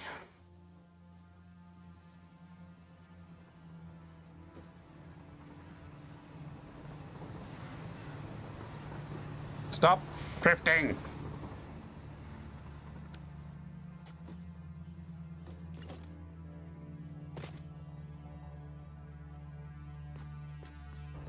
So that's the position there. So I'm going to go back 3. No, stop drifting. Maybe I will have to buy that new controller sooner rather than later. Yes, the catwalk is not quite natural. I mean, I haven't tried it, so Relax can probably explain it better. But you slide your feet on it, so it's a little bit different. I don't know about this new one though and how it works though.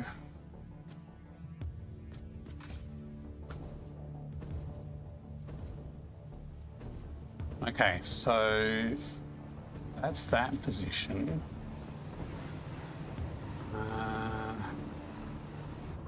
We actually need this to line up. It'd be nicer if it lined up with the input up there. And we are across that way, so if I move it back this way,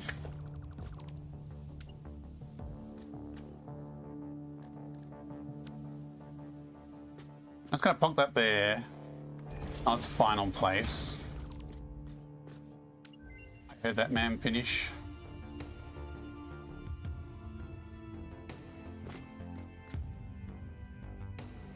So that output is lined up with that input. As long as it stops drifting. You modding your cat walk normally? Ah, okay. Speak back like a dog. Shit, seems odd. Actually using Teflon tape or something similar to reduce friction even further. Yeah. It is kind of a slippery slide method.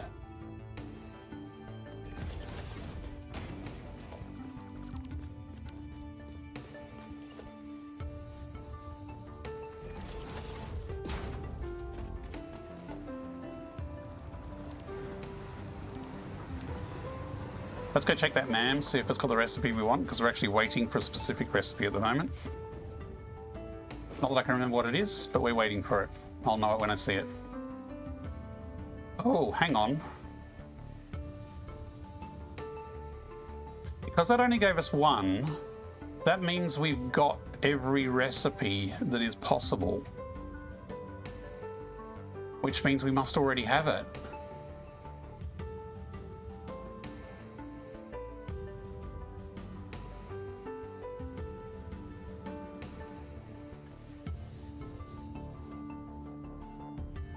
There it is. Bolted iron plate. That was the one, right? We've had it the whole time. Let me just double check. Well, no, must have the inventory expansions as well. If it's only showing one results, that means I've got everything in the pool for this tech level, and I won't get anything else until the next tech level. Let me just check here before I pick the wrong recipe. It was this one. Bolted iron plate. Okay, so it is bolted iron plate. I must have just missed it when I was looking through the list before. Well, that makes things easier. We're done. Got everything we need.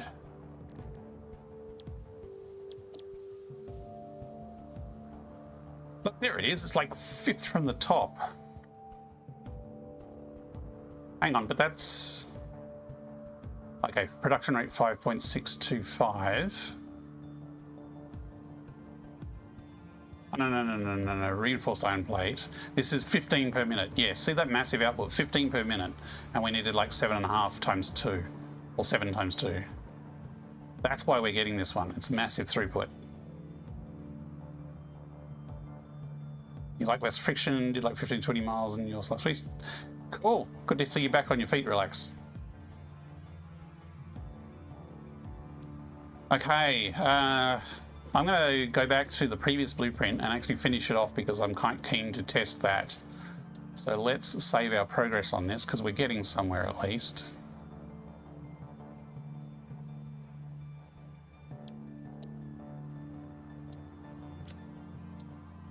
Now let's clear and load the previous one, production frames for HMFs. What's the best recipe you can get in your opinion? That entirely depends on what you are prioritizing, Top Dion X. If you want to prioritize resources used, or if you want to reprioritize simplicity, don't use screws. What I am prioritizing here is the maximum output per minute per machine. Is kind of one of the things I'm aiming for here. So this recipe outputs 15 per minute from one machine, whereas if I look at the other ones, your basic recipe is only 5 per minute. And this one here, stitched iron plate, this is more efficient, but it's only 5.625. So while this may be more resource efficient, I would have to have effectively 3 times the amount of machines to get the same output. Now, picking a different recipe also changes what your inputs are, so that depends, that can affect greatly what you're doing. So, for example, my computer factory, in the past I've made computers using all the Caterium alternate recipes because I had a pile of Caterium and a pile of copper, and I had easy supplies of plastic and rubber. But in this playthrough, I built my computer factory where there was a lot of quartz and some good copper and a bit of Caterium. So I actually used all the quartz recipes. Which, if you use a planner online, it has weightings on the resources, but it might give you the most efficient if you were maximizing the entire world. But it's better to do it based on what resources you have easy access to. Like, they will tend to prioritize iron recipes over copper because copper is more rare. But in this particular case, I have 2 normal, I think it's pure copper nodes, 2 pure iron nodes and a copper node. That copper's not going to do anything else, so I might as well use it to make my iron more efficient. Alternate steel rod or alternate iron pipe. So iron pipe is really good if you want to make pipes without needing steel. So normally steel which is coal. Relax, and enjoy life is now lurking. Mineral, Coffee iron. done, time for breakfast. No problems, Relax. Have a good day. So iron pipe is really good if you've got a bucket load of iron and you need to make some pipes and there's no coal and there's no oil around. I don't know if it's more efficient or less efficient output-wise. I haven't really used it myself. I think it might be higher throughput.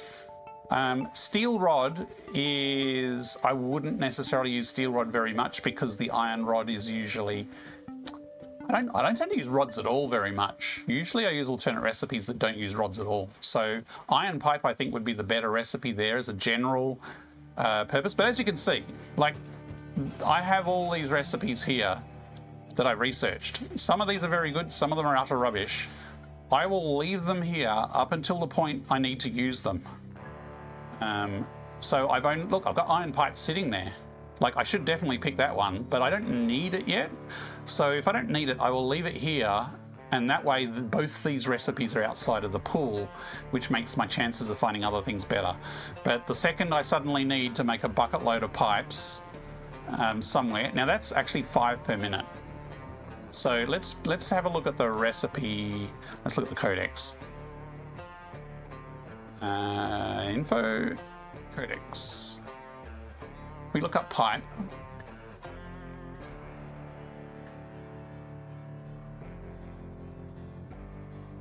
So the default pipe is 20 per minute. So iron pipes, you would need 4 times as many machines to make the same amount of pipes.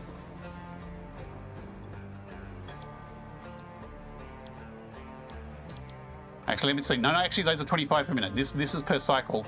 25 per minute. Okay, so this is slightly faster. So it's 20 per minute versus 25. But this takes 20 iron per 5 steel pipe. And the codex has probably lost the page I was on, hasn't it?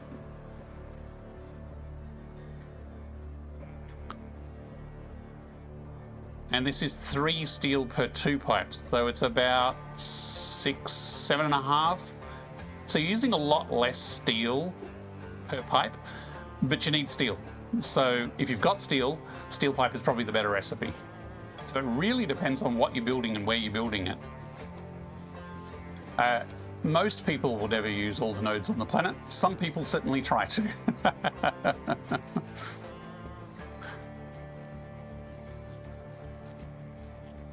Yeah, it's like normally I will go for whatever the popular efficient recipe is.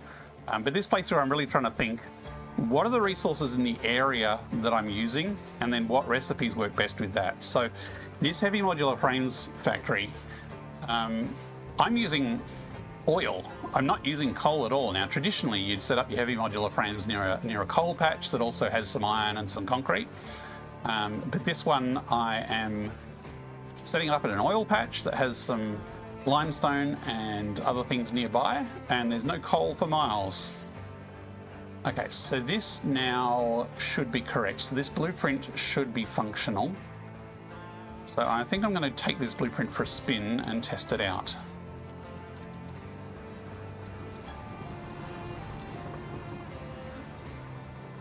Yes, you just leave it. You don't need to pick anything straight away. So yeah, you can pick something, but it's better to just leave it there until you need it.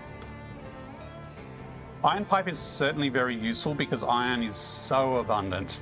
So if you find a spot with like 3 pure iron nodes, that is going to be much easier to churn out iron pipes than it would be to find some coal, because you need coal and then you need to mix it with iron to get your actual steel pipes going, which is what we've got over here. That's what we're building here. Russ should try sleeping. I'm surprised just to the wake, Russ. Or have you already tried to get to sleep? Supposed to be running a game in 5 hours. I wondered about that. It's like, Russ is up late. Russ should get some sleep. Hopefully past Russ has organised all the campaign notes.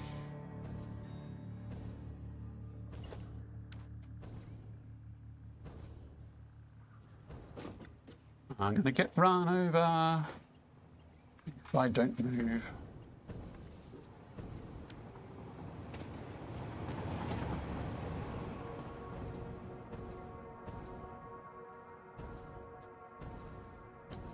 So this is kind of where I was experimenting with the first blueprint, just because there's easy iron and oil in the area.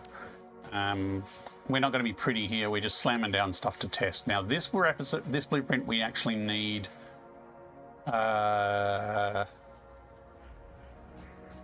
We need iron ingots, not raw. So I need some smelted iron. Hey, McPwned_ just followed you. So let me plonk that there. McPoon, thank you very much for the follow. Welcome. It's her problem in 5 hours. Present Russ is asking for trouble, I think. You should get some sleep. Thank you very much for hanging out though, Russ. I always appreciate it.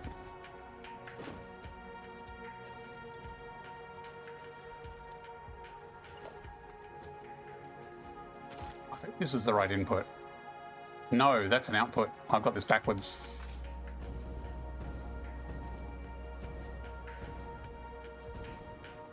I should really put some signs on that blueprint. It is a backwards blueprint. So the output is the bottom. Rotate. Rotate, rotate, rotate, rotate, rotate.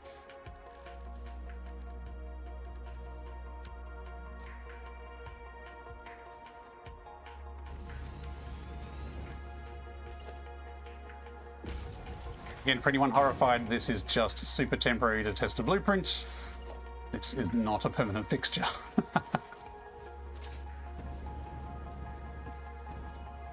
I probably need a tiny bit of iron, but probably overkill, but it's better than one smelter. Now, the blueprint that we are testing is frames for HMFs. And we had labeled inputs on this somewhere. There they are. Let's actually go this way around. No.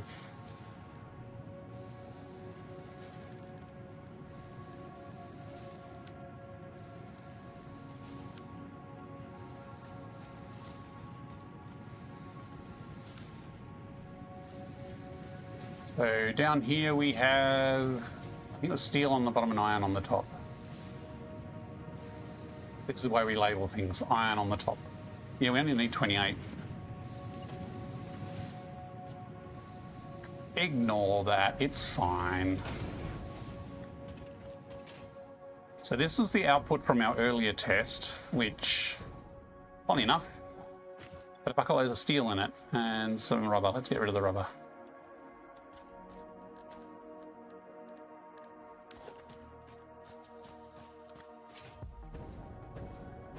That's an input. I don't want an input.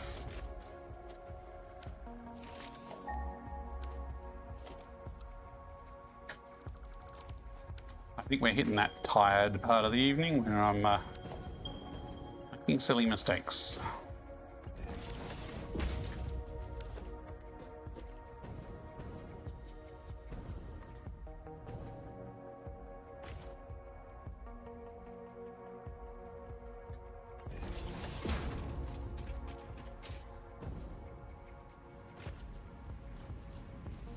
Okay, that's the steel input.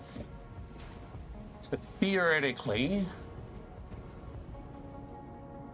we should get frames out of the top there.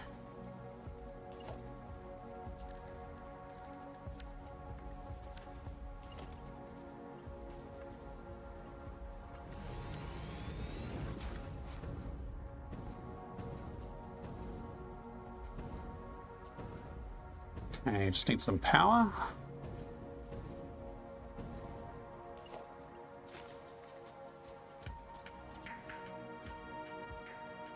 Okay, green light, good. Green light, good. Okay, 3 green lights up the back, that's a good start. Green light on there. Oh, that is buried in there, so I don't know what color that is. Steel beam output is probably going to be a bit slow. Under the radar! Hey, happy weekend! Welcome. You want to try and wrangle the slumbers? No problems, Russ. Get some sleep. Okay, we have screws going up there. See, these really need to be turned around so that you can see the screws in action. Some going up there. And there's some in the middle. So we've got 3 streams of screws going up to the 3 assemblers. You know, iron plates galore coming in. So this will be generating the plates, which will come out to either side into here. Just joined the weather and place looks like Bikini Bottom. What, here? Or where you are?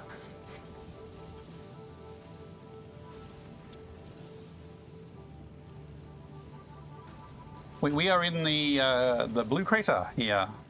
But yes, there is some coral and stuff that does make it look a bit underwater here as well. Okay. This is some plates coming out. Looks like they come out in threes. And that takes 3, so that's churning away. So let's get an output progress meter down here. Don't have that on my quick bar.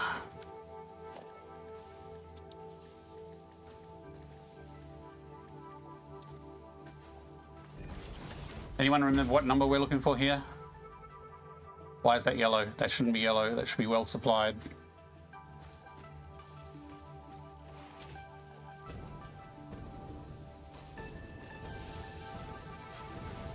What was it short of?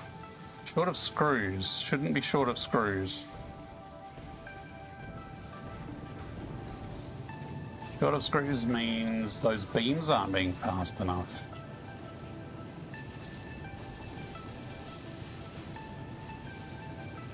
Might just need to catch up. Again, beach and blue atmosphere. Yes, it is quite beachy here with the coral things. Yeah. But yes, this is the blue crater, a place of mushrooms and low texture quality polygon coral type fixtures. I think this area was modelled early-ish in the game and hasn't received an upgrade like some of the other zones. We have another one, alt, heavy encased frame or diluted package fuel. Diluted package fuel, 100%, one of the best recipes in the game, no hesitation. That said, heavy encased frames I think is the good, efficient recipe. Oh no, that's normal, yeah, that's heavy frames. Diluted fuel, you get diluted package fuel to begin with, and then later on you get diluted fuel in a blender, but blenders are later on. Actually, what phase are you up to, Benjamin?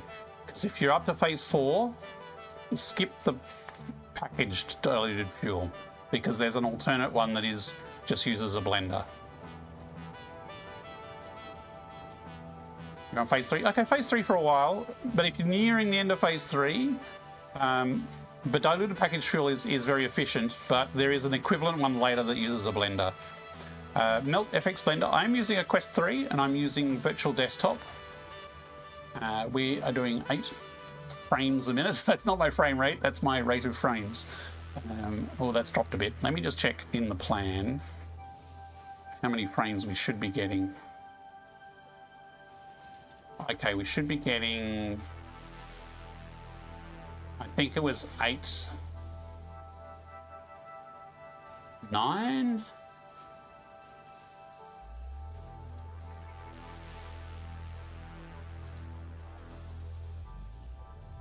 .7, 8, yeah, 9.4. We should be getting 9.4 frames output from this blueprint.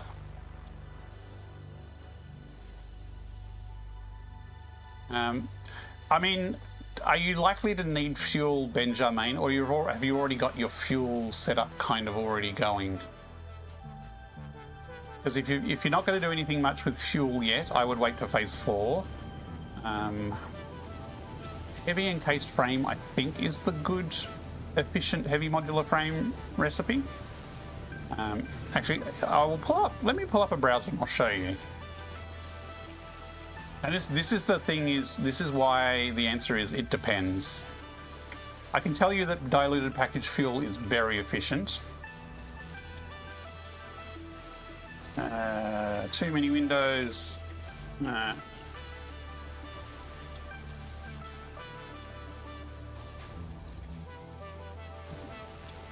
Satisfactory Logistics. So Satisfactory Logistics XYZ is a really good planning tool. So this is where I planned out my heavy modular frames here. So if I go, let's go new factory, I did this at the start of the stream, so if you look at the start of the stream, you can see I went through this planning setup here. So heavy modular frames, let's say we're making 10 per minute. Well, actually, today we're making 22. So we're making 22.5, which is quite a lot. Now, heavy modular frames, this is the default recipe. And if you look at the resources, it's nearly 5 gigawatts of power, 60,000 meters squared, and it takes 5,400 iron and 2,000 coal. It's a lot. If you use heavy encased frames, this is now taking 2,600 megawatts. It's half the space, nearly half the power, a lot less resources. It is super efficient. And you can make this more efficient by then saying over here, you use the pipe recipe. And, you know, steel pipes here, you could change this to iron pipes. So you've got the iron pipe recipe, you can change that to iron pipes. And your entire heavy modular frames can now be made out of iron. But today I'm making a factory and I'm actually using the heavy flexible frame because I'm using an alternate setup with rubber and oil rather than using coal. So it is situational, but heavy encased frame is a big update over the heavy modular frame. And the other advantage of heavy encased frame is it has no screws. Screws are very quickly escalate to be too much trouble. So if I have a look at the screw throughput here, this is 1,080 per minute of screws, and this is for this recipe here. I'm getting around this by putting everything in a blueprint. Incoming propaganda broadcast detected. Please seek shelter. This here. So what I'm doing is I'm basically putting the screws down, so it's just one line of screws between each machine. I'm not putting all the screws on a single belt combined together because this build that I'm doing has about 6,000-7,000 screws per minute in action at any one time. It is a lot of screws. And I can't see chat here, hang on. So yeah, the answer is it depends. But if you're on your first playthrough, heavy encased frames is a really good choice and a really good way to go to make your first heavy modular frames factory. It is super efficient. Let me just close this.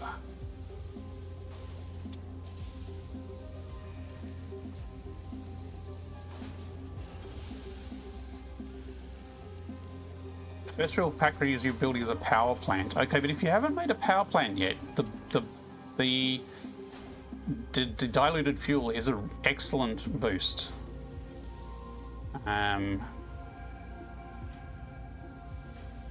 Just close my browser, otherwise I'd show you the massive difference diluted fuel could make, but it can.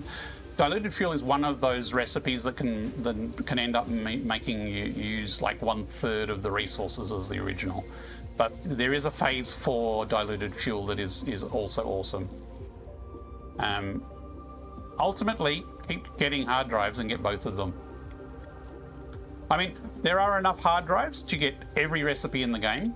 So, you know, just go get a few more hard drives, and it is better. It is better to get more hard drives and open them and to research them earlier, because in the early game, the hard drives take from a pool of recipes that is only up to that level. So you won't get recipes from the late game. But if you leave your hard drives to late game, you'll have so much junk in the pool that if you are trying to find a specific recipe, it is going to take way too long to get to it. So I always recommend be very proactive at getting your hard drives going. Now, why is this being too slow? 9.6 per minute. Am I on the right screen for streaming? Yes, I am. 9.6.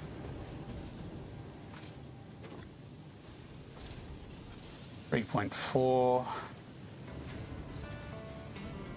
4.5. 3.4. Is that more than 9?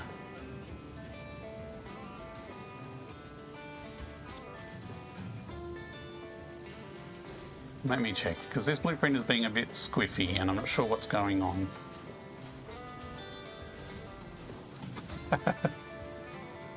I tried RimWorld, it didn't grab me, but I love the soundtrack.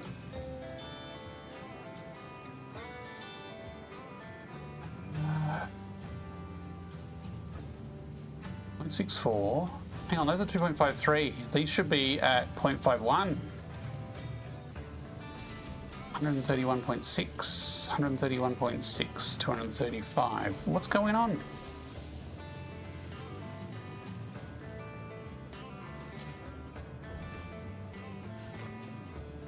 Ah, that's 181.6. I typed in this number wrong.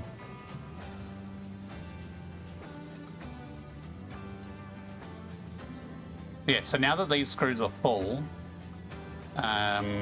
we should remove the bottleneck here. But I've typed in the number wrong, so fix, we need to change this to 131.6.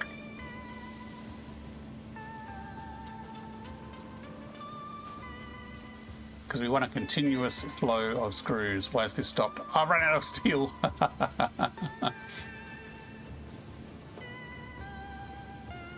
I mean, if I just chuck my sacrificial screws in there, okay, let's halve it.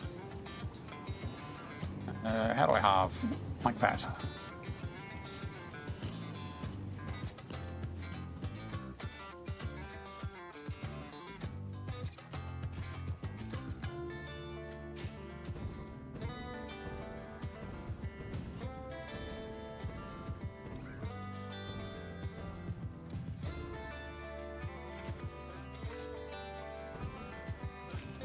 Look lively. It's time to do those stretches and hydrate. That was an ad break earlier that I missed the hearing the alert for. Okay.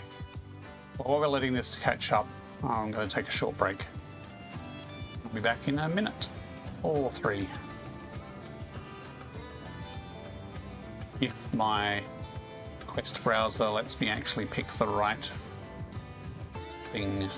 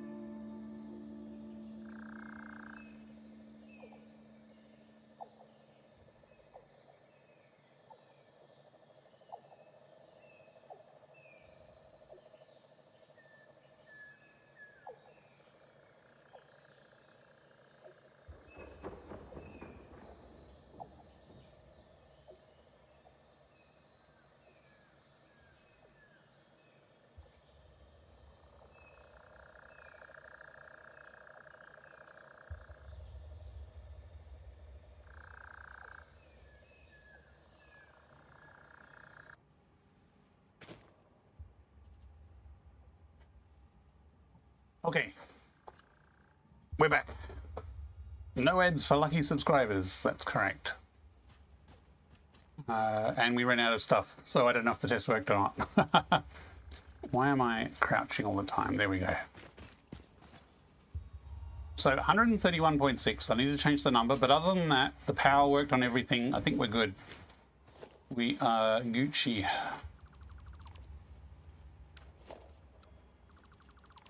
This is going to fill my inventory with crap.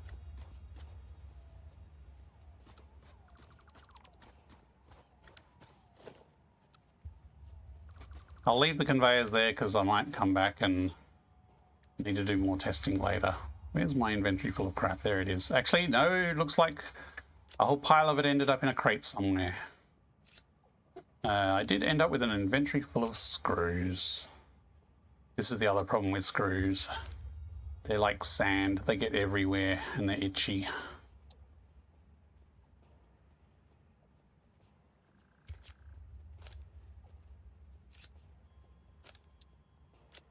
Okay. Change the timing, and then other than that, that blueprint is good.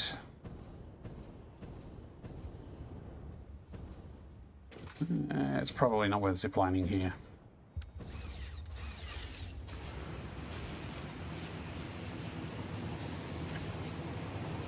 There's a train coming. It's getting in my way. Oh. Bit of a ride. Ooh. I could make some turbo fuel or something just for the jetpack. Oh, I just made it.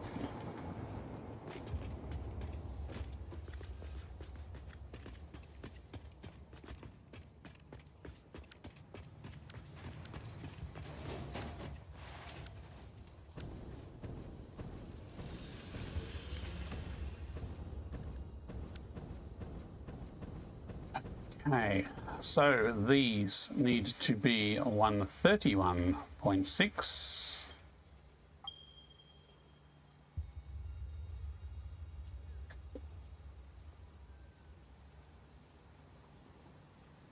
Why is that pinging? My controllers are acting a little weird. Reinforced iron plate is my most hated item in the game. Really? Stitched iron plate is a good recipe for reinforced iron plate, but they are still painful. I've been a bit masochistic here, and I've gone with bolted iron plate, which has 15 per minute output, which is probably it is actually the highest rate. This is about triple the output of the other ones. But you need a lot of iron plates and screws as input. And so the only reason I'm getting away with this is I'm using a steel screw recipe that just churns out the screws.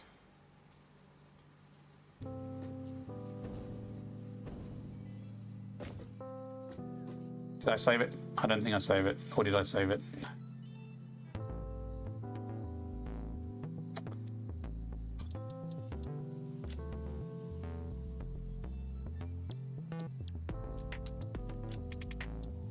Did I update the other one? Yes, I did. Cool. Look, it is late. It is past 11 o'clock. I was hoping to get all three of these done and tested. I don't think we're going to get that done unless I turn into a zombie, because I mean, we could wire everything up super haphazardly. Over an hour distance. Yes, I live in the most remote city in the world. It is a long way from here to anywhere. We are in GMT +8, which is kind of the worst streaming time in the world as well. It's either America is asleep or Europe is doing work or something. So Americans are coming online about now, so I get the early risers from America. And the people in Europe who are bored and don't have anything to do in the afternoon. You've had the week off. Nice. Steel pipes. You know what? I think I'm going to stop here for the night, because I could push through, but I am very tired at the moment. And this is going to take, in my current sleepy state, it's probably going to take more than an hour to finish doing the logistics and setting this up. And I'd rather do that when I'm a bit more awake. So I think at this rate, unless something dramatic happens, I will be streaming tomorrow night at the same time. And we will finish off this blueprint functionally, and we'll functionally test it. Then the plan is to go out to the actual final build site, and I'm going to plonk down all 3 blueprints and kind of get a feel for the scale and size of them, because I might be completely loopy and out of my ballpark as to how this is actually going to fit where I want to build it. So I have a vision, and the vision is probably not got enough space to build it in. We might need to change the layout a bit, but we'll do a draft run next time, and then we'll probably be doing architecture to tidy up the blueprints, which we can do out in the field, and then we'll expand the build out. So we'll probably start the main factory build tomorrow, but need to get this blueprint functionally working tonight. No problem. Thank you. If you're up early in the morning, you can catch my stream. So I start. It's currently 11 p.m. now. I usually start around 6 p.m. So 5 hours before now. Sometimes I'll start. Sleep has been banned. Saying sleep? What sleep? Sleep has been banned. Yeah, I'm afraid I'm on the older side of middle age, and I need my sleep. I envy people who can get up early and have a lot of energy throughout the day. So yes, usually around 6 p.m. Sometimes a bit earlier. Although on a Saturday usually it's around 6 p.m. So tune in then. So now minus 5 hours, or now plus 19 hours, I guess, is the other way of looking at it. Thank you very much, everyone, for watching. Let me just revisit the plan one last time to show you what we've been working on today. Let me just switch back. Actually, let me save the game over here. We've got all the recipes. We do not need more recipes. Let's save the game here. Save.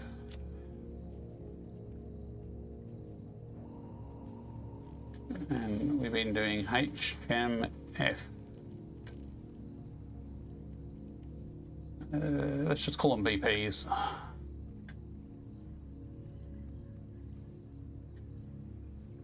Done. Okay, that is done. Let me switch over to the plan and show you what we have been working on. So this is Satisfactory Modular, which is a tool. It is a Steam application. It's written in Java. It's not a web-based thing.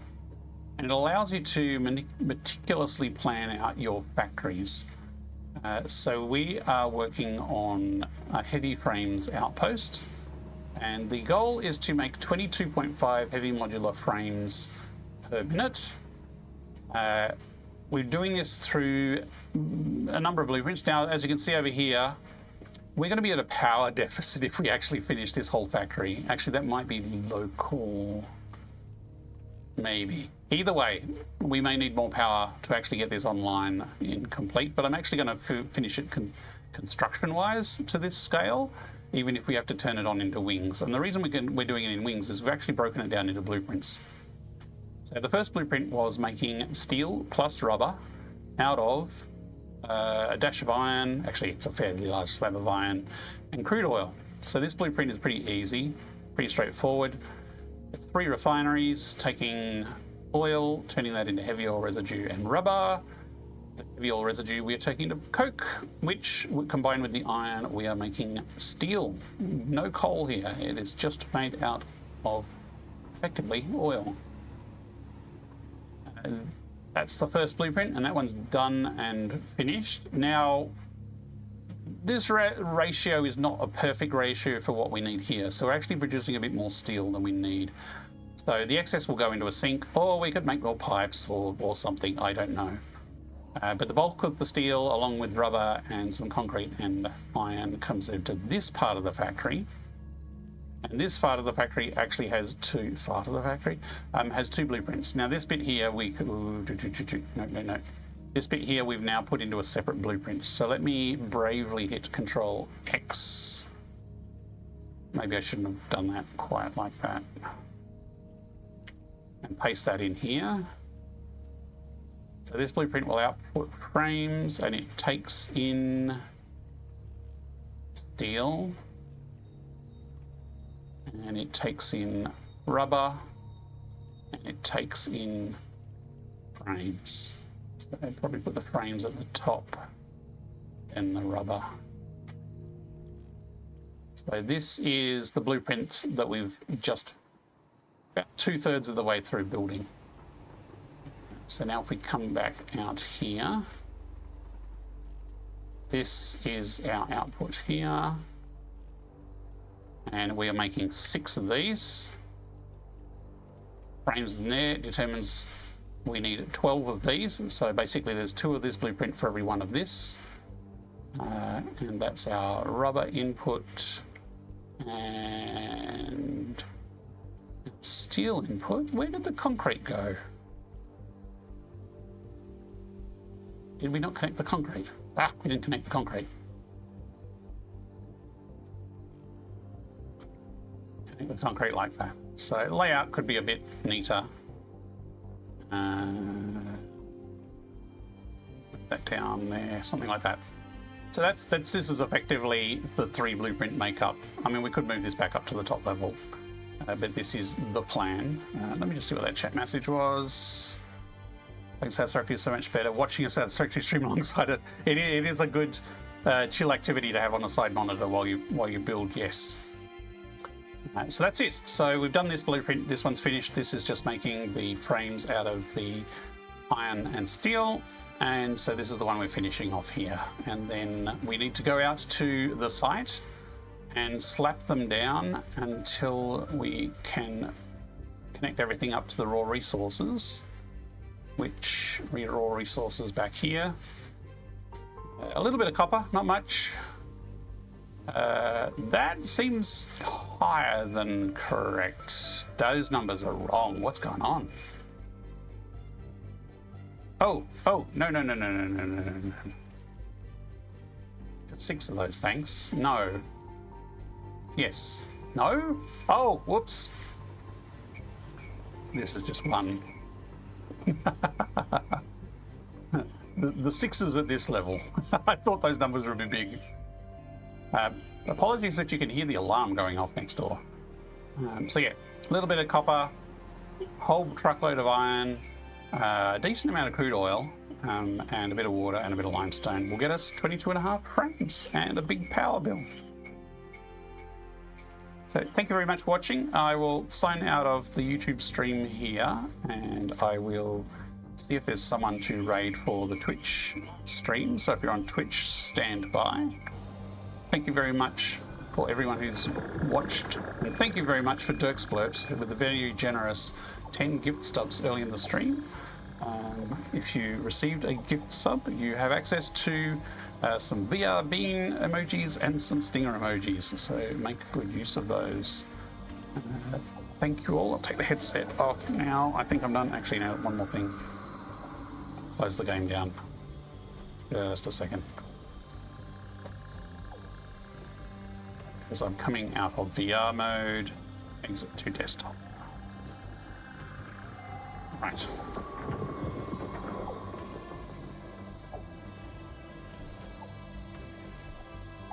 Okay, now I can take the headset off. Thanks again. I'll see you on the next